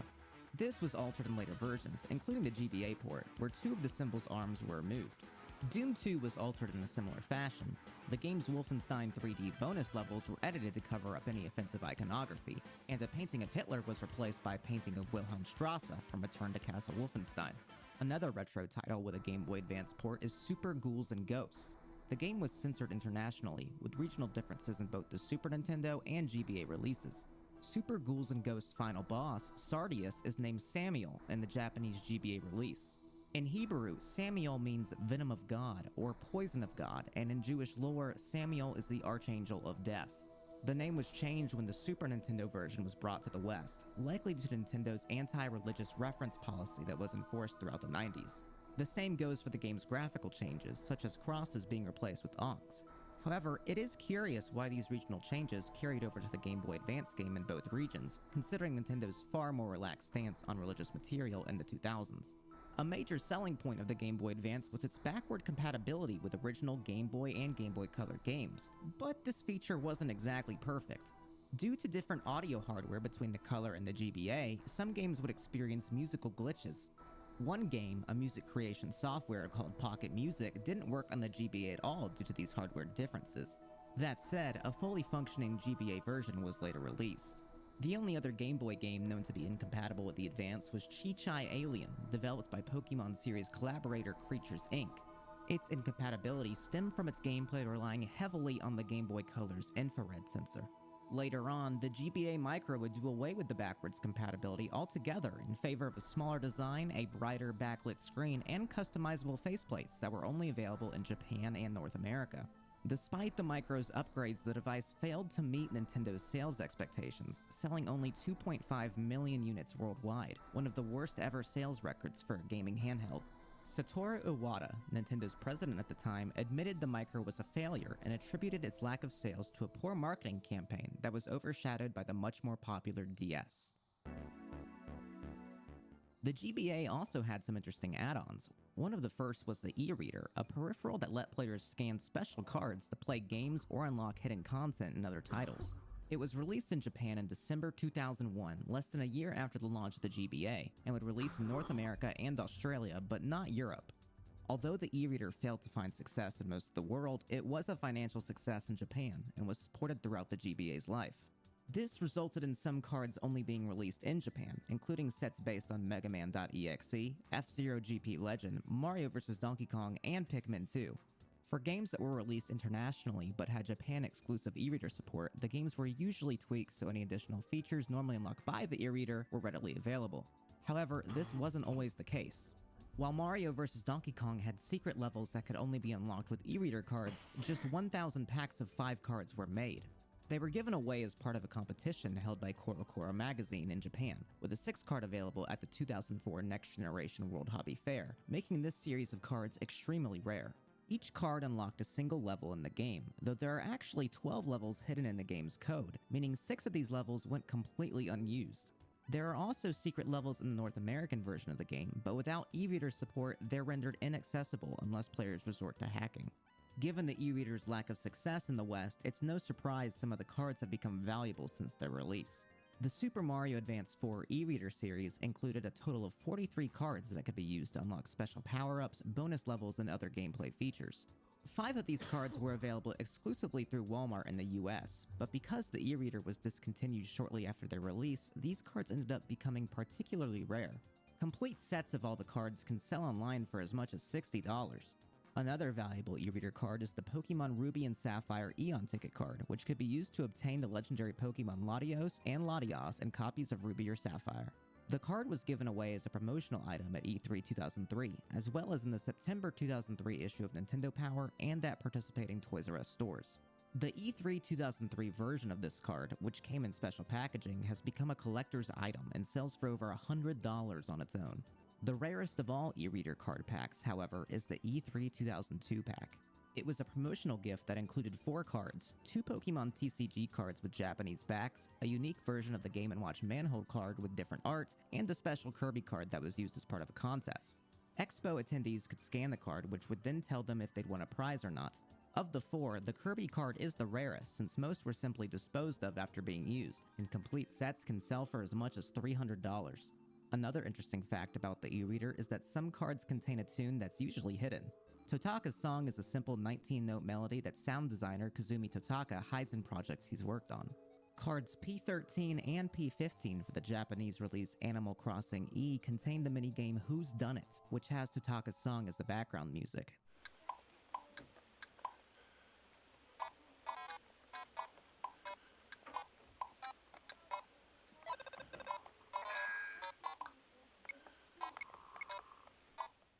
This is unusual, as the song is usually hidden within a game rather than being blatantly on show. Another officially made peripheral for the Game Boy Advance was the Play-Yan. First released in February 2005, the Play-Yan was a media player designed for use with the Nintendo DS and GBA. By loading music onto an SD card and inserting it into the Play-Yan cartridge, the GBA could be used as an MP3 player or even a video player. Nintendo also made several minigames available on their Japanese website that could be downloaded and played on the Play-Yan. Because of its power consumption, the Play-Yan was not meant for use with the original Game Boy Advance, but was compatible with the SP. Although the SP lacked a traditional headphone jack, the Play-Yan cartridge came with one built in. One of the most unusual peripherals for the Game Boy Advance was the iCard Pro, released in 2004 by Biondo Racing Products. It was essentially a radio receiver that displayed information about auto racing events on the Game Boy's screen when used at select locations that supported the iCard service. The information could include everything from race results and lap times to individual driver profiles, and allowed for 2 different feeds to be followed at the same time. In this episode, we're going to be looking at some trivia from titles released on Nintendo's Game Boy Advance. Nintendo's grip on the portable gaming world has always been strong. It's perhaps one of their most revered ventures by fans and critics. After the Game Boy and Game Boy Color came the Game Boy Advance, a portable with very little competition in the West, with specs comparable to that of the Super Nintendo. The best-selling trio of games on the system were Pokemon Ruby, Sapphire and Emerald versions, which saw several revisions and were even remade on the 3DS. Games are usually tweaked and reprinted shortly after they're released, as a large audience of players encounter bugs that the comparatively small development team never found. These revised builds usually have a number that indicates their version, such as version 1.1, 1.2, etc. Pokemon Ruby and Sapphire's version 1.1 release had several changes, but not all of these changes fixed bugs. Humorously, the English localizers happened to misspell the names of multiple Pokemon in the original release, which were fixed in 1.1. The item description for the Togepi doll misspelt its name as Topgepi, and Mawile's Pokedex entry in Ruby spelt his name as Mawile. You're saying it weird. Why are you putting so much emphasis on the H? Speaking of differences, Pokemon Emerald version had several pieces of exclusive content, including the elusive Mirage Tower. This tower, or at the very least its English name, may be a reference to a tower with the same name from Final Fantasy. Both Mirage Towers appear in a desert and only appear under certain circumstances. They both also contain a spiral-shaped dungeon within them. Some other GBA games were considered hits even though they didn't sell nearly as much as Pokemon. The best-selling game on the system that didn't have Pokemon in its name was Mario Kart Super Circuit, which had a rather extensive amount of unused content. The game has all 4 of Super Mario Kart's battle stages within its data, completely unused. Since tracks from Super Mario Kart can be unlocked for regular kart races, it's speculated that these battle tracks were planned to be unlockable at some point during development. The game also has several unused items, some of which have some functionality when hacked back into the game. There's an unused fake item box which places a banana behind the cart. There's also a gold mushroom which has the same functionality as in later Mario Kart games, and an infinite mushroom which never runs out of boosts. There are triple bananas as well, but these have no programming attached to them. A bomb icon also exists in the game's data, but it's unclear whether these would have been items like in Mario Kart Double Dash, or if they'd represent the player as a bomb in battle mode like in Mario Kart 64. Hidden content can be found in other GBA games as well, such as in the data of F1 2002. Looking through the data, a number of standard JPEG format images can be unearthed in both the NTSC and PAL releases of the title. These files are mostly made up of photographs, though one of them shows a CG dinosaur. It's possible that these were included by the game's developers to use up excess storage space on the cartridge. In the Japanese version of Mario & Luigi's Superstar Saga, Boomerang Bros can drop an item called Oho Gear once they're defeated. This item raises the player's defense by 28 points and can be equipped by either Mario or Luigi. For unknown reasons, it was removed from all international ports of the game. The item can still be found in the game's data in the English game, however, and can be used through hacking or cheat devices. The item is fully functional in all versions, and its description was translated into multiple languages. This seems to indicate that the Oho Gear was originally meant to be in the game's international releases, but was disabled late in its development. The reason for this remains unknown. Developers sometimes want to incorporate their history into a game, as can be seen with Maya the Bee: The Great Adventure. Normally, booting the game will run through the developer's credits, such as the Shinen logo. By holding both of the system's shoulder buttons during this sequence, the Shinen logo will actually change to Abyss instead, and the game's credits will instead use the developer's pseudonyms. This is because the company Shinen is actually made up of members from the demo group Abyss, a prominent team from the demo scene during the days of the Amiga. Kingdom Hearts Chain of Memories saw the series' first venture onto Nintendo hardware, but it initially had a different name. Tetsuya Nomura stated in the Kingdom Hearts Ultimania book for the title that the game was originally called Kingdom Hearts Lost Memories. This seems fitting for a game about Sora trying to recover his memories of the past events from the first entry in the series. It would have also been fitting to have Deep Jungle, the Tarzan-themed world from the first game, make a reappearance, though it does not. The reason for Deep Jungle's omission from the title was due to copyright. Both Square Enix and Disney were unable to get the rights to use the franchise's concept and characters from the estate of Edgar Rice Burroughs. Another game which struggled from copyright issues was its Mr. Pants. Many will be unaware of Mr. Pants' history, being a joke mascot created by Rare staff member Lee Loveday with MS Paint. He was fleshed out after becoming popular with fans of the company, before he finally made his video game debut on the Game Boy Advance in 2004. However, this game wasn't always intended to be a Mr. Pants game, and was initially a Donkey Kong title called Coconut Crackers, featuring Donkey Kong characters, locations, and items. Before landing on Coconut Crackers, they even considered calling the game Splodge, Nutcracker, Animal Crackers, and Sunflower. During development, the game could have been played in both 2D and 3D, a feature removed due to issues with the consistency across both views. Eventually, the Donkey Kong license was dropped due to Microsoft's acquisition of Rare in 2002, before THQ picked up the title and replaced Donkey Kong with Mr. Pants and his family. To keep the game's graphics true to its childish art style origins, the game's artists would create graphics using their less dominant hand. Its Mr. Pants was also planned for release, alongside other Microsoft titles, for the Gizmondo handheld, though it was later cancelled due to the Gizmondo being a commercial failure. Speaking of undergarments, Dragon Ball Advanced Adventure has a couple of interesting localization differences between the European and American releases. The American version has a spelling mistake as well. In the level Land of Corinne, after catching him 10 times over, Corinne will say that Goku's power has increased several times over. Mega Man Battle Network took the Mega Man series to the Game Boy Advance with its own new spin-off series of RPG titles, and makes reference to Pokemon. In Yai's house, a yellow rug can be found in her living room, similar in appearance to a skinned Pikachu from Pokemon. Also in the game, outside the Dentown movie theater, is a movie poster for Upgrade Impossible 3, featuring Rom Cruise, a clear parody of the movie Mission Impossible 3 and its lead actor Tom Cruise. Another popular RPG on the Game Boy Advance was Final Fantasy Tactics Advance. In the game's introduction, the player encounters 3 schoolyard bullies, Guinness, Colin, and Lyle. After the battle, the player is warped to the magical world of Ivalice. Morbidly, much later in the game, a mission will become available which involves saving a professor from 3 zombies, each with the same names as these children. Harvest Moon, More Friends of Mineral Town, has a bizarre Easter egg based around fan speculation. If the player goes to sleep at 9 PM on the 30th day of winter, there is a chance they will be shown a dream sequence featuring both the female playable character and the mayor of the town, Mayor Thomas. The two will appear to be getting married, only for the player to wake up confused. So confused in fact that she will even forget how the word dream is spelled, an obvious mistake by the developers. Pushing a console to its limits is something many game developers strive to do. With the Game Boy Advance being a primarily 2D gaming handheld, the desire to push the device and create 3D games was an understandable one. Raylight Games, an Italian studio, was one of the more prominent 3D developers for the GBA, and created their own 3D engine for the handheld with impressive results. They created 2 demos showing the rendering capabilities of their Blue Roses engine, one by recreating a similar area to the hangar from Metal Gear Solid, and another of a playable demo for Resident Evil 2. This Resident Evil demo put players in control of Leon during the opening moments of the full original PlayStation release. The demo also includes a small, non-playable snippet showing a shot from Street Fighter X after completion.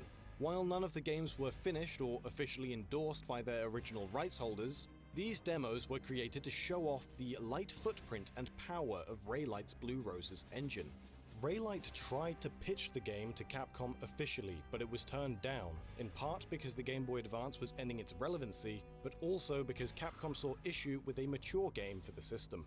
Nintendo is praised for the many different genres in which it's willing to feature its eponymous Mario. Not only has Mario starred in a variety of popular games ranging from platformers, sports games and educational titles, to puzzle games, shooters, and fighting games, one of the most popular being the variety of Mario RPGs. Fans of Super Mario RPG, developed by Squaresoft for the SNES and published by Nintendo in 1996, had to wait some time for a new Mario RPG title. The next RPG focusing on the mustachioed pipefitter was Paper Mario in the year 2000, having Mario take on a new form and appearance. The next RPG which concentrated on the classic form of the character would be Mario and Luigi Superstar Saga in 2003, often considered the true successor to Square's earlier take on a Mario RPG. However, prior to Superstar Saga's release, developers Alpha Dream had created another game which perhaps acted as the catalyst to Mario's return to the role-playing realm of turn-based mechanics. That game, which was aimed primarily at a younger audience, is Tomato Adventure. Tomato Adventure was developed by Alpha Dream and published by Nintendo in early 2002 for the Game Boy Advance, exclusively to a Japanese audience. The player takes on the role of Demille, an anthropomorphic hare-like character. The game's setting is a land known as the Ketchup Kingdom, under the reign of the tomato fanatic ruler, King Abira. Demille has been shunned from society and banished to spend his days in the cliffside Kobori village, being exiled, as with the rest of the villagers, because of their distaste for tomatoes. When the national holiday Tomato Day rolls around, Demille is watching TV when an announcement is made, revealing that a machine has been completed called the Supercara Cooker. According to King Abira, this machine would allow for the citizens of the Ketchup Kingdom to remain as children forever. As Tomato Day is a special occasion, Demille is given the opportunity to fight for the chance to leave the village in which he is being confined, just for the day. After winning this right, he explores the nearby toy ruins with his girlfriend Passaran. During their tour of the ruins, the couple are kidnapped by 2 purple creatures called Boriki and Goriki, who escape in an airship. They drop Demille out of the ship, setting his adventure in motion as he sallies forth to rescue his girlfriend. Passaran is taken to the Gimmick Palace, where King Abira reveals his plans to use her energy to charge the Supercara Cooker. Not only that, but it's revealed that the Supercara Cooker is not a machine intended to keep the entire kingdom young, but instead it will be used to turn the inhabitants into toys. Demille must adventure through the world, taking out the 6 super kids, collecting 6 toy parts along the way to grant him access to the Gimmick Palace, so that he can save his girlfriend, prevent the Supercara Cooker from being activated, and defeat the king. On his quest to save the Tomato Village, Demille is joined by other characters who assist him on his journey. They must battle with enemies using a variety of toy-like weapons called gimmicks. Each gimmick attack is unique in how it's carried out, similar to the special bros attacks within Mario and Luigi. These fall into 4 categories: time gimmicks requiring the player to press a button with the correct timing, render gimmicks involving hitting the same button multiple times, speed gimmicks having to tap a series of buttons quickly, and doki doki gimmicks, which are unique in execution. These different forms of attack contribute to the game's active participation during battles, where unlike most traditional RPGs before it, the player would simply choose to attack and it would be executed automatically without player input. Each character can have 4 gimmicks selected for use within battle, with each having a limited number of uses. After all uses of these attacks are depleted, they will all be replenished. Each gimmick can also be adjusted to the player's preference. Individually, gimmicks can be given their own difficulty setting, changing the weapon's damage the higher the difficulty. As you would expect, the higher the difficulty, the harder it is to successfully perform the attack. The player is even able to test how the difficulty will change the attack from their inventory screen. Failing to successfully pull off a gimmick attack will still hit the enemy, however. Gimmicks can also be upgraded with batteries found throughout the journey. After successfully executing gimmick attacks, the player is rewarded a number of stars depending on the gimmick's difficulty setting, contributing to their cool meter, though failing an attack will completely deplete the bar. By filling a certain amount of this bar, a gear will be activated which can be spent executing a cool attack, effectively a team attack which will change depending on which partner is in battle with Demille. The player will obtain not just a variety of different gimmicks on their adventure, but a large array of usable items, as well as gear which can be purchased and equipped. To create new gimmicks, the player has to find hidden items called pacifiers. These can be found while walking around the game's maps, hidden in a variety of places. While individual weapons can be upgraded and gear can be equipped to bolster a character's stats, experience is also earned for each character, and they are capable of leveling. During exploration of the game's maps, there's also the possibility of coming across interactive objects, adding more gameplay to the usually minimally participatory portions of RPGs. These include things like timing button presses for jumps, or simply holding a button to make platforms move. Partway through the adventure, a card-based minigame is unlocked called Gimmicker. After unlocking this minigame, it's possible to duel with or obtain new cards from several characters throughout the player's journey. The objective of the game is to reduce your opponent's health below your own, or to 0. There are 2 types of card. Gimmick cards, based on the various gimmick weapons in the game, used to attack an opponent. These are automatically put on the table and given a rank based on a color seen in the middle of the screen. A higher ranking card will win a round, though green will always beat blue. After gimmick cards are put into play, the player must select a character card from their hand. These cards change the gimmick's stats, such as increasing or decreasing a rank, or changing the attack value. The difference between the attack stat of the 2 gimmicks in play will be the damage dealt to the losing player of the round. If both cards remain on the same rank, the higher value attack gimmick is deemed the winner of the round. After all of the player's cards in their hand are used, or one player hits 0 health, the game is over. Tomato Adventure was the second title to come from the Alpha Dream studio, being released after Koto Battle Tengai no Moribito for the Game Boy Color. Nintendo approached the team wanting them to develop a new role-playing game under the title Gimmick Land, named after the concept of the game's utilization of gimmicky toys to not just have a game based around turn-based RPG mechanics, but also to introduce more active participation from the player in battle. During this phase of development, the game was being produced for the Game Boy Color, and had made significant progress. Only 2 screenshots are known to exist from the game's earlier Gimmick Land period, though the title was allegedly close to completion and was almost ready for release. That was until Nintendo released the Game Boy Advance. As the gaming community's interest shifted away from the Game Boy Color to the new system, the team was requested by Nintendo to redevelop their game and rename it Tomato Adventure. They had also been instructed to not just rework the quality of the game's visuals and audio, but also introduce a character which would not just reflect the game, but also be easily recognizable and easier to market. In an interview, while discussing how Tomato Adventure came to fruition, Chihiro Fujioka, the game's director, was initially worried about the shift to the new system. However, he also considered this a potential spot of luck, as having a product published on newly released hardware is a good business opportunity. It was also revealed that Gimmicker, the card-based minigame, was created so that the team could test the Game Boy Color's communication features. Originally, players would obtain cards dropped within the world, but Nintendo suggested that this be changed to having the cards be obtained from defeating key characters instead. With the minigame proving to be popular among game testers at Nintendo, this portion of the game was expanded, resulting in shortened dialogue from NPCs to save storage space on the cartridge, allowing the introduction of more diverse elements to Gimmicker. DeMille proved to be a popular character within Nintendo, with many making assumptions that he would be a surefire inclusion into the Super Smash Bros. Series with the release of Brawl on the Wii in 2008.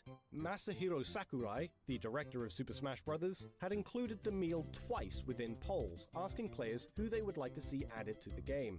Despite his double inclusion, he has never made a playable appearance outside of the initial release of Tomato Adventure, though much later he would appear as a spirit within Super Smash Bros. Ultimate. To promote the game's release, Nintendo announced a contest which would see gamers enter a draw for a kilo of famed sweet tomatoes from the Kochi Virtue Valley area of Japan. Superstar Saga actually includes 2 unused musical tracks within its data,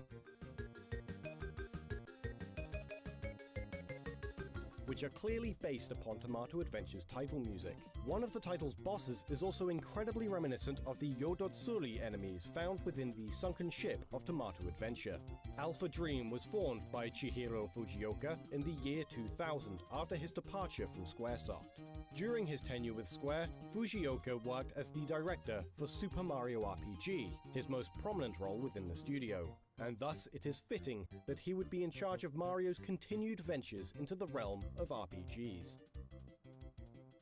Tomato Adventure proved incredibly popular with not just Japanese audiences and critics, but also the team at Nintendo. After gauging the public's response to the game, Nintendo provided Alpha Dream with the rights to develop their own Mario game, which was soon fleshed out into Mario & Luigi Superstar Saga. Superstar Saga has an incredibly strong resemblance to Tomato Adventure, though one major difference between the two was Mario & Luigi's release outside of Japan, plus its incredible popularity, resulting in 4 sequels. The game was at some point set for release within countries other than Japan.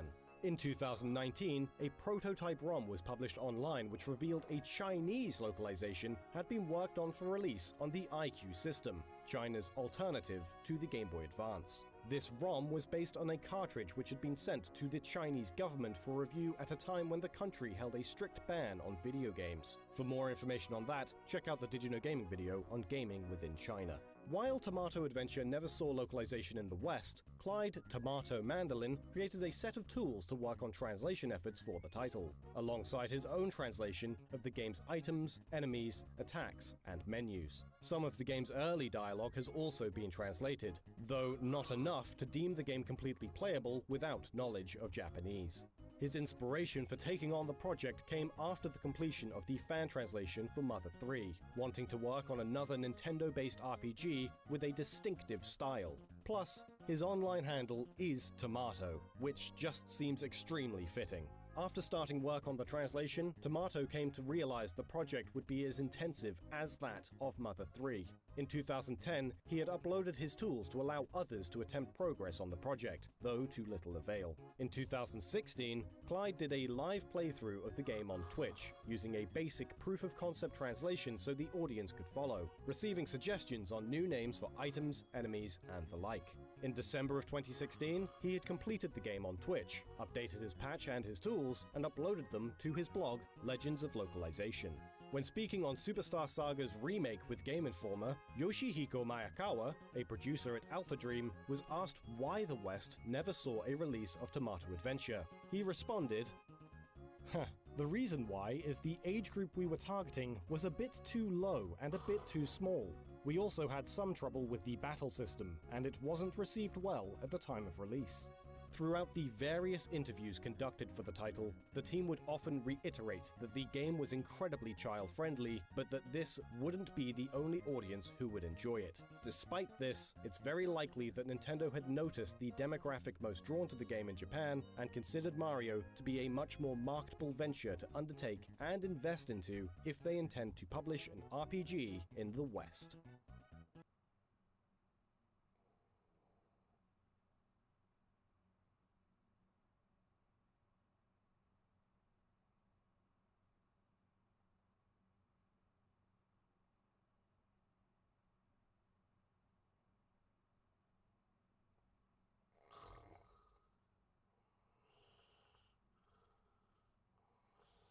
million, this was 22% of everyone's health every 2 seconds, which in itself would have been an incredibly difficult healer challenge. But there is also a whole bunch of other mechanics going on during the final phase, so that ridiculous amount of damage might have technically been possible if the healers were allowed to stand still the whole time and it was just a tank and spank. But that's not what it was like at all. In fact, there was another broken part of the third phase, where the demonic obelisks would spawn 5 the first time they came down, and instantly kill players on hit instead of just doing non-lethal damage, like they did in the other difficulties. And then they would spawn additional obelisks every time the mechanic happened afterwards. Plus there's also the orb that would chase people around the room, the tier rifts that would pull people in, and then just the mechanics Kil'jaeden was doing on top of all that. This permanent dot was so bad that Method sent a message to Blizzard telling them to fix it, as they thought it was obviously a bug. And Blizzard told them to just try it out and see if they could do it anyway. So they did one attempt, wiped because the damage was too hard, and then refused to try again until Blizzard fixed the dot. And then when they came back from their break, all of a sudden, the dot in the final phase was doing 40% less damage. Now, you can see why Method made jokes about being unpaid Blizzard beta testers after getting the world first on this boss, because that is a lot of things going wrong with the boss, only to be slapped in the face with an unhealable dot during the final phase. Eventually, Blizzard did fix all of the problems, and then they fixed them even more after the first 2 world firsts were achieved, so that other guilds could actually complete it without having to be literally the best players in the world. And then they nerfed it some more just to be extra sure. About 1.9% of guilds who attempted Mythic raids in this raid tier were able to kill Mythic Kil'jaeden while it was still current content, which honestly is better numbers than the Lich King and Mythic Blackhand.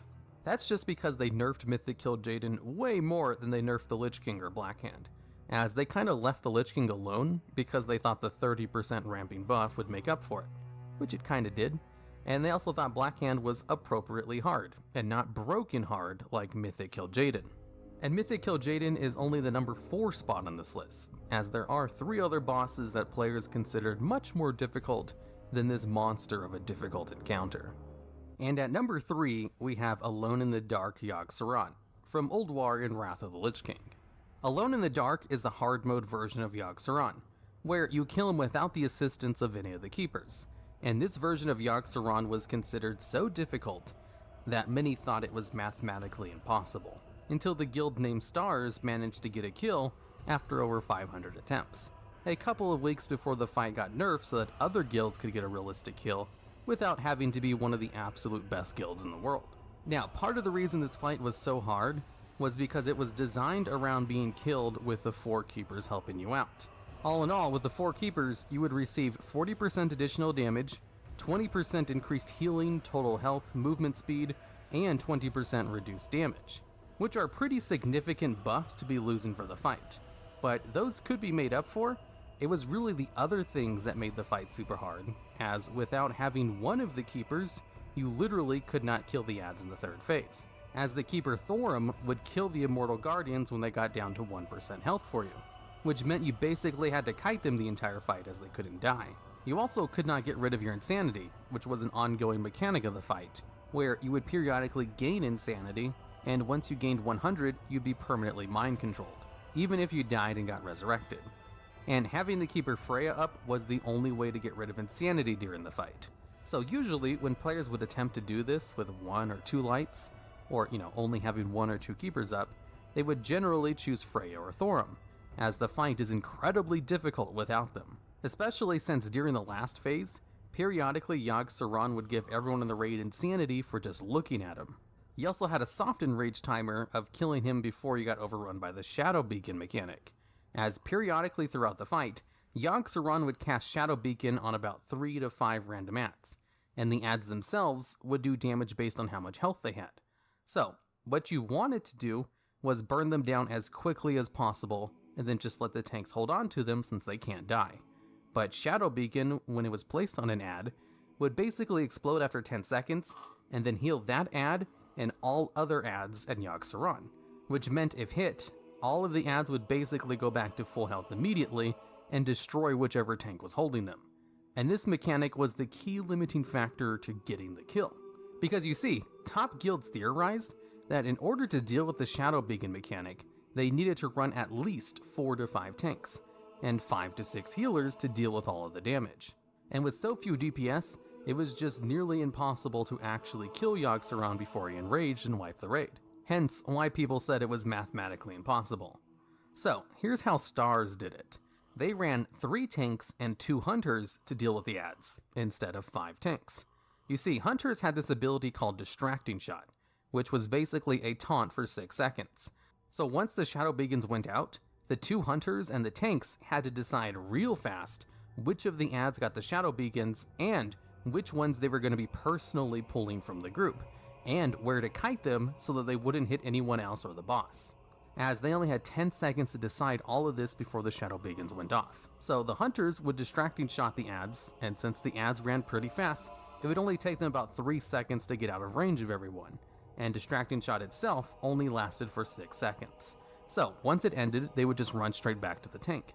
And hopefully, with a little bit of light kiting on the hunter's part, their Shadow Beacon would explode while they were away from everyone else before returning to the tanks. And it was through this very complicated kiting pattern that they had to pull off about 3 times during the 3rd phase, as it happened every 45 seconds. That allowed them to deal with the Immortal ads. There was another guild who managed to get a Yogg-0 kill before Stars, except they kind of exploited the fight by soulstoning a Holy Paladin and a Warlock and letting them die in the brain room of Yogg-Saron, and then having them both res during the final phase. A Holy Paladin would just turn on their threat buff, the one meant for protection paladins to use for tanking, as this buff greatly increased the paladin's threat. And the Warlock would just spam life tap while the paladin continuously healed him, in order to generate a ton of aggro on all of the immortals outside of the brain room, and basically cause them to evade, meaning the raid didn't have to deal with them at all, which is why no one considers this the true world first, as it was basically using an exploit. There was also the problem of the insanity. Even if they did figure out how to deal with the unkillable ads, they still needed to kill the boss before the raid went insane. And the way they were able to accomplish this was basically by just bringing a whole bunch of Warlocks, because Warlocks have an ability called Drained Soul, and a talent or something at the time that made it so it did much more damage to a target at low health. And the thing about Drained Soul was that it was a channeled ability that lasted like 20 seconds or something. It was a really long channel time and did a lot of damage. So a Warlock could just activate Drained Soul and then turn their character away from the boss and continue to do full damage without having to face the boss at all. In addition to them being able to reapply their dots without having to look either. They were basically the only class who could perform nearly maximum damage while not having to face the boss 90% of the time.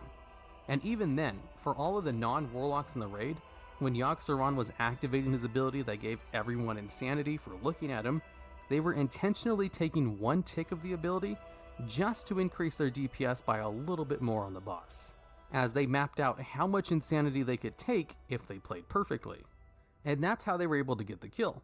Something everyone else thought was impossible was done because of 2 really good hunters kiting ads, and stacking a whole bunch of Warlocks to attack without having to look at the boss.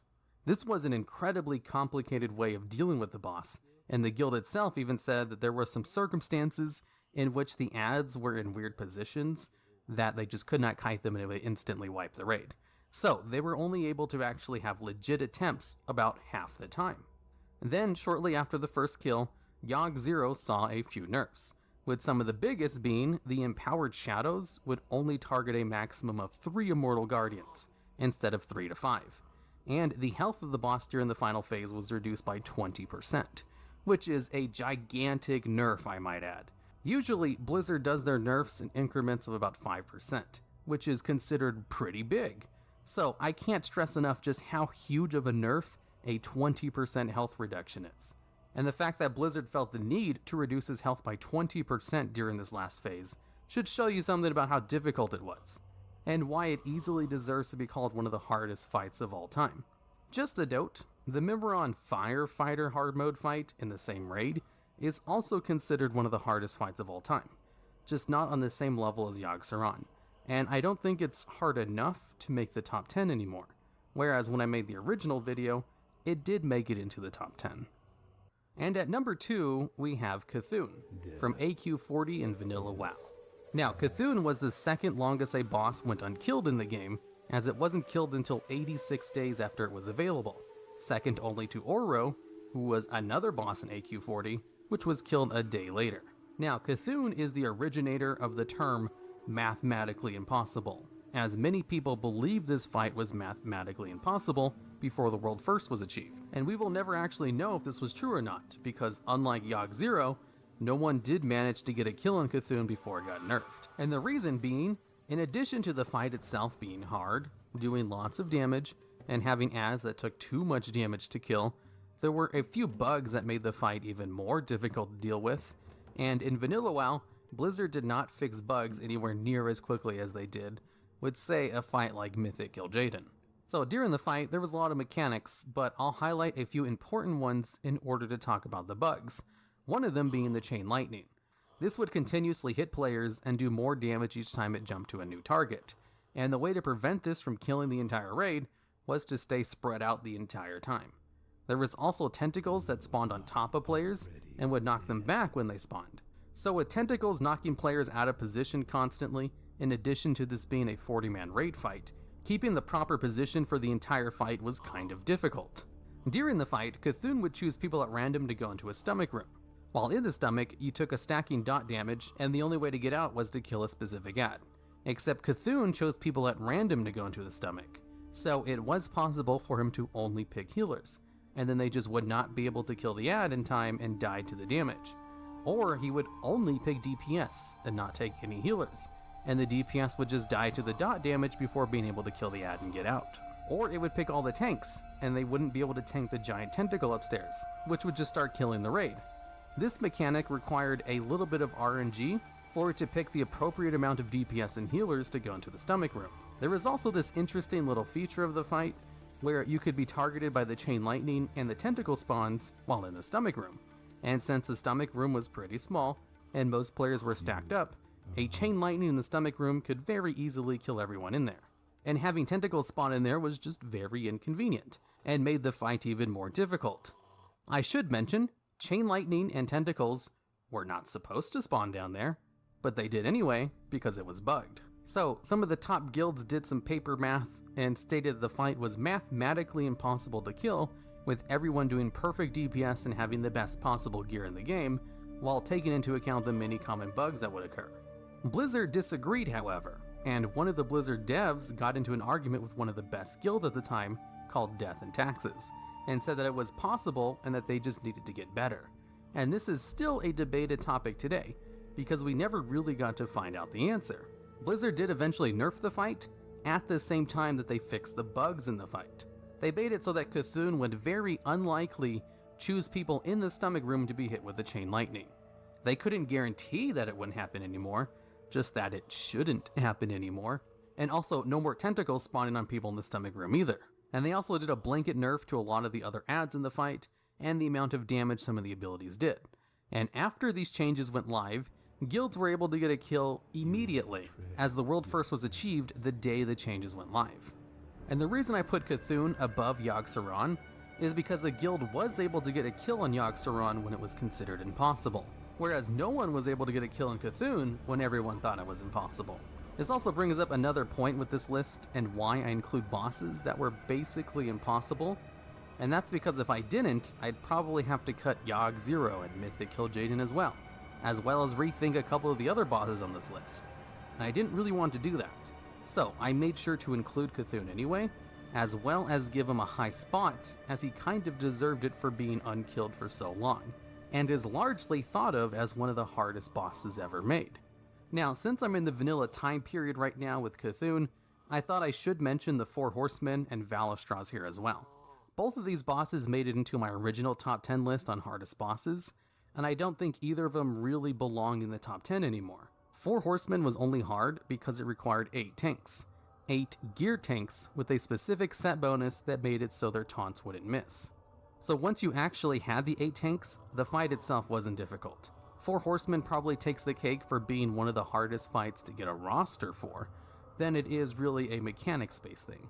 And Valistraz was a difficult boss fight for the average raider, but not really for top guilds.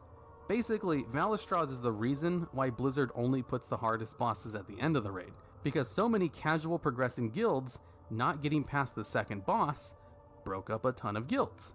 So he definitely deserves a mention in the original video for being a boss that was famous for being hard, but he doesn't really deserve to be in a top 10 of the hardest bosses of all time list.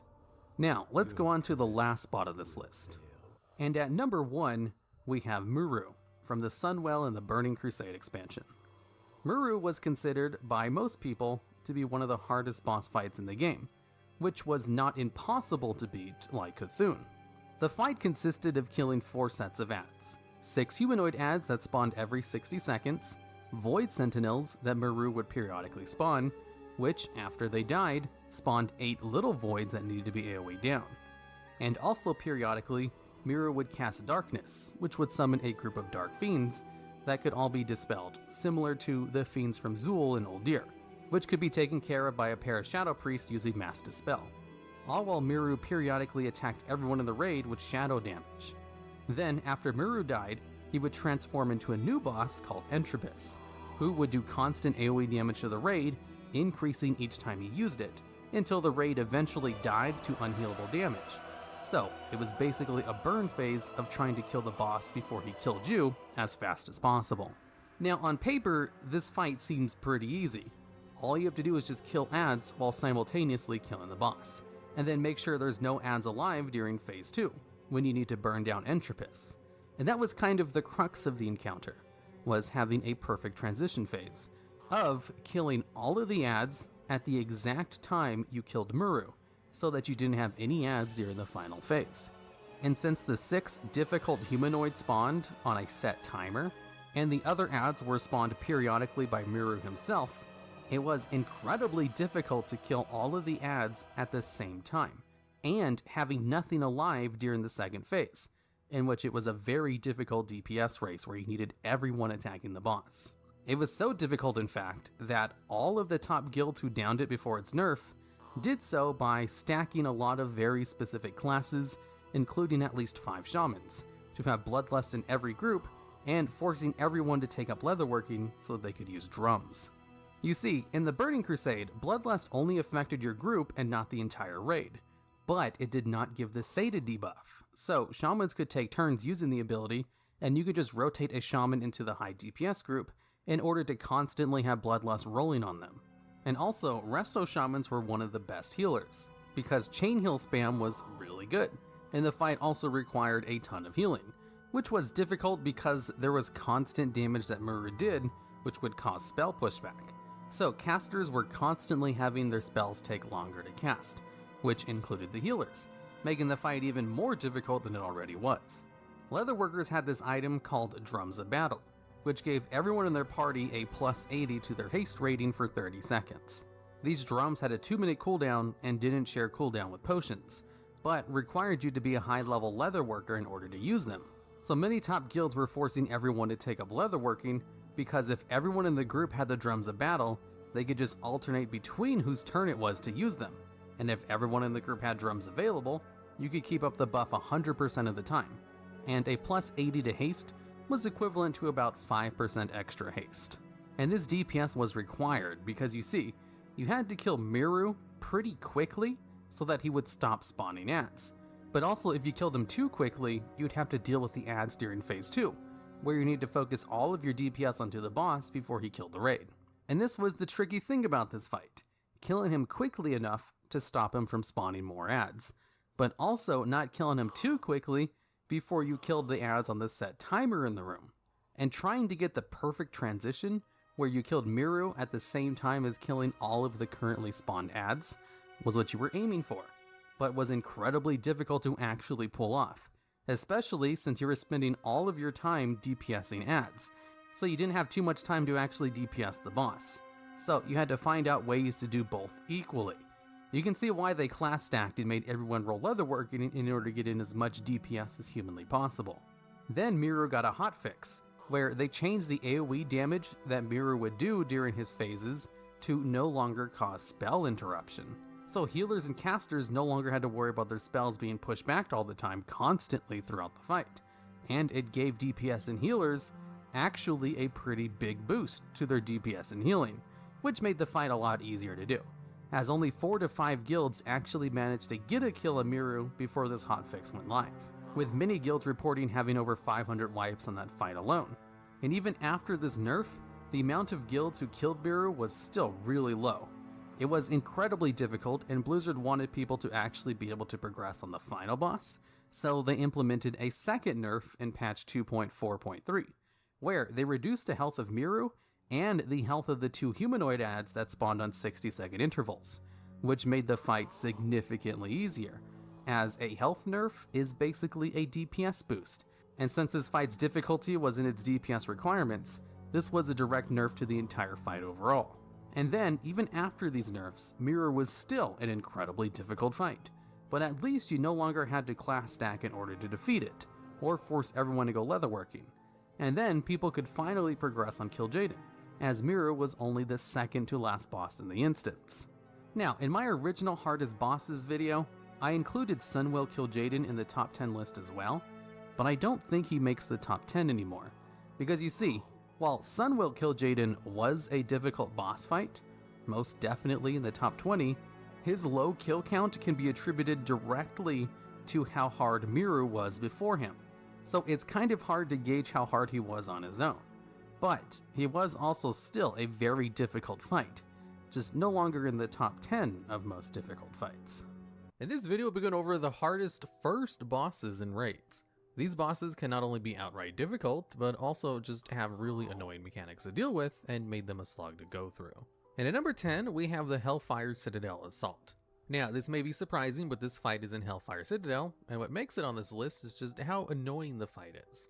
With how the fight worked, it made it impossible to solo for quite a long time after its release in future expansions, requiring players to be in multiple locations at once, and since there aren't many difficult first raid bosses, we'll be going over the annoying ones first, and leaving the actual hard ones at the higher spots on this list. As for the fight itself, the entire point of this fight is to not only defend 2 giant cannons, but to also supply them with ammo. Throughout the fight, multiple waves of enemies spawn in and try to destroy the cannons, along with siege vehicles that, on kill, drop ammo that you need, needing upwards of 17 boxes of ammunition to destroy the door and end the encounter. So, the most difficult part of this fight is understanding what ads need to die in what order, but at the very start, the group must fight Siege Master Martak. She's a fairly easy fight with nothing really noteworthy and is just there to slow this down even more. And once she's taken care of, the real stuff happens, with the main ad to look out for called the Gorebound Fellcaster, which mostly just spams Incinerate on a single target and volley of a Fell Flame every now and again that can be interrupted. But what made this ad so deadly was when they reached 30% health, they would go into Metamorphosis. During this transformation, they would do 30% more damage, move 70% faster, be immune to crowd control effects, and while also spamming nothing but Fell volleys. And this is where the majority of the damage happened to the raid and most groups would wipe, requiring the raid to know when to burst down these warlocks and when to hold DPS to avoid having multiple transform at the same time. None of the other ads that spawn are really worth mentioning as they aren't significant, but just annoying, as when they spawn in, if they aren't immediately caught, they would run full speed the cannons and start doing a ton of damage to them. And if any of the cannons died, you lost the fight. When siege vehicles started to spawn, they would do various abilities like firing flamethrowers, chewing through players, shooting cannons, or spawning ads, and were also the only way to get ammunition for your own cannons required to end the fight, making these a second priority next to the Fellcasters, with the most important one being the artillery siege vehicles. And these were the main reason why the cannons would be destroyed, since they did a large amount of damage from far away. If done incorrectly, the group could easily wipe as there were important mechanics that need to be paid attention to, but it was difficult for players to focus on them since half the raid was asleep because of how boring it was. And at number 9, we have Halfa's Wormbreaker.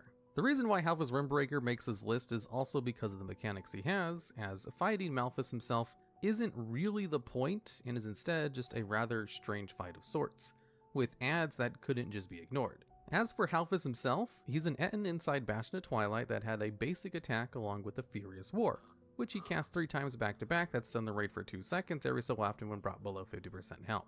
But he also had these dragons that gave him different buffs until the group would free them, removing those buffs, but also being forced to kill the ads. And the worst part was, these dragons would be changed weekly. This caused the difficulty of him to vary widely depending on what week it was, depending on what dragons were up. So some weeks were just a cakewalk, and other weeks it was tedious and quite annoying. That is, unless you run Heroic, as on Heroic, all the dragons would be up. The dragons would give him buffs that would do various things, like make him attack much faster, or do a huge raid-wide AoE damage that needed to be interrupted, and when the dragons would be released, they would deal massive melee damage every 2 seconds if they weren't tanked. So you couldn't just release all 3 of them at one time. And when all 3 drakes were killed by the raid, it would debuff the boss, making him take 100% increased damage. Which, stacked by the way, it made it easier to kill him by also countering whatever effects they gave him. As for the debuffs, it depended on what the drake was, as he might get a paralysis debuff that froze him every once in a while for 12 seconds, one that made him do reduced damage, or another that drastically slowed his casting speed, for example, and these debuffs lasted the entire fight, basically making the dragons the main priority because of how this system worked, along with his proto-drake casting fireball at random raid members every 2 seconds, dealing a bunch of damage with the fireball being undodgeable, and the drake itself being unkillable. If these mechanics were ignored or just not dealt with, it was very easy to wipe, as Halfus would be overpowered depending on what buffs he got, like having 120% extra attack speed, or allowing him to cast Shadow Nova, which needed to be interrupted, or having his proto-drake empowered and having to do unavoidable raid-wide damage. And these mechanics wouldn't stop pressuring the raid until the drake corresponding to the buff was dealt with. And since you couldn't release all the drakes at the same time, fighting Halfus could be pretty punishing. And at number 8, we have Abyssal Commander Sivara. Sivara is the first boss in the Eternal Palace raid, which is the 4th raid in the Battle for Azeroth expansion. The reason why Sivara makes this list is because if any of her mechanics were done wrong, even early in the raid, it was very easy to cause a wipe. And its mechanics could be labeled as extremely complicated for a normal mid-raid boss, let alone a first, which is usually the easiest. It required the raid to constantly be aware of their surroundings, where to drop the dot that was applied to you, when to drop it, not dropping too many at one time and that would result in too much raid-wide damage, and switching the dot around when necessary, as well as avoiding people with the opposite dot, as half the raid was marked with either a frost dot or a poison dot, and if the players ever ran into one another, they would get another stack of their dots, while also causing raid-wide AoE damage. At around 6 stacks, the damage would get pretty bad and requires you to purposefully run into the opposite's dot goop that is on the floor and take damage, as doing this would reset the stacks. Timing is important on this fight, as if too many people reset their stacks at one time, it would do insane AoE damage and possibly wipe the raid, or leave your healers with a lot to clean up. Every so often, players would even get a debuff called Overflow, that after a few seconds would drop off, and a pool would be left similar to that of the dot, frost, or poison, and dropping it near the walls was the best thing to do. With Sivara's other mechanics, Inversion, it randomly selected players to be rooted for 4 seconds and have their dot type switched, making them run to the other side of the room, hopefully avoiding everyone on their way there, to be in positioning again and deal with their other mechanics, all while throwing a massive barrage of spears randomly at the raid, which exploded for more AoE damage. With the mythic version of this fight basically ramping everything up to 10 with their dot being far more deadly, and her other mechanics more stressful, it was definitely a challenging but unique first boss for an overall well-made raid. And at number 7, we have the Northrend Beast. This boss fight was located in the Trial of the Grand Crusader and Wrath of the Lich King, and was 4 bosses all put into one single encounter with 3 different phases, a Magnetar, a pair of worms, and an abominable Yeti. The reason why Northrend Beast makes his list is because of the amount of damage that could happen, and with how long the fights were. If anyone died, not only did it void a special achievement, but it also prevented them from rezzing, meaning you were down a player the entire time unless the raid decided to wipe, as the 3 separate boss fights were back to back. In the first phase of this fight, Gormok the Impaler spawns and uses an ability called Impale, which does a ton of damage and left a nasty stacking dot, which had to be dealt with pretty early on, along with all the melee getting hit by the staggering stomp ability, which was unavoidable. Gormok also throws snowballs at random players, which not only interrupt all non-instant cast spells on the player they're thrown at, but also randomly stun them for a couple of seconds, and maybe even worse, also leaves pools of fire on the ground that do huge amounts of damage and need to be avoided. Once Gormok is dead, or on a set timer on Heroic, Acid Maw and Dreadscale spawn in. Each worm had their own dot they brought along to the raid, with Acid Maw having Paralytic Poison, and Dreadscale having Burning Bite if he hits you with his Burning Bite attack. The best way to overcome these two was to burn Acid Maw down as fast as you can to avoid as much of the Paralytic Poison as possible, while the off-tank dealt with Dreadscale, occasionally running through Acid Maw, the person tanking him, and all of the melee to get rid of the poison, since the off-tank will be the only person with the Burning Bile dot, and just burning down Dreadscale as soon as he enrages from Acid Maw dying. Immediately after, or during, depending on if you were ahead or behind the timer in Heroic, Ice Howl would spawn and do a few very deadly abilities like a Freezing Ice Breath to freeze groups of raiders, a Whirlwind that would knock back melee, and a hard-hitting tank stun. However, his most deadly mechanic was his crash combo, slamming the ground, knocking everyone all the way to the wall behind them with a big chunk of damage and a stun, then running to the center of the arena and preparing to charge at a random target. During his windup, players would need to run the best they could from his aimed location, or be instantly killed as he collided with them, even enraging if he hit someone, making it even worse. A very challenging and deadly first boss, one that was common to ruin deathless achievement runs. And at number 6, we have Rage Winterchill. Rage Winterchill is found in the most beloved raid in the game's history, the Battle for Mount Hyjal. And your goal with this raid is quite unique, as the entire point is to fight waves and waves of seemingly infinite enemies until the boss spawns. With the first onslaught containing 8 waves of a ton of ghouls, abominations, crypt fiends, and so on before the boss, Rage Winterchill spawns.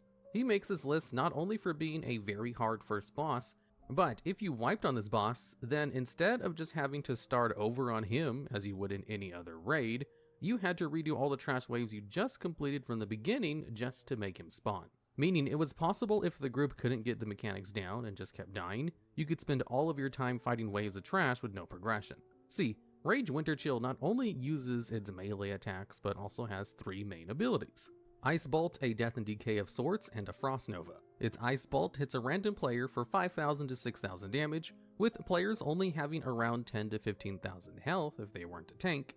This was about 50% of a player's maximum health, which is a huge amount of damage for a single target, non-tank hitting ability to do, along with leaving a dot on the person hit that did an extra 2,500 damage a second for 4 seconds, or about 20% of a player's health as damage, for a total of roughly 15,000 damage dealt. Froze the person hit, preventing them from self-healing or popping defensive cooldowns, along with having a 1-second cast time. This meant that if you didn't get healed almost immediately after getting hit, you basically just died, as he cast Ice Bolt pretty frequently, and it was also possible to have him just spam it over and over again, making healing very difficult and very reactionary. His Death and Decay ability spawned randomly under players and did 15% of their health every second that they stood inside of it, which is a pretty hefty damaging AoE ability, and once again, required healers to heal through it as much as possible. With Frost Nova being the most straightforward, seeing as it just locked the entire raid down when he cast it, but thankfully Death and Decay and Frost Nova wouldn't be cast at the same time. Since then, Blizzard thankfully hasn't added any more raids like this since,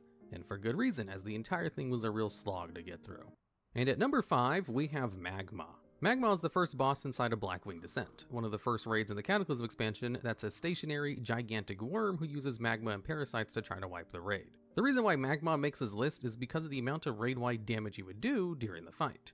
You see, if your healers were just a bit under-geared and couldn't keep up, or if everybody gets hit by some of its mechanics and he spawns parasites, then it would just cause a lot of unhealable trouble, which was a real concern seeing as it was a new expansion entry raid, and gear tends to be low on a whole at this point in time, made even worse with Cataclysm nerfing healers harder than any other expansion since.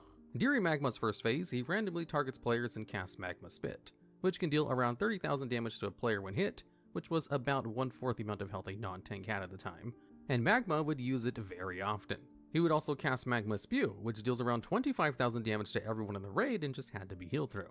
When he's being pushed into a second phase, he uses Mangle on one of the tanks and tries to kill them, with a special ability on the target saying target will be mangled lifeless after 30 seconds.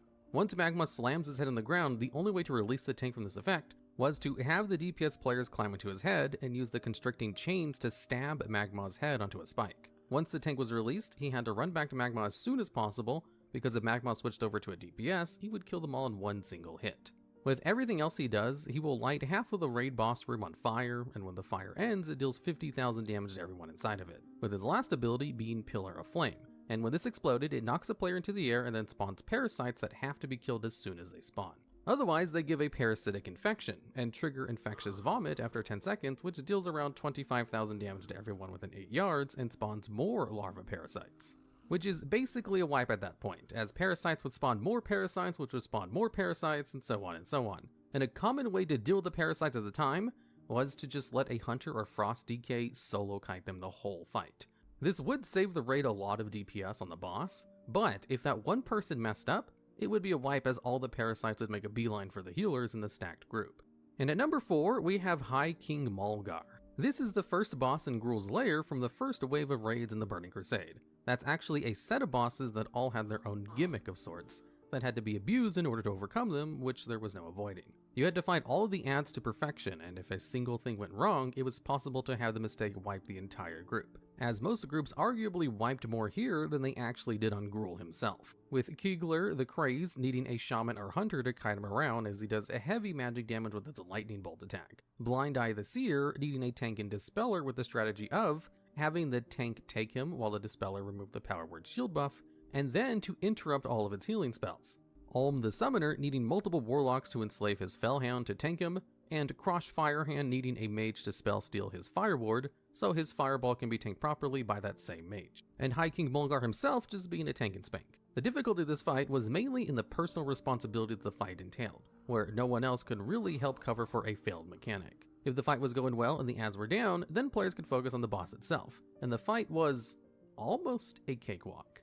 Once High King Mulgar reached 50% health, he gets an insane buff which increases attack speed by 200%, although thankfully reduces damage done by 50%, but also giving him a charge at a random player with a fear. So if your group wiped once, he enraged, which there was no avoiding. Then you had to restart the entire fight over from the very beginning and hope that everyone in your raid could do the mechanic to perfection again, which getting everyone to play perfectly can be argued is the true boss of raiding. And at number 3, we have Imperator Vizier Zorlok. Zorlok is a bug boss in Heart of Fear, one of the first raids released in the Mist of Pandaria, that caused an extraordinary amount of wipes due to one of its mechanics. See, during his transition phase, Zorlok would choose to go either to the right or left platform at random, and had different mechanics based on which one he chose. Going to the left platform made the fight extremely difficult, to the point where if he went to the left platform, most groups would just call a wipe and hope he went to the right one next time. So this fight caused a ton of wipes compared to most first bosses of raids during the World First races, and it was mainly because they didn't want to do the harder version of the fight. Blizzard saw this and decided to make it so he would always go to the right instead, although even then it was so bad that top guilds just skipped this boss in progression. So World Firsts were done on the second and third bosses of the raid before Zorlok was.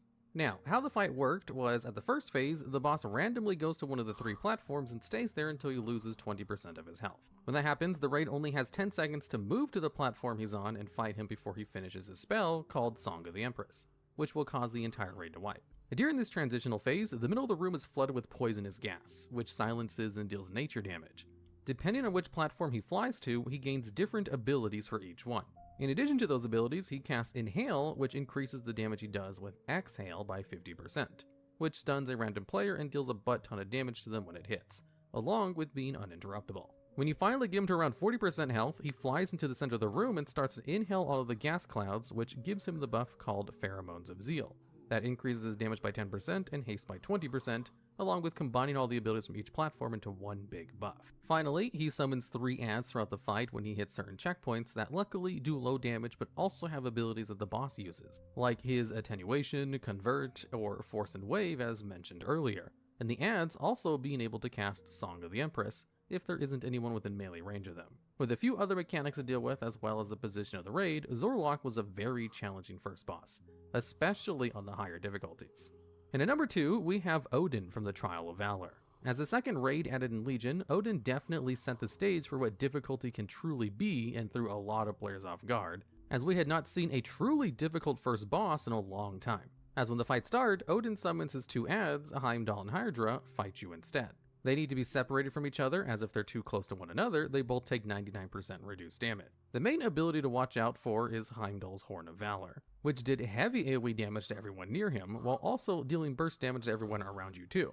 If people were standing too close to each other, they take such a large amount of damage at once, they're basically killed in one hit. While Hydra used Expel Light on random people in the group that, after a few seconds, would explode for a massive amount of holy damage to everybody nearby.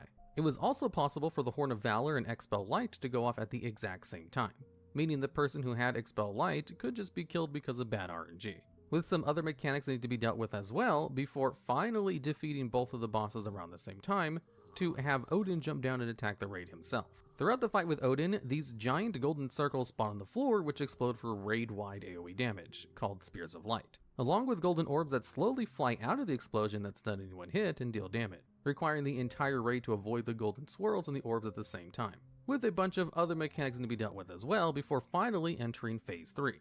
During this, parts of the ground turn gold and others stay clear, with the fight rotating between all 3 platforms.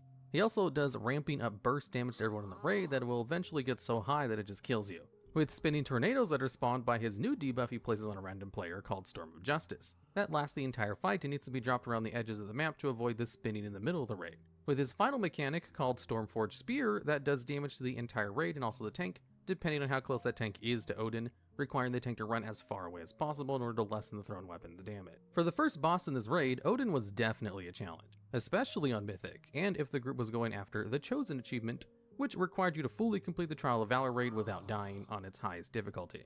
However, as it was person specific, if the entire raid wiped, but you somehow managed to survive via Vanish or something, you could still get the achievement and no one else could. But that was still just as hard because of all the things you had to deal with at once. And this title was removed with the BFA pre-patch, so it's still a prestigious title to this day. And at number 1, we have Razor Gore the Untamed. Razor Gore is a boss inside Blackwing Lair, the second raid ever released, that caused the majority of groups a ton of trouble during its time, and that's because this fight was very confusing for the majority of players. With no real idea of what to do, people during the time did things as best as they could since there weren't any guides or cheat sheets they could check if they got stuck. Since in the early days of the internet, top guilds used to actually hide the strats they use in order to down bosses. So, how did you beat this boss? Well, first, let's explain his ads. As throughout the fight, he would summon a bunch of ads, like the Dragon Wing Mage, Death Talon Dragonspawn, and the Blackwing Legionnaire, that all had to be dealt with, and there's a few ways you could do this. The raid could either split their groups into 4 different sections and place them right at the gates where the ad spawns, or have the group stay on the ramp so the ads run to your group with the kill priority being the mages, then legionnaires, then the dragonkins. Along with this, he has a mind control mechanic where someone in the group must click on the orb near where he is originally and control him to clear some of the eggs that are lying around the room. This is the most important task, seeing as if a single egg is left alive, the entire raid is wiped when the boss gets killed. Luckily, one single person from the raid can control the orb and deal with this mechanic all by themselves, assuming they don't get hit by ads while doing so. If that happened, they'll be locked out of controlling the orb again for 50 seconds. So it was a good idea to keep a ranged DPS to pick up Razor Gore if anything happened. The Destroy Egg ability that Razor Gore had a 6-second cooldown, so destroying every single egg in the room would take a while. So if Razor Gore was attacked and killed by any of the ads, or died early because of the raid, then the entire raid was wiped as well. However, assuming the group got past all of this and dealt with the ads correctly, with the final egg remaining, it was best to let the tank control the orb and have the previous person run Razor Gore far away to keep him away from the raid in time for the tank to take control of him. This was done because when the final egg was destroyed, Razor Gore would gain additional aggro towards the orb user. During this phase, Razor Gore casts an AoE fireball that deals some big damage but is kickable. You do, however, want to stand away from the tank because Razor Gore also casts Conflagration, which leaves a nasty dot and also does some damage to anyone near the tank, which requires the tanks to swap immediately as it happens. Depending on RNG, it was actually possible to happen as soon as the phase started, and required a lot of attention from everyone to position themselves correctly and avoid it. With classic servers out and people playing private servers for years, the community doesn't have too much of an issue with it anymore, as we have tons of experience and better hardware these days. But if we all take a nostalgia trip back to our first Blackwing Lair raid, if you were lucky enough to get in one, then you'll remember just how difficult it was in that time period. And in fact, Razor Gore was so difficult that Blizzard kind of used it as the benchmark of not wanting a first boss to be as difficult as Razor Gore was. In this video, we'll be going over the hardest raid bosses in the game that were not the end boss of their raid, which is usually the hardest boss in whichever raid you're doing. And at number 10, we have Oro. This boss actually holds the record for being the longest a boss has gone unkilled while it was available to fight, as it took the world first 87 days to down the boss after defeating the Twin Emperors.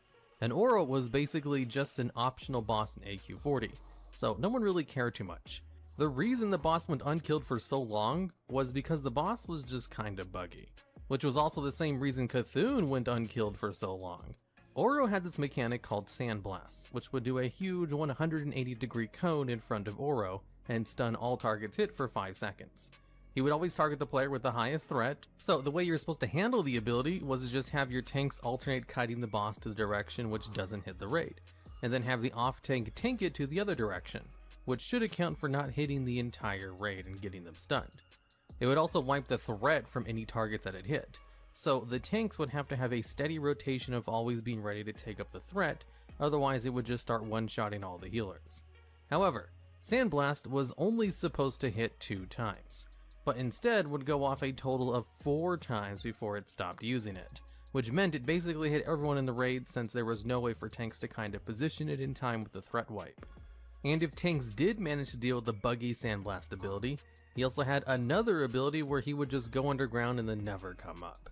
Because of these 2 bugs, and the fact that he was an optional boss and no one really needed to kill, they just kinda left him alone and worked on Cthulhu instead, who was the big boss that everyone wanted to kill, who was equally bugged and a whole bunch of things that made him unkillable as well.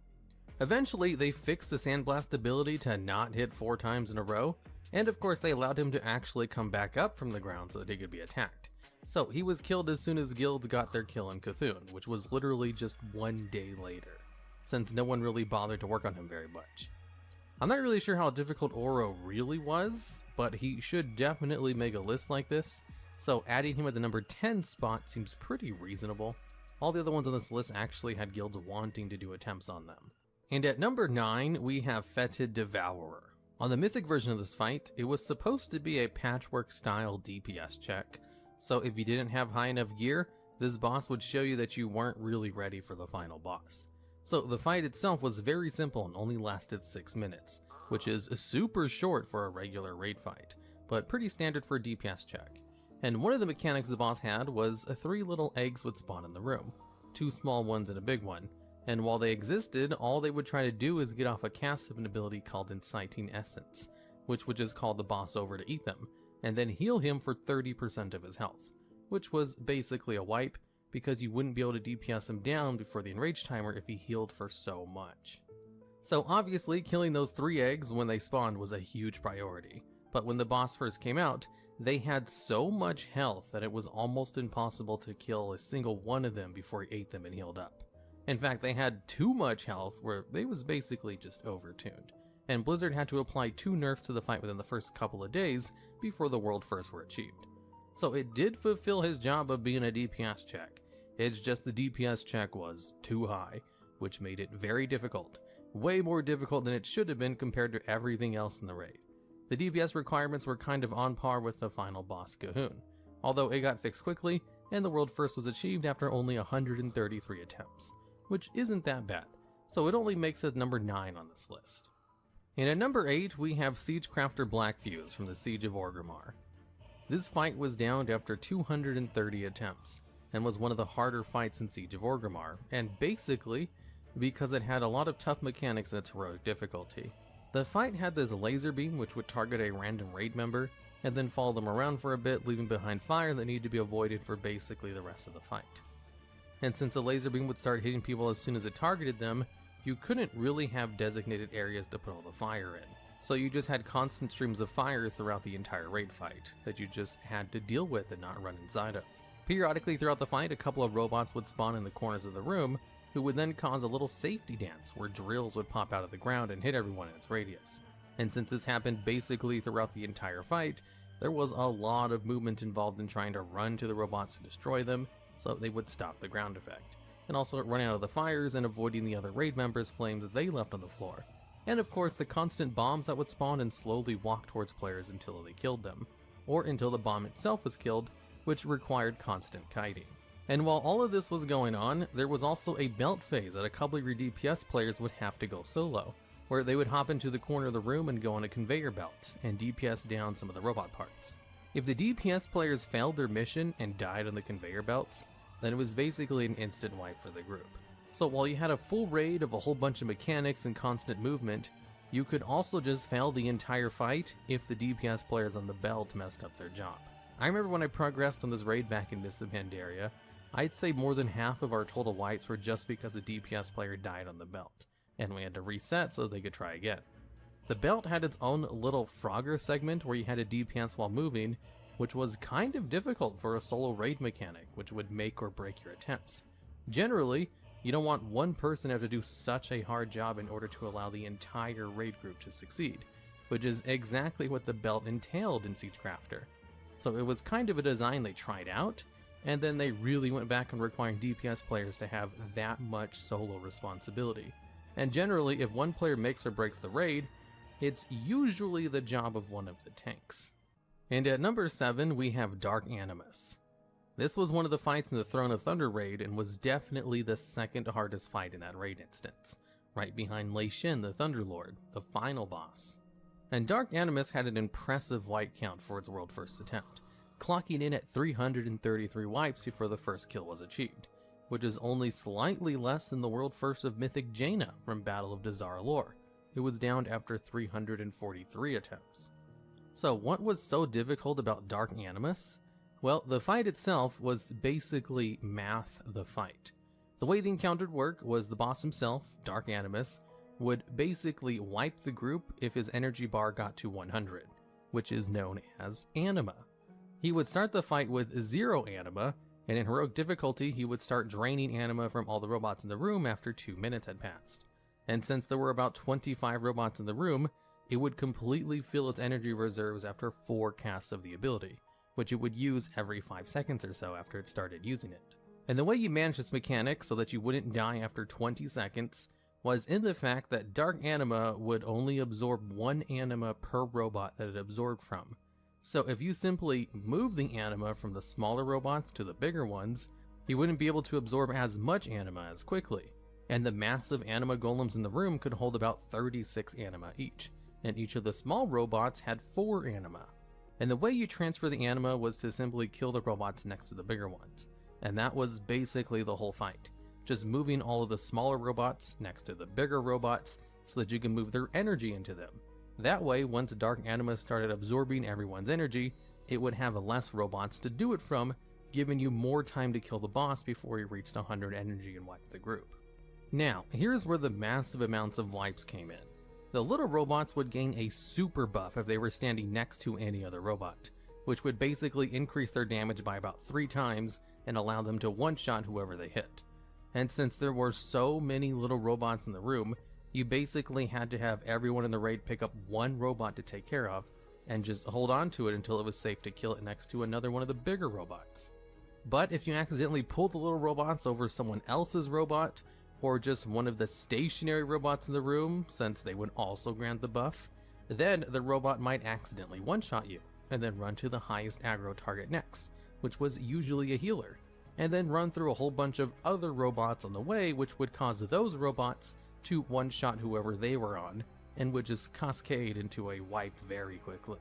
So you needed all 25 people in the raid to have perfect positioning with the robot they had assigned to them, and you also had to have everyone pick up all the robots instantly as soon as the fight started, without letting any of them cross and one-shot people.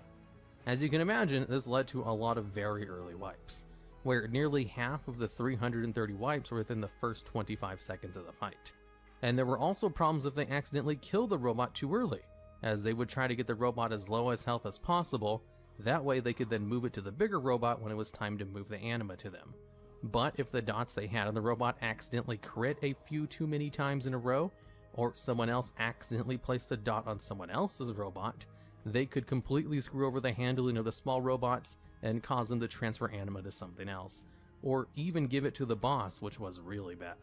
So it was all about positioning, making sure you DPS'd very slowly, and were very good at basic math of having all of the 4 anima robots move over to the 36 anima robots, without letting any of them cross paths. And at number 6, we have Star Augur. This was one of the middle bosses available in the Nighthold raid, and had a few things going on that made it a tiny bit more difficult than it probably should have been. One of them was its star sign mechanic, where periodically throughout the fight, a couple of random raid members would be marked with a star sign, which they had 10 seconds to remove by simply running into another player who had the exact same sign as them. The way you could tell these apart was each one of them had a different color and a little mark above your head. But also, if you ran into someone who did not have the exact same sign as you, or if it fell off without you getting rid of it through the mechanic, then it would explode and deal damage to the entire raid. And also put a debuff on everyone which lasted for 2 minutes, which would increase the damage of the next explosion by 200%. So basically, the raid could survive 1 going off, but not 2. So you were very heavily incentivized to not get this mechanic messed up. And it was pretty difficult to do. This is kind of the same reason Unot has one of the highest amount of raid wipes in the game's history, because it had a similar mechanic in its first phase which caused all kinds of problems and created an artificially inflated wipe counter. Although this mark wasn't really the hard part of the fight, it was actually the DPS race towards the end, as during the final stretch of the last 30% of his health, he would enter a void phase and do a whole bunch of stacking mechanics on people, which would not go away and just keep adding more and more to heal through until the party just wiped. So you just had to DPS them really fastly, and this part was a little bit over-tuned and was hard to deal with all the other mechanics as well. So eventually, they gave the fight a little bit of nerfs. They'd allowed players an additional 50% duration on finding someone with the same mark as them, and lowered his health by about 10%, which is a major DPS nerf. So the final phase was nowhere near as much of a DPS race. And at number 5, we have Valistraz the Corrupt. This is the second boss in the Blackwing layer, one of the very first raids added to the game, and was considered quite difficult for its time. Although in classic WoW it's more of a speed bump than it was the guild breaker that it was in the original vanilla WoW. You see, this boss was kind of unique in the fact that it was required to progress throughout the rest of the raid, and required a lot of personal responsibility with its mechanics. The biggest thing of this fight was its shortened rage timer, which was definitely helped along with the buff you would cast on people called Burning Adrenaline. This would essentially give the player 1 minute to live and double their damage, but it had the downside where it would kill you once the duration ended, and kinda blow up and damage everyone else next to you. So once you were chosen with Burning Adrenaline, you'd want to do as much damage as possible without pulling threat from the tanks, and then just run out of the raid so that you didn't blow anyone else up when it was your turn to die. The problem with this fight was the personal accountability of a 40-man raid team requiring people to actually perform a specific coordinated task like this, which was not really the norm in the early days of raiding. So it caused quite a bit of wipes and a lot of frustration in all kinds of guilds, especially since Burning Adrenaline could also be cast on the tanks, so there was a chance you could get unlucky and just have all of your tanks get killed. The fight was so incredibly difficult that it kinda set the precedent for the rest of the game, where Blizzard no longer made the early bosses difficult at all, so that people could actually progress into the raid and not get frustrated encountering such a hard wall so early. And for a long time, Valistraz was considered one of the hardest raid bosses of all time, although he doesn't really measure up to a lot of the actual harder raid bosses, especially with how simple his mechanics are compared to anything else we have in modern raiding. But during his time period and how inexperienced the average raider was, he was a beast. And at number 4, we have Hodir from Old War, specifically the hard mode version of Hodir. Old War was the golden age of hard modes. There are more hard mode triggers in Old War than any other raid in the game, and it was kind of the testing grounds for the heroic mode that eventually became the norm, as before Old War they didn't really have multiple levels of difficulties of raids. And of all of the hard modes in Old War, 2 of them are pretty famous for their difficulty. One of them, of course, is the final boss, Yogg-Saron, in his Zero Lights hard mode, where you had to kill him without any of the keepers helping you, and was definitely one of the hardest fights in the game's history. There was also Mimiron Firefighter, where you just pushed the red button and basically activated the heroic version of the same fight, which just had a lot more fire than normal, in addition to everything else doing more damage. But actually, Hodir was the hardest non-end boss of that raid. It's just not talked about as much because it was fixed after it was known as a problem. You see, the hard mode for Hodir was pretty simple. All you had to do was kill the boss in less than 2 minutes. That was it. It was just a huge Zerg trying to kill the boss as fast as possible before it could reach phase 2. Although the problem with this hard mode was the DPS requirement was so difficult to accomplish that it was thought to be nearly impossible, at least with the gear that was provided in the raid. So what some players would do, in order to actually defeat this boss, was they would kite some of the adds from Freya's room to Hodir. That way the mages in the raid could spell steal the Pollinate buff, which would increase their damage by 25% for 30 seconds. Although eventually Blizzard realized the fight was probably impossible, so they increased the amount of time you had for the hard mode by 50% to 3 minutes, and then changed the Forest Swarmer adds to no longer have the Pollinate buff spell stealable, so that the fight would actually be doable but still difficult, and so that they could no longer cheese with the Forest Swarmers. Funny thing is, Blizzard actually commented on the Pollinate buff and said if they didn't want people to be able to spell steal it, they wouldn't have added it to the room that also had a boss inside of it. It's just they were kind of expecting people to use it on Freya and not drag the adds to the other keepers' rooms and use them there. So while it may have been a difficult fight because it was hard to zerg down boss in 2 minutes, there are so many bosses that are difficult because they were overtuned that it's almost impossible to really separate their tuning from how difficult the boss was, because there are no bosses that have world firsts that didn't have bugs or, some overtuning to them. So with keeping those constraints in mind, Hodir is technically the hardest non-end boss from Old War, and I only put one fight per raid in these kinds of videos. But Mimiron Firefighter would definitely also make this list if I didn't have that little internal rule to just add some variety to the videos. Because rarely is it a problem, except in a case like this where everyone would probably expect to see Mimiron Firefighter on the list. And at number 3, we have the Spine of Deathwing, a boss which had its world first achieved after 214 attempts, and then the final boss of the raid was killed in less than 100. The Spine of Deathwing is kind of the poster child of a modern raid that had a boss in the raid which was more difficult than the final boss itself, because a lot of the bosses on this list, they weren't actually more difficult than the final boss of their raid. Yogg Zero is definitely more difficult than Hodir, Garrosh was more difficult than Siegecrafter Blackfuse, etc, etc. But Madness of Deathwing, the actual final boss of Dragon Soul, was kind of a joke in comparison to the Spine of Deathwing. So what was so difficult about this fight? Two things really. This fight required an incredible amount of burst damage, like so much that it was almost unheard of for a raid fight. Burst damage is something that's only really useful in PvP, because generally, 99% of raid fights reward long-term damage or AoE, not single target burst, which was the most important thing on Spine of Deathwing, and hasn't really been the case ever since the Spine of Deathwing. As the way to defeat the fight was you had to pop 3 of its plates off. Once the 3rd plate was popped off, the fight was over for you and you won.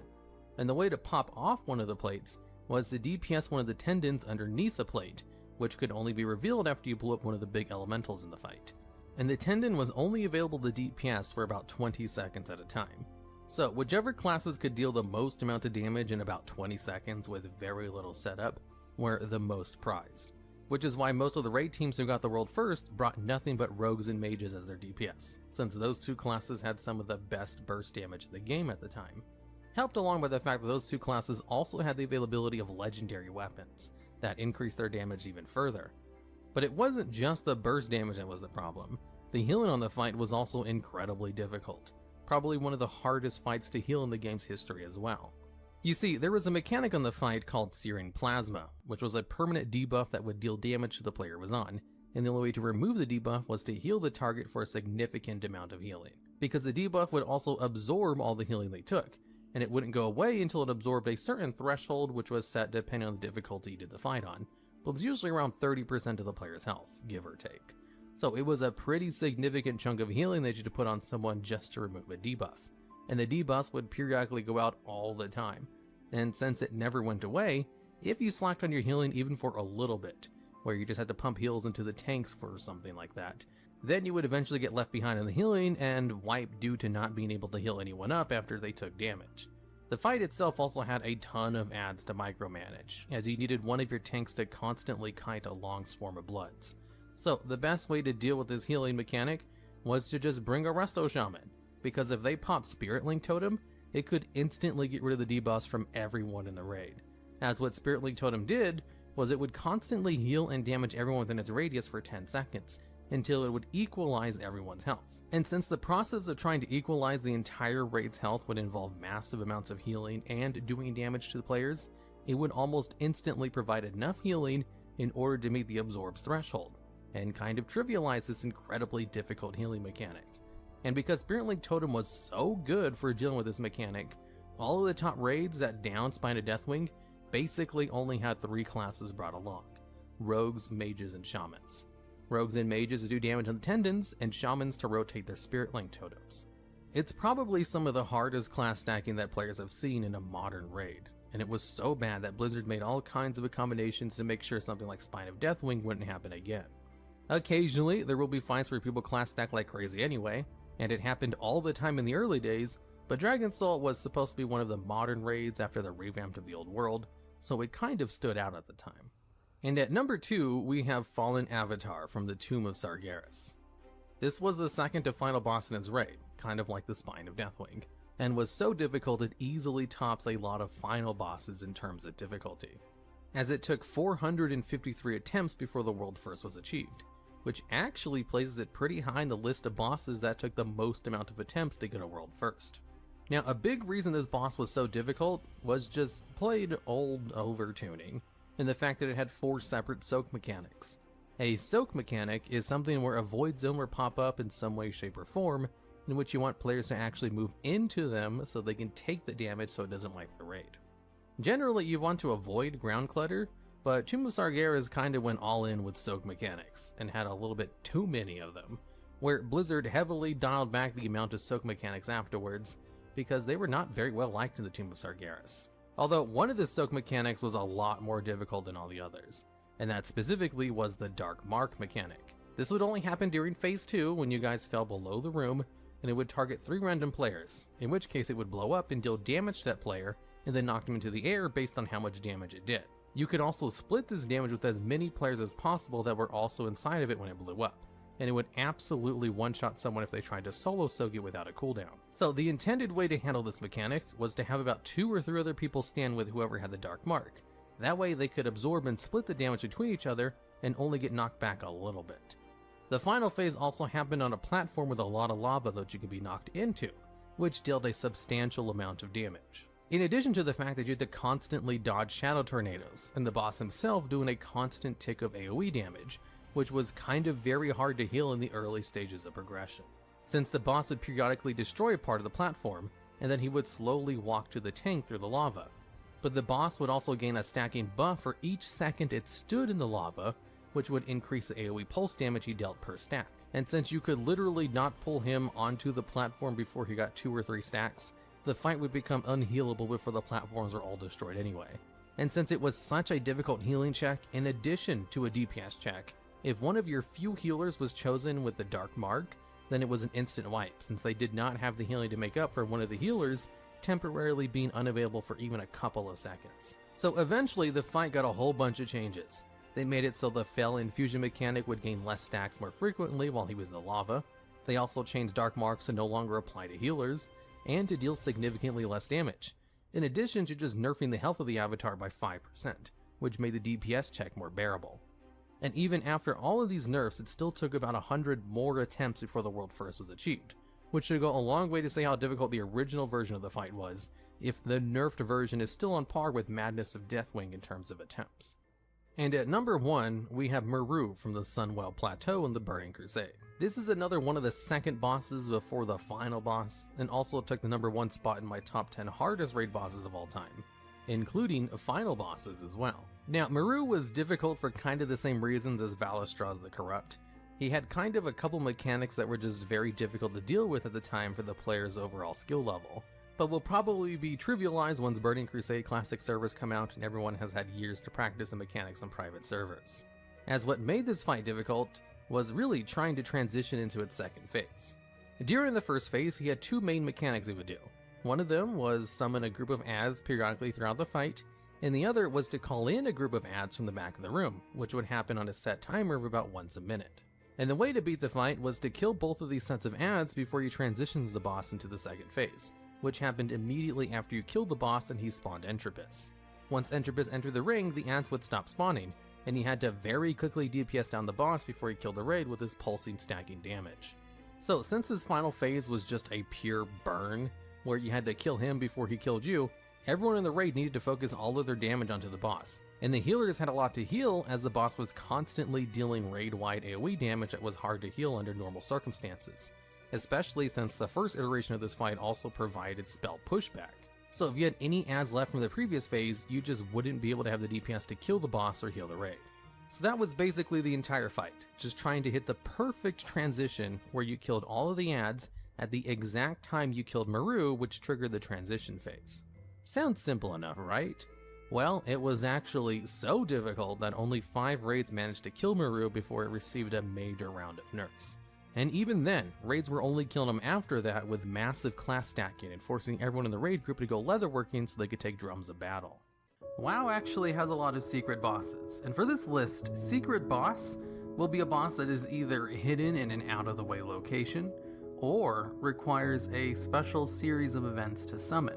And with this video, I'll be talking about bosses that fit a little bit of both of those categories. At number 10, we have the Lurker Below. Now, this boss in the Serpent Shrine Caverns, despite being well known today, was actually a secret boss. The only way to access this boss was to fish in this random pool in the water, So one day, someone randomly decided to fish in this pool in the middle of nowhere inside the raid, all of a sudden they now had a secret boss. And it wasn't too long before everyone else found out about it. But there's one thing they didn't know about the boss, was that if you killed the boss Hydros and cleared all the mobs and the platforms, it would steam the pools, killing all the fishes inside of it, making the phase where Lurker Below spins around with his jet stream thing super easy to do. Especially since Lurker Below was kind of buggy, as when he did the slow turn of his water gun, he would sometimes just spin around his little spot uncontrollably, knocking everyone off into the pool, who would then get killed by the fishes in the water. And since Blizzard was really slow to fix bugs back in the day, the best way to do this fight was to kill him after you'd steam the water. That way you wouldn't have to worry about the jet stream bug and could just jump into the water during his water gun phase, because the scalding water did a lot less damage than the fishes did. At number 9, we have Nightbane, both of them. Nightbane was a secret boss in the original Karazhan that you had to complete a little quest chain before you could even summon him. Then in Legion, when they re-added Karazhan to the game as a mega dungeon, they added a way to fight Nightbane again, where you had to go around and kill a couple of the bosses within a certain amount of time, and then click crystals behind them.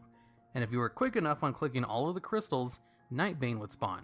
And then when you killed Nightbane, he would drop one mount for one player. So if you had a group of 5 people, you just went in there 5 different times if you wanted everyone to get the mount. Now, Legion Nightbane wasn't really a secret boss, as many people knew about him, but the Burning Crusade version absolutely meets the criteria. Number 8, Engineer Omega Plug. This secret boss was added in Legion and Nomergon. In order to access Omega Plug, you have to click on a hidden button on the back of a pillar in the same room as the final boss of Nomergon, Thermal Plug. There are a lot of red buttons in the room, but only one tiny button behind a pillar. Once pushed, the secret boss will spawn, who has max level stats. Despite the boss being in a low level dungeon, Omega Plug is max level, and will wipe any low level group that tries to fight him normally. Same with max level characters too, as once you engage him, he spawns a whole bunch of bombs that basically one-shot you without defensive cooldowns, and there's too many of them to avoid. So what you have to do is click the other red buttons in the room in order to stop the bombs from spawning. If you're smart, you can pull the boss out of the room to reset, and then go in and click the buttons before he respawns, and while the buttons are still active. But if you're like me, you can also just run in and press one at a time and die, and just press the next one on your next attempt, until you eventually get all 6 of them. This boss isn't exactly soloable, and I don't have any friends, so I wasn't able to get a kill. But if you do have friends to bring along and manage to kill it, it does drop a toy item called the Vial of Green Goo for all of your efforts. And at number 7, we have High Inquisitor Fairbanks. Fairbanks was a secret boss in the Scarlet Monastery, hidden away in a secret room where you had to click on a little lever in order to open the secret door. Now, this boss fits a description of a secret boss to a T. It's not needed to complete the dungeon, he's hidden away in a hidden room, and the way to get into the room is to flip a hidden switch. This boss was removed with Mist of Pandaria, however, so when you enter the room nowadays, all you see is a dead body on the floor. I should probably also mention here, this list will include secret bosses which are no longer in the game. Number 6, Anzu. Anzu back in the Burning Crusade was a secret boss in the Sethic Halls, who could only be summoned by druids who had completed the last stage of their druid epic flight form quest, a quest chain which required 15 previous quests, with defeating Anzu being the second to last quest of that chain. And after you completed the quest chain, you'd be given a key that allowed you to summon Anzu whenever you did the place. Now, despite being a secret boss only summonable by one class who had to complete a very long quest chain, Anzu was actually a very well-known secret boss, because he had a chance to drop a mount, and nothing motivates players in WoW more than the chance of obtaining a rare mount model, as Anzu's mount was one of a kind. Nowadays, Anzu is up by default all the time, so you can go in there and farm the mount without needing a druid in your party, and it's no longer a secret boss. But it used to be, and it used to be a very popular secret boss. Number 5, Ironaya. This is another one that used to be a secret boss, but nowadays you just fight her like normal whenever you want. In order to unlock her secret door to allow you to actually fight the boss, you had to combine two items you found separately inside the dungeon of Oldemon. One item was located in a chest in a room off to the side, and the other item just dropped from one of the first bosses in the dungeon. Then, once you had the two items, you just combined them together. Then you went to the miniature town in the middle of this room, and you placed the item called the Staff of Prehistoria into the little mechanism, which would then start a little event that would shoot a laser beam at the door and open it, where Ironara would bust out and you'd be able to fight her. Of course, nowadays, the Staff of Prehistoria is already in the little mechanism, so all you have to do is just click on it to fight her, instead of having to combine it and do it yourself. Number 4. Urok Doomhow. This boss, located in the lower Blackrock Spire, does show up on the boss list when you enter the dungeon nowadays, but it's listed as a bonus objective. This is how Blizzard keeps some of the secret bosses in the game, but just updated for the modern dungeon interface. Luckily, the way to summon Urok is still the same as it was back in vanilla. All you have to do is kill the first boss in the instance, High Lord Omok, and loot his head. Then, as you run the dungeon, you'll notice various spears and spikes along the walls, and most of them are clickable. So all you have to do is just click on one of them to get it.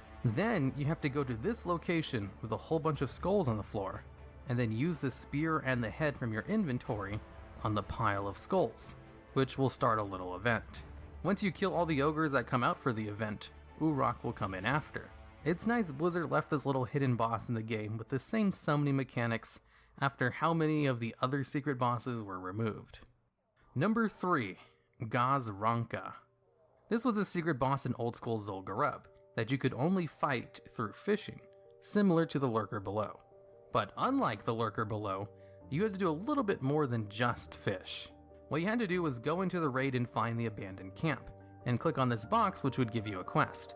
The quest would then send you to Dustwallow Marsh to find Nat Pagal. After completing the quest, you could then buy an item from Nat Pagal, but in order to use the item, you had to fish up 5 specific fish that only spawned inside the dungeon. So you had to go back to Zul'Gurub, fish up 5 mud skunk fishes, then go back to the abandoned camp and combine the item you bought from Nat Pagal with the 5 fishes, and then fish from the camp. And then you'd be able to summon the Hydra. The Hydra dropped a whole bunch of fishing themed items, as well as the Tome of Polymorph Turtle. And since the Tome of Polymorph Turtle could be sold, some people would just farm the boss in order to sell them on the auction house. Also, probably not related, but there's a secret rare in Zuldazar that's located under a bridge behind a waterfall that's a green Hydra named Gazralka. Considering most of the Hydras have Gaz in their name, it's most likely not directly related, but it is a green Hydra and its name is very similar. So maybe it could be an homage to Gazranka. Number 2. Atal Alarion. I really hope I'm pronouncing all these names correctly. This troll boss, located in the Sunken Temple, is a really good example of how a secret boss should be summoned. In order to bring this boss out, you have to go into one of the side rooms in the old Sunken Temple when it was still gigantic, and click the snake statues surrounding the room in a particular order. The order for the statues will be shown on screen, and if you click the statues in the right order, then the boss would spawn in the middle of the room. And then you and your group could just jump down and fight it for some extra loot. This secret boss was also required for 2 class quests, one for druids and another for horde paladins, which, funny enough, they added in the Burning Crusade, despite this being a vanilla boss. The class quests weren't anything important, just one of the many class quests they used to offer back then. But while looking into this boss, I couldn't really see how people would have ever found out the correct order of the statues. I assume there's a way people found out how to click them in the right order in game, but I also think they probably just clicked on them randomly until someone found it out and then just posted it online. With the revamp of a lot of the old dungeons in Cataclysm, they removed a lot of the extra rooms in the Sunken Temple, and with them removed, also the room in which this boss spawned, so it's no longer in the game. And number 1, Yor, the Void Hound of Shafar. This is a secret boss in the Mana Tombs, only available after completing a 10-part quest chain that involves a rep grind. To start the quest chain, you have to get honored with a consortium, which can be accomplished pretty easily with a few quests or farming Mana Tombs. Then you have to complete the quest Seek Out a Mirror in the Netherstorm. Then after you complete that quest, you'll have to do 3 more quests in Netherstorm that involve getting Ethereum prison keys and freeing prisoners, and getting revered with the Consortium, which will require another rep grind. Once those quests are complete, you'll be sent to Blade Edge Mountain and free another prisoner, who you must kill for an item you turn into the image of Commander Amir. He will then ask you for 5 Ethereum prison keys in order to trade to him for 1 Ethereum stasis chamber key, which you will then use to randomly open one of the prisons around Blade Edge Mountain to kill a prisoner for their ID card. But this is not a guaranteed drop, so you must go out and farm 5 more Ethereum prison keys to turn in for the Ethereum stasis chamber key every time you want to attempt this quest. And prison keys do not have a high drop chance, and there were not very many on the auction house to buy when I was doing this quest chain for footage for this video. Once you finally get lucky and get the mark of the Nexus King from one of the prisoners, you'll then get sent on a quest to go to the Mana Tombs to free an NPC from prison. Then you must go back to Blade Edge Mountain to turn in the quest. The next part of the quest chain requires you to be exalted with the Consortium, and since you can only clear out heroic Mana Tombs once per day, you can't just farm for the rep easily. So you have to get rep the old-fashioned way, and that's by questing, or endlessly killing ads on the final boss in the Mana Tombs, who spawns one once every 20 seconds for 20 rep each. Luckily, once you hit Exalted, all you have to do is talk to the quest giver in the Blade Edge Mountain, and that's it. He'll give you the key to Yor's prison. Then, in order to summon the boss, all you have to do is go back to the Mana Tombs, clear up to the last boss, and Yor is located in the prison right next to the final boss. And as long as you have the key, you can summon it. Now, the reason this one is number 1 is basically because it's the most time-consuming secret boss to spawn out of all the other ones on this list that's also still in the game. Funny enough, if you do manage to do the quest to spawn him, you can actually spawn him during Burning Crusade time walking weeks to get a little bit of extra time walking currency when doing the dungeon on its time walking version. Shadowlands is an expansion that actually had a number of really good bosses, some of which will definitely go down as some of the best bosses in the history of the game. So in this video, we're going to go over some of the best bosses and kind of explain why they were so good. And at number 10, we have the Terragru, which is the first boss in the second raid of the expansion Sanctum of Domination. It was surprisingly a pretty fun boss fight that many people were not really expecting to work out as well as it did. The way the fight worked was during the ad killing right before the fight, you would gather a number of anima powers that you would see inside Torghast, and the main gimmick of the fight was simply doing the boss with some of these anima powers. And during the fight, periodically the Terragru would make the room go dark, and you'd simply have to move with the raid into light areas so you weren't killed by the AoE.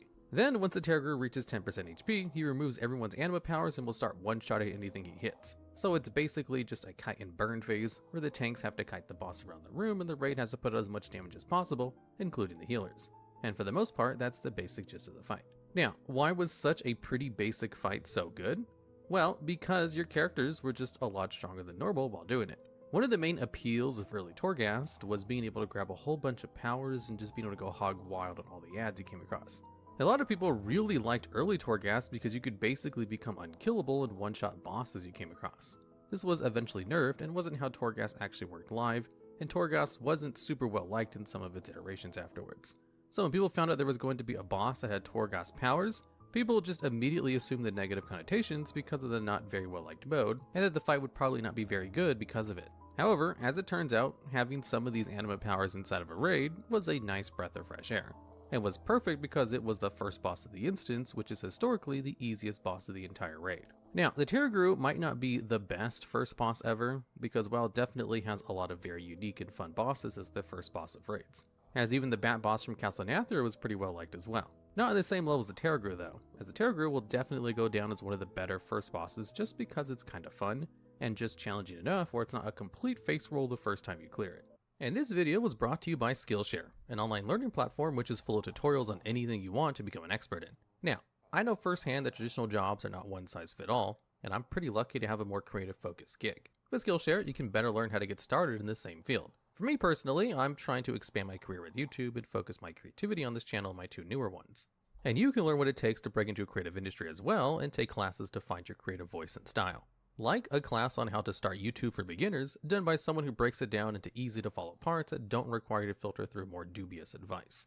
Or if you're already a creator, There's an interesting class on imposter syndrome called Create a Breakthrough 8 Exercises to Power Your Creativity, Confidence, and Career by Daniel Krissa, as these are things that a lot of creators have to deal with. And thanks to Skillshare, the first 1,000 people who use my link will get a 1-month free trial of Skillshare so you can explore your own creativity as well. And now let's continue on to our number 9 spot.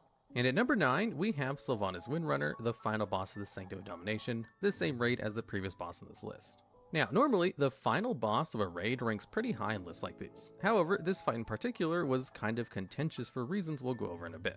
First off, let's explain how this fight worked. This fight took place in 3 different phases, which all took place in 3 different locations. Phase 1 took place on a platform in which it was a pretty basic tank and spike on Sylvanas, where she would fly around the room and occasionally throw down spikes on people, where other people had to DPS them down while you ran away from them as they pulled you to your death.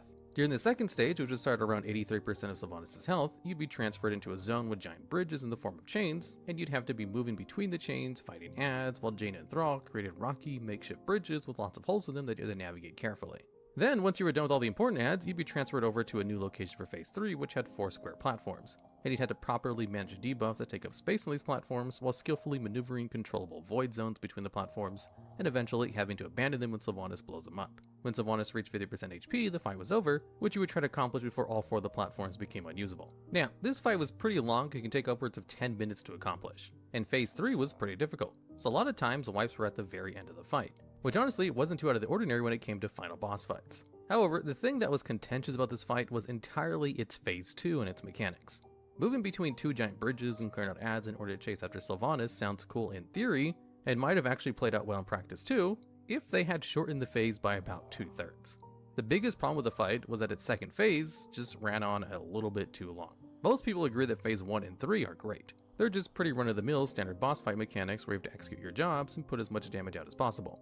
But then you have to slog through Phase 2 as you're just constantly running around killing ads for just a little bit too long. Now, some might argue that this shouldn't be on this list at all because the Phase 2 kind of ruins the rest of the fight, which I probably agree with to an extent. But the rest of the fight was just good enough where I think it should probably make the list anyway, just at like a lower spot. Plus, Phase 2 wasn't even that bad in my opinion, so a little bit of my bias is definitely coming up to the surface with this inclusion. Because, while it may not have been the most well-liked universally, I think Phase 2 was very thematic, and is probably just a lot cooler to talk about in a video like this than to actually wipe on it 100 times in a row. And at number 8, we have the Remnant of Ner'zhul from the Sanctum of Domination. Now, this boss fight is pretty simple in nature, but for some reason it was simple in all of the right ways that scratched people's brains in the right spot that made it quite enjoyable. The way the fight worked was occasionally players would get a debuff on them that needed to be dispelled, and then when it was dispelled it would knock everybody backwards and put void zones on the ground. However, this would knock your player backwards, so you had to make sure you ran out to the edge of the platform and looked away from the boss before you got dispelled and were knocked off. And in higher difficulties, there will be more than one at a time, so you're required to communicate with the rest of the raid in order to properly get people dispelled and healed up before the next one was dispelled. There was also a ball that would spawn in the middle of the room that had to be damaged down. Then someone to go pick up and throw it off the platform so it wasn't doing any damage to the raid. And then finally the third phase was just void zones that would spawn and you simply had to move out of them, which would sometimes overlap with some of the other mechanics listed. And as far as the fight goes, that was basically it. There's only really 2 main mechanics to deal with, everything else was just managing normal boss fight shenanigans while coordinating with your team on who would do what. However, what's kind of understated with that explanation is the amount of coordination this action required. If you tried to use a priest to mass dispel the debuffs, for example, it would not simultaneously dispel them, and instead dispel one after the other in sequence, which would cause the entire raid to wipe as it would knock people off the platform. And for a lot of non-end bosses, you don't really have to communicate as much as you do on the Remnant in Ner'zhul. But the communication wasn't very difficult either, and was the right amount of easiness where people didn't really mind it and kind of liked the added difficulty. Now, as to why this fight was one of the best in Shadowlands, well, when I asked people on my Twitter which fights they liked the best, this one surprisingly popped up a lot. All the higher spots on this list made a lot more sense, but this one was kind of an odd one out, since it's just a standard run-of-the-mill middle boss fight, but it just seemed to have mechanics that people liked, which is why it appears on this list. And at number 7, we have Ragallon. This is one of the second to last fights for the Sepulchre, the first ones, the final raid of the expansion, and the first fight on this list that didn't take place in the Sanctum of Domination. The way the fight worked was during Phase 1 you'd get a debuff on you that you had to clear by running into a little pool. However, you only got a little pool to run into if you DPS down the ads that you had to kill before they reach the boss. Otherwise it might wipe the raid. And all the while, there were really cool looking void zones that you had to avoid. During Phase 2, you had to stand at little portals in order to be teleported into the other version of the room, where you had to stand next to a star that took damage based on how much damage the raid took, and then when it blew up, you had to have one of your tanks stand inside of it and soak it with a cooldown. Then you would just go back and repeat until the boss was dead. Now, again, the fight may sound pretty easy on surface level. However, it also gave you a lot of opportunities to just sit and focus down the boss. One of the unique mechanics of the Phase 2 portions was you didn't actually have to deal damage to the ads in the phase that you had to kill, simply stand next to them and take damage. This allows you to focus all of your damage into the boss, which a lot of players really enjoy doing. There are definitely some classes which benefit from having multiple targets to attack, but for the most part it's easier to just focus a single target, and being rewarded for doing that for a whole phase where just simply position yourself and taking damage next to an ad is kind of unique and allowed you to basically pop all your cooldowns while still technically contributing to a mechanic. Now, the main reason this fight was so well liked was because it was pretty difficult for a second to last boss fight. The fight itself looked really cool, and while players really loved their aesthetics, it had a nice burn phase with high damage that allows DPS and HPS numbers to go wild. And there's nothing WoW players like more than getting big numbers on their damage meters without having to be interrupted very often in order to do mechanics, while also still having mechanics to actually do, because pure tank and spanks are kind of boring. And speaking of which, at number 6 in this list, we have Sludge Fist, the third to last boss in the first raid of Castle Nathria. This fight is all about pure damage and HPS numbers, and was so well liked that it really just goes to show how much WoW players really like these kinds of fights if they're done well. The way the fight works is simple. There are 4 pillars in the room, and periodically throughout the fight, he'll choose a random player to charge, where you want to move behind one of the pillars so that he breaks it, which increases the damage he takes by 100% for a number of seconds, as well as doing a whole bunch of damage when it happens immediately afterwards and when he's done being stunned. The whole fight revolves around these 4 damage windows, where you basically want to save DPS cooldowns for when he's taking 100% extra damage, and all of your healing cooldowns for when you have to keep the DPS alive during this and immediately after. In addition to this, to make the fight more interesting, there's a chain mechanic which locks you to another player, and tons of AoE that constantly spawn that you have to move out of, so if you just move a little bit too far away from your chain partner, you blow up and die. And that's the basic gist of the fight. Like mentioned previously, this is basically a pure damage numbers fight. Since there is constant AoE damage, the healers have a lot to heal as well. And since there's phases where the boss literally doesn't move or do anything, the DPS get to sit down and have big numbers for a bit. You need them too because the enrage timer is tight, so the fight can be chalked up to a gear check, where if your gear isn't good enough at this point, then you're probably not going to be able to clear the rest of the raid. And as far as gear checks go, Sludge Fist did a really good job. It has just enough mechanics not to be boring, and gives everybody a reason to pump as much healing or damage as possible. And as far as the simplest boss fights and expansions go, Sludge Fist is easily the most liked out of all of them, which is why it slots in at number 6 on this list, with the top 5 all just being a little bit more complex, or doing something a little bit more unique. And at number 5, we have Artificer Zymox from Castle Nathria. This is one of the midpoint bosses in one of the first raids, and actually appears again in the final raid in a similar spot. Although in this list we're only choosing the one from Castle Nathria, even if the one from Sepulchre was also pretty well done. So, the way the fight works is occasionally the boss will choose 2 players with a debuff that they have to run out in order to drop on the ground, which spawns 2 portals that are connected to each other. And if you step into one of these portals, you'll be teleported to the other one instantly. And the whole fight basically revolves around using these 2 teleporters to deal with mechanics. The tanks have an AoE explosion mechanic where they have to run out as far away as possible from the raid so that everyone takes less damage, which can be dealt with if you have a portal on one at the end of the room and one closer to the tank so they can get away quicker. Periodically, ads will spawn and chase you down, and you can't DPS them. And the way to deal with them is just by running away until they go away, which can be dealt with easier by just going through the portal. Also, there will be seeds that spawn that will blow up, and if they're not moved to one side of the room, they'll blow up the whole room, which can be dealt with easier if you just pick them up and then run through the portals. And finally, there's a mechanic where he drops a giant sword in the middle of the room that pulls everyone in. And it pulls you in quicker and quicker to the point where most classes literally cannot run out fast enough, and it will kill you if you're standing inside of it. Anyway, you can get out of this if you run through the portal right before the explosion goes off. So you have to make sure you have someone drop one of the portals in the middle of the room, so it's a lot easier to actually avoid this mechanic. And for the most part, that's the entire fight. All the mechanics are dealt with pretty handily as long as you take advantage of the portals and place them in appropriate locations. And since the portals are so crucial to the fight, you can kind of hambone the rest of your raid if you drop them too close to each other, so you need to figure out beforehand who goes where when dropping the portals. And then it's just a matter of being able to make use of them throughout the fight while also healing and trying to DPS down the boss, because there's lots of unavoidable raid away just to keep the healers busy. And honestly, all of this is a ton of fun. It's definitely a gimmick that seems like it might be hit or miss, but it hit a lot more often than it missed. The second version of this fight in Sepulchre doesn't rely as heavily on portals, but still definitely had the mechanic you had to use in order to avoid certain instant wipe abilities, and it was also a pretty decent fight too. But there's just something about the one in Castle Nathria that was just a little bit more fun in my opinion, and a lot more people found it better than the second version of the fight too. As far as fights go with unique mechanics, they tried out something new and it definitely succeeded. And it was simple enough that it didn't really grate on anyone's nerves while having to constantly teleport yourself around the room. And in fact, it was such an enjoyable experience that many people found this fight more enjoyable than some of the end bosses of the expansion, which generally dominate the top of lists when it comes to videos like these. And at number 4, we have Anduin Rin from Sepulchre of the First Ones, the 4th to final boss of the raid. Although the way this raid was introduced, Anduin was actually the final boss at first before they allowed you to do the final 3 bosses. So for all intents and purposes, Sepulchre of the First One had 2 final bosses, and Anduin was just final boss number 1. Anduin takes place over a couple of phases. During the first phase, you basically have to avoid a star, run to other players who have opposite marks when you get marked, and heal the raid hardcore when he puts out the healer mechanic. Periodically, he'll have a cleave that will send people into a down phase, which you have to coordinate with the raid and alternate who goes up and stays down.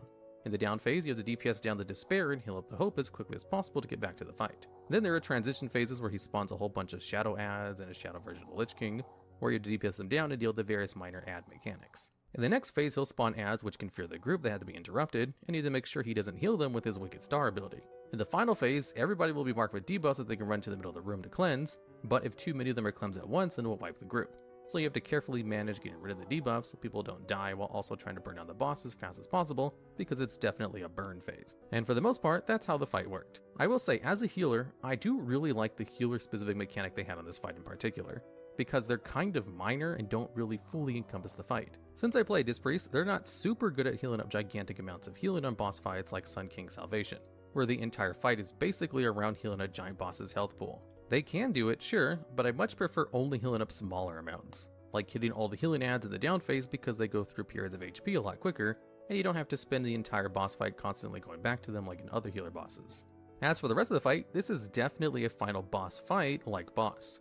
It has many phases and requires everybody to be on their A game in order to accomplish the kill, and none of the phases were overly long and annoying like the second phase in Sylvanas, which is definitely appreciated when it comes to really long boss fights like this. Basically, since Anduin was a second final boss in one raid, many players were really happy because final bosses are generally pretty fun because of all the different mechanics you have to handle at once. And with how well loved so many final bosses have been over the years, it only makes sense for them to try to fit in more of them in one raid rather than just one incredible mechanic intensive boss fight per raid. And they should really try to put in more Anduin-like fights in the future, considering they kinda succeeded with this one as everybody universally loved it. And at number 3, we have Painsmith Raznal. This is one of the mid-bosses in the Sanctum of Domination, and was pretty much immediately liked upon its introduction, and gained even more fame when it kinda became a choke point for Mythic progressing raid teams who were actually stuck on it for a bit. Now, the entire fight takes place on a square platform with square tiles, which kinda reminds me of a D&D grid. Throughout the fight, the boss will throw out a weapon on one of the tanks who has to run into one of the corners of the room, which will then cause spikes to come out of the grid on the floor in a predictable pattern that spreads out throughout the entire platform. Players simply have to pay attention to them and move preemptively over them before they come up so you can avoid getting hit by the spikes. Periodically, he'll spawn a whole bunch of balls on the side of the room which will slowly roll to the other side, and you need to DPS down one of them so you can move through them so they don't wipe the raid. This is pretty easy to accomplish if you focus DPS down the middle one. However, there's another mechanic which puts chains on a random player, which deals damage and pushes away anyone who touches them, where you have to maneuver the raid in order to have the non-chain people go through first, and then have the people with the chains go through last in sequence so they don't accidentally knock people into the other balls and get them killed. Then, during the transition phase, he'll go away and have a full phase where spike chains will come up from the floor and just simply have to maneuver out of them and avoid fire away and DPS down a little bit of adds. However, there'll be a little break in the spikes that you can move into to avoid them completely, but one of the unique changes in the mythic version of the fight, in addition to there being spike balls you have to avoid in addition to the spike walls, was that there was no break in the spike wall for one of the waves to avoid the damage. So this basically required raid teams to have a warlock with a portal in order to avoid one of them for players with no teleports. Very rarely does Blizzard actually introduce instant kill mechanics that don't have a built-in way to avoid that instant kill. So Mythic Raiders were kind of surprised when they found out this mechanic at first and thought it might be a bug, because also the spike damages were very laggy in the first few weeks and didn't actually deal damage when the animation appeared on screen, so it was easy to think it was a bug at first because of this. But this was an intentional mechanic, and many Mythic Raiders were able to do it without too much difficulty. And that's pretty much the whole fight, with a couple of other mechanics added in later, which basically amount to more things to avoid. Now, the fight doesn't sound too hard in theory, as basically all you do is just avoid spikes and DPS down the boss, with a transition phase where all you do is avoid spikes. However, the way they incorporate mechanics on top of constantly having to move out and avoid spikes was surprisingly fun, and also a lot more difficult than it might sound to accomplish. I'm sure many people who didn't do the fight weren't really expecting the fight whose sole gimmick was just moving out of